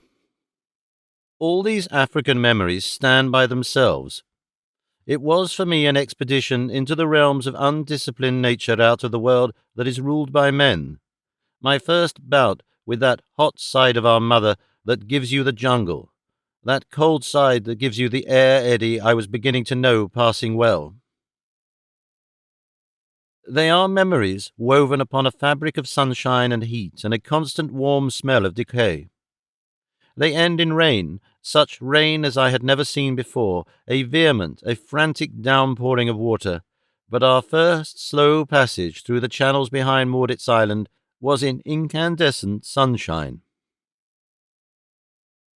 There we go in my memory still, a blistered, dirty ship with patched sails and a battered mermaid to present Maud Mary, sounding and taking thought between high ranks of forest whose trees come out knee-deep at last in the water. There we go with a little breeze on our quarter, Mordet Island rounded, and the quap. It might be within a day of us. Here and there strange blossoms woke the dank intensities of green with a trumpet call of colour. Things crept among the jungle and peeped and dashed back, rustling into stillness. Always in the sluggishly drifting, opaque water were eddyings and stirrings. Little rushes of bubbles came chuckling up light-heartedly from this or that submerged conflict and tragedy. Now and again were crocodiles, like stranded fleet of logs basking in the sun. Still, it was by day a dreary stillness broken only by insect sounds and the creaking and flapping of our progress, by the calling of the soundings and the captain's confused shouts. But in the night, as we lay moored to a clump of trees, the darkness brought 1,000 swampy things to life, and out of the forest came screaming and howlings, screaming and yells that made us glad to be afloat. And once we saw between the tree stems long blazing fires. We passed 2 or 3 villages landward, and brown-black women and children came and stared at us and gesticulated, and once a man came out in a boat from a creek and hailed us in an unknown tongue, and so at last we came to a great open place, a broad lake rimmed with a desolation of mud and bleached refuse and dead trees, free from crocodiles or water-birds or sight or sound of any living thing, and saw far off, even as Naismith had described, the ruins of the deserted station, and hard by 2 little heaps of buff-hued rubbish, under a great rib of rock, the Quap. The forest receded.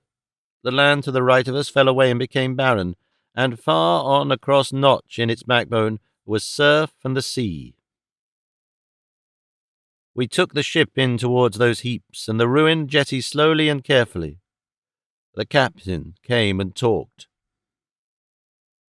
"This is it?" he said. "Yes," said I. "Is it for trade we have come?" This was ironical. "No," said I.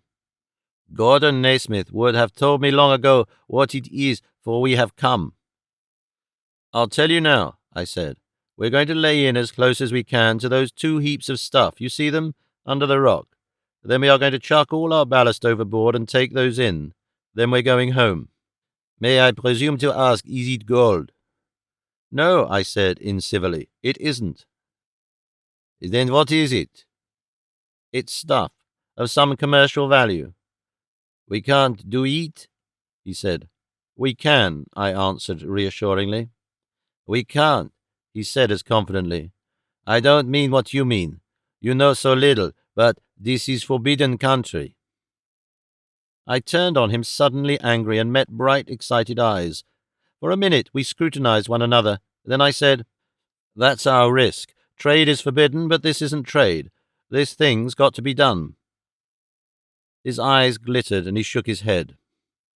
The brig stood in slowly through the twilight toward this strange, scorched and blistered stretch of beach, and the man at the wheel strained his ears to listening the low-voiced angry argument that began between myself and the captain, that was presently joined by Pollock.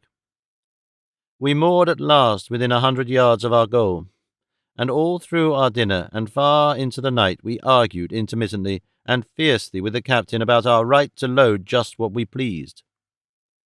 "I will have nothing to do with it," he persisted. "I'll wash my hands." It seemed that night as though we argued in vain.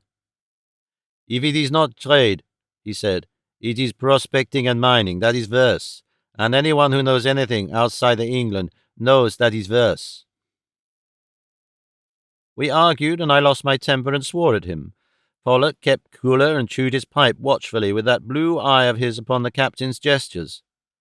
Finally I went on deck to cool. The sky was overcast. I discovered all the men were in a knot forward, staring at the faint, quivering luminosity that had spread over the heaps of quap, a phosphorescence such as one sees at times on rotting wood. And about the beach, east and west, there were patches and streaks of something like diluted moonshine. In the small hours I was still awake and turning over scheme after scheme in my mind whereby I might circumvent the captain's opposition. I meant to get that quap aboard if I had to kill someone to do it. Never in my life had I been so thwarted. After this intolerable voyage, there came a rap at my cabin door, and then it opened, and I made out a bearded face.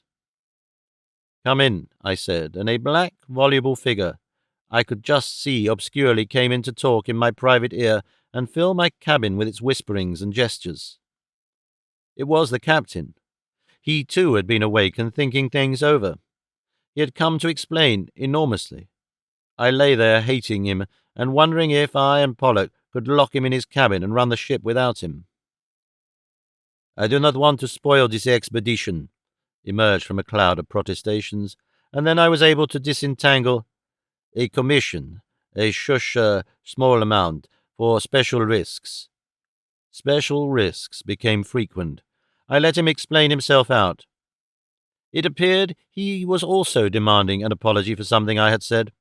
No doubt I had insulted him generously. At last came definite offers. I broke my silence and bargained. "Pollock," I cried and hammered the partition. "What's up?" asked Pollock. I stated the case concisely. There came a silence. "He's a card," said Pollock. "Let's give him his commission. I don't mind." "Eh?" I cried. "I said he was a card, that's all," said Pollock. "I'm coming." He appeared in my doorway. A faint white figure joined our vehement whisperings. We had to buy the captain off. We had to promise him 10% of our problematical profits. We were to give him 10% on what we sold the cargo for, over and above his legitimate pay, and I found in my out-bargained and disordered state small consolation in the thought that I, as the Gordon Naismith expedition, was to sell the stuff to myself as business organizations. And he further exasperated me by insisting on having our bargain in writing. "In the form of a letter," he insisted. "All right," I acquiesced, "in the form of a letter. Here goes. Get a light." "And the apology," he said, folding up the letter. "All right," I said. "Apology." My hand shook with anger as I wrote, and afterwards I could not sleep for hate of him. At last I got up. I suffered, I found, from an unusual clumsiness. I struck my toe against my cabin door and cut myself as I shaved. I found myself at last pacing the deck under the dawn in a mood of extreme exasperation. The sun rose abruptly and splashed light blindingly into my eyes, and I swore at the sun. I found myself imagining fresh obstacles with the men and talking aloud in anticipatory rehearsal of the consequent row. The malaria of the quap was already in my blood.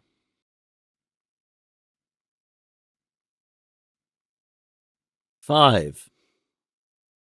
Sooner or later, the ridiculous embargo that now lies upon all the coast of eastward of Mordet Island will be lifted and the reality of the deposits of quap ascertained. I am sure that we were merely taking the outcrop of a stratum of nodulated deposits that dip steeply seaward. Those heaps were merely the crumbled-out contents of two irregular cavities in the rock. They are as natural as any talus or heap of that kind, and the mud along the edge of the water for miles is mixed with quap, and is radioactive and lifeless and faintly phosphorescent at night. But the reader will find the full particulars of my impression of all this in the Geological Magazine for October 1905, and to that I must refer him. There, too, he will find my unconfirmed theories of its nature. If I am right, it is something far more significant from the scientific point of view than those incidental constituents of various rare metals, pitchblende, rutile, and the like, upon which the revolutionary discoveries of the last decade are based. Those are just little molecular centers of disintegration, of that mysterious decay and rotting of those elements once regarded as the most stable things in nature. But there is something. The only word that comes near it is cancerous, and that is not very near, about the whole of quap, something that creeps and lives as a disease lives by destroying, an elemental stirring and disarrangement incalculably maleficent and strange. This is no imaginative comparison of mine. To my mind, radioactivity is a real disease of matter. Moreover, it is a contagious disease. It spreads. You bring those debased and crumbling atoms near others, and those too presently catch the trick of swinging themselves out of coherent existence. It is, in matter, exactly what the decay of our old culture is in society, a loss of traditions and distinctions and assured reactions. When I think of these inexplicable dissolvent centers that have come into being in our globe, these quap heaps are surely by far the largest that have yet been found in the world, the rest as yet mere specks in grains and crystals. I am haunted by a grotesque fancy of the ultimate eating away and dry rotting and dispersal of all our world. So that while man still struggles and dreams, his very substance will change and crumble from beneath him. I mention this here as a queer, persistent fancy. Suppose, indeed, that is to be the end of our planet. No splendid climax and finale, no towering accumulation of achievements, but just atomic decay. I add that to the ideas of the suffocating comet, the dark body out of space, the burning out of the sun, the distorted orbit, as a new and far more possible end, as science can see ends, to this strange byplay of matter that we call human life. I do not believe this can be the end. No human soul can believe in such an end and go on living, but to it science points as a possible thing, science and reason alike. If single human beings, if one single rickety infant, can be born as it were by accident and die futile, why not the whole race? These are questions I have never answered, that now I never attempt to answer, but the thought of Quap and its mysteries brings them back to me. I can witness that the beach and mud for 2 miles or more either way was a lifeless beach, lifeless as I could have imagined no tropical mud could ever be, and all the dead branches and leaves and rotting dead fish and so forth that drifted ashore became presently shriveled and white. Sometimes crocodiles would come up out of the water and bask, and now and then water-birds would explore the mud and rocky ribs that rose out of it in a mood of transitory speculation. That was its utmost admiration, and the air felt at once hot and austere, dry and blistering, and altogether different the warm, moist embrace that had met us at our first African landfall, and to which we had grown accustomed.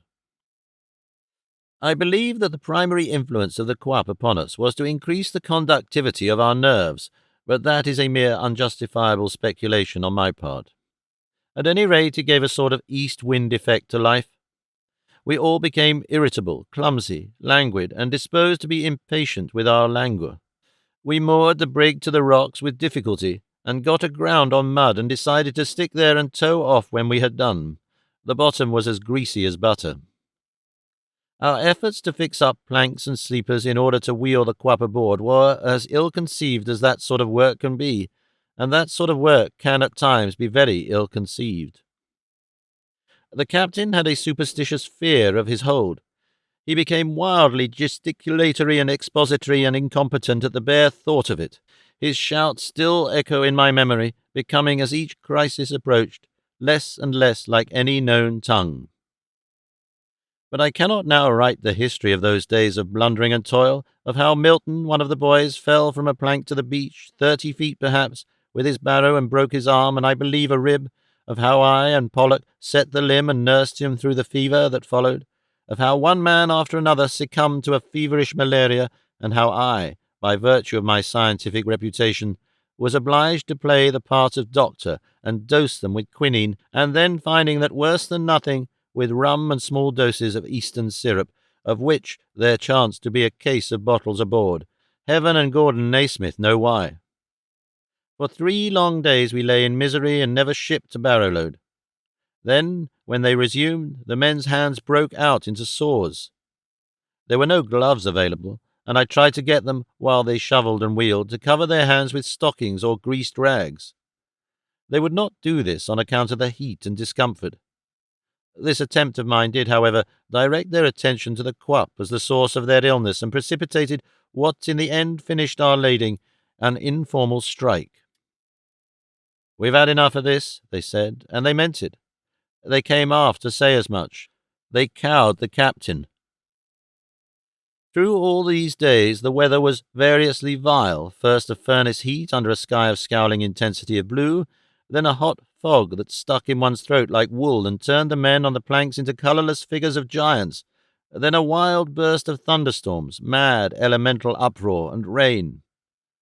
Through it all, against illness, heat, confusion of mind, one master impetus prevailed with me: to keep the shipping going, to maintain one motif at least, whatever else arose or ceased, the chuff of the spades, the squeaking and shriek of the barrows, the plupper, plupper, plupper, as the men came trotting along the swinging high planks, and then at last the dollop, dollop, as the stuff shot into the hold. Another barrow-load, thank God, another 1,500, or it may be £2,000 for the saving of Ponderevo. I found out many things about myself and humanity in those weeks of effort behind Mordet Island. I understand now the heart of the sweater, of the harsh employer, of the nigger driver. I had brought these men into a danger they didn't understand. I was fiercely resolved to overcome their opposition and bend and use them for my purpose, and I hated the men. But I hated all humanity during the time that the Quap was near me. And my mind was pervaded too by a sense of urgency and by the fear that we should be discovered and our proceedings stopped. I wanted to get out to sea again, to be beating up northward with our plunder. I was afraid our mast showed to seaward and might betray us to some curious passer on the high sea. And one evening near the end I saw a canoe with 3 natives far off down the lake. I got field glasses from the captain and scrutinized them, and I could see them staring at us. One man might have been a half-breed, and one was dressed in white. They watched us for some time, very quietly, and then paddled off into some channel in the forest shadows. And for 3 nights running, so that it took a painful grip upon my inflamed imagination, I dreamt of my uncle's face, only that it was ghastly white like a clown's, and the throat was cut from ear to ear, a long, ochreous cut. "Too late," he said. "Too late."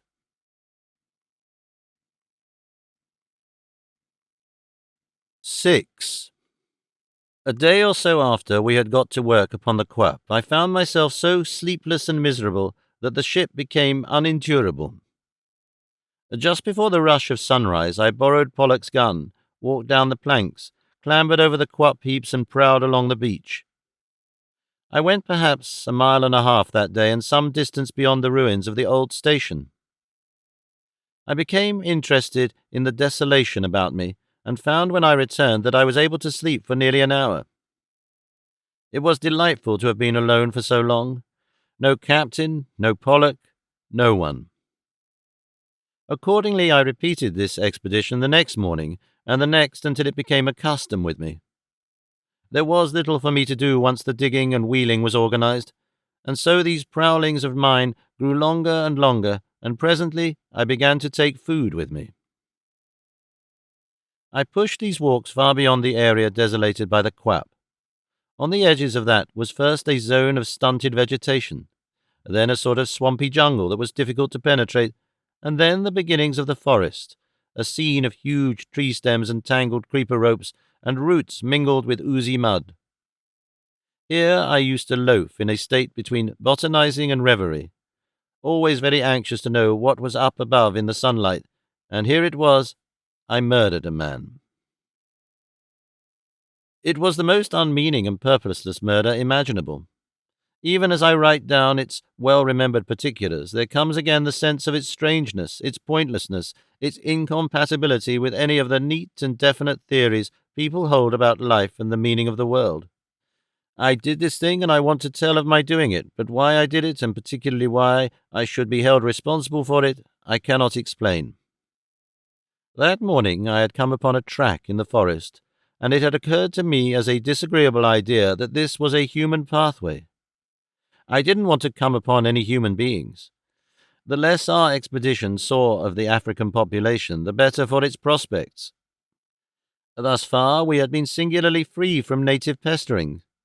So I turned back and was making my way over mud and roots and dead fronds and petals scattered from the green world above, when abruptly I saw my victim. I became aware of him perhaps 40 feet off, standing quite still and regarding me. He wasn't by any means a pretty figure.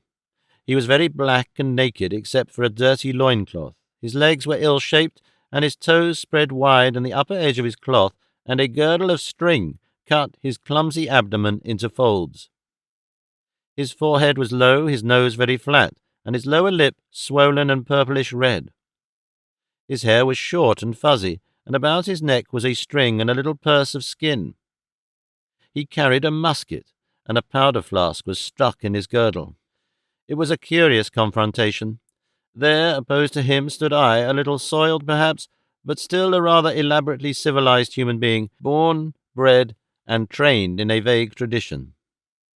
In my hand was an unaccustomed gun, and each of us was essentially a teeming, vivid brain tensely excited by the encounter, quite unaware of the other's mental content or what to do with him. He stepped back a pace or so, stumbled, and turned to run. "Stop," I cried. "Stop, you fool," and started to run after him, shouting such things in English. But I was no match for him over the roots and mud. I had a preposterous idea. He mustn't get away and tell them. And with that, instantly I brought both feet together, raised my gun, aimed quite coolly, drew the trigger carefully, and shot him neatly in the back. I saw, and saw with a leap of pure exultation, the smash of my bullet between his shoulder blades. "Got him," said I. Dropping my gun, down he flopped and died without a groan. "By Jove!" I cried with a note of surprise. "I've killed him." I looked about me and then went forward cautiously, in a mood between curiosity and astonishment, to look at this man whose soul I had flung so unceremoniously out of our common world. I went to him not as one goes to something one has made or done, but as one approaches something found. He was frightfully smashed out in front. He must have died in the instant. I stooped and raised him by his shoulder and realized that. I dropped him and stood about and peered about me through the trees. "My word," I said. He was the second dead human being, apart, I mean, from surgical properties and mummies and common shows of that sort, that I have ever seen. I stood over him wondering beyond measure. A practical idea came into that confusion. Had anyone heard the gun? I reloaded. After a time I felt securer and gave my mind again to the dead I had killed. What must I do?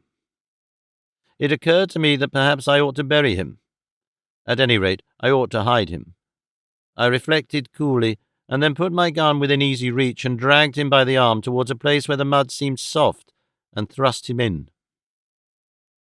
His powder flask slipped from his loincloth, and I went back to get it. Then I pressed him down with the butt of my rifle. Afterwards, this all seemed to me most horrible, but at the time it was entirely a matter-of-fact transaction. I looked round for any other visible evidence of his fate, looked round as one does when one packs one's portmanteau in a hotel bedroom. When I got my bearings and carefully returned towards the ship, I had the move of grave concentration of a boy who has lapsed into poaching, and the business only began to assume proper proportions for me as I got near the ship, to seem any other kind of thing than the killing of a bird or rabbit. In the night, however, it took on enormous and portentous forms. "By God," I cried suddenly, starting wide awake, "but it was murder." I lay after that wide awake, staring at my memories. In some odd way these visions mixed up with my dream of my uncle in his despair. The black body, which saw now damaged and partly buried, but which, nevertheless, I no longer felt was dead, but acutely alive and perceiving, I mixed up with the ochreous slash under my uncle's face. I tried to dismiss this horrible obsession from my mind, but it prevailed over all my efforts. The next day was utterly black with my sense of that ugly creature's body. I am the least superstitious of men, but it drew me. It drew me back into those thickets to the very place where I had hidden him. Some evil and detestable beast had been at him, and he lay disinterred. Methodically I buried his swollen and mangled carcass again, and returned to the ship for another night of dreams. Next day, for all the morning I resisted the impulse to go to him, and played nap with Pollock, with my secret gnawing at me, and in the evening started to go, and was near benighted. I never told a soul of them of this thing I had done. Next day I went early, and he had gone, and there were human footmarks and ugly stains round the muddy hole from which he had been dragged. I returned to the ship, disconcerted and perplexed. That day it was the men came aft, with blistered hands and faces and sullen eyes. When they proclaimed, through Edwards their spokesman, "We've had enough of this, and we mean it," I answered very readily, "So have I." Let's go.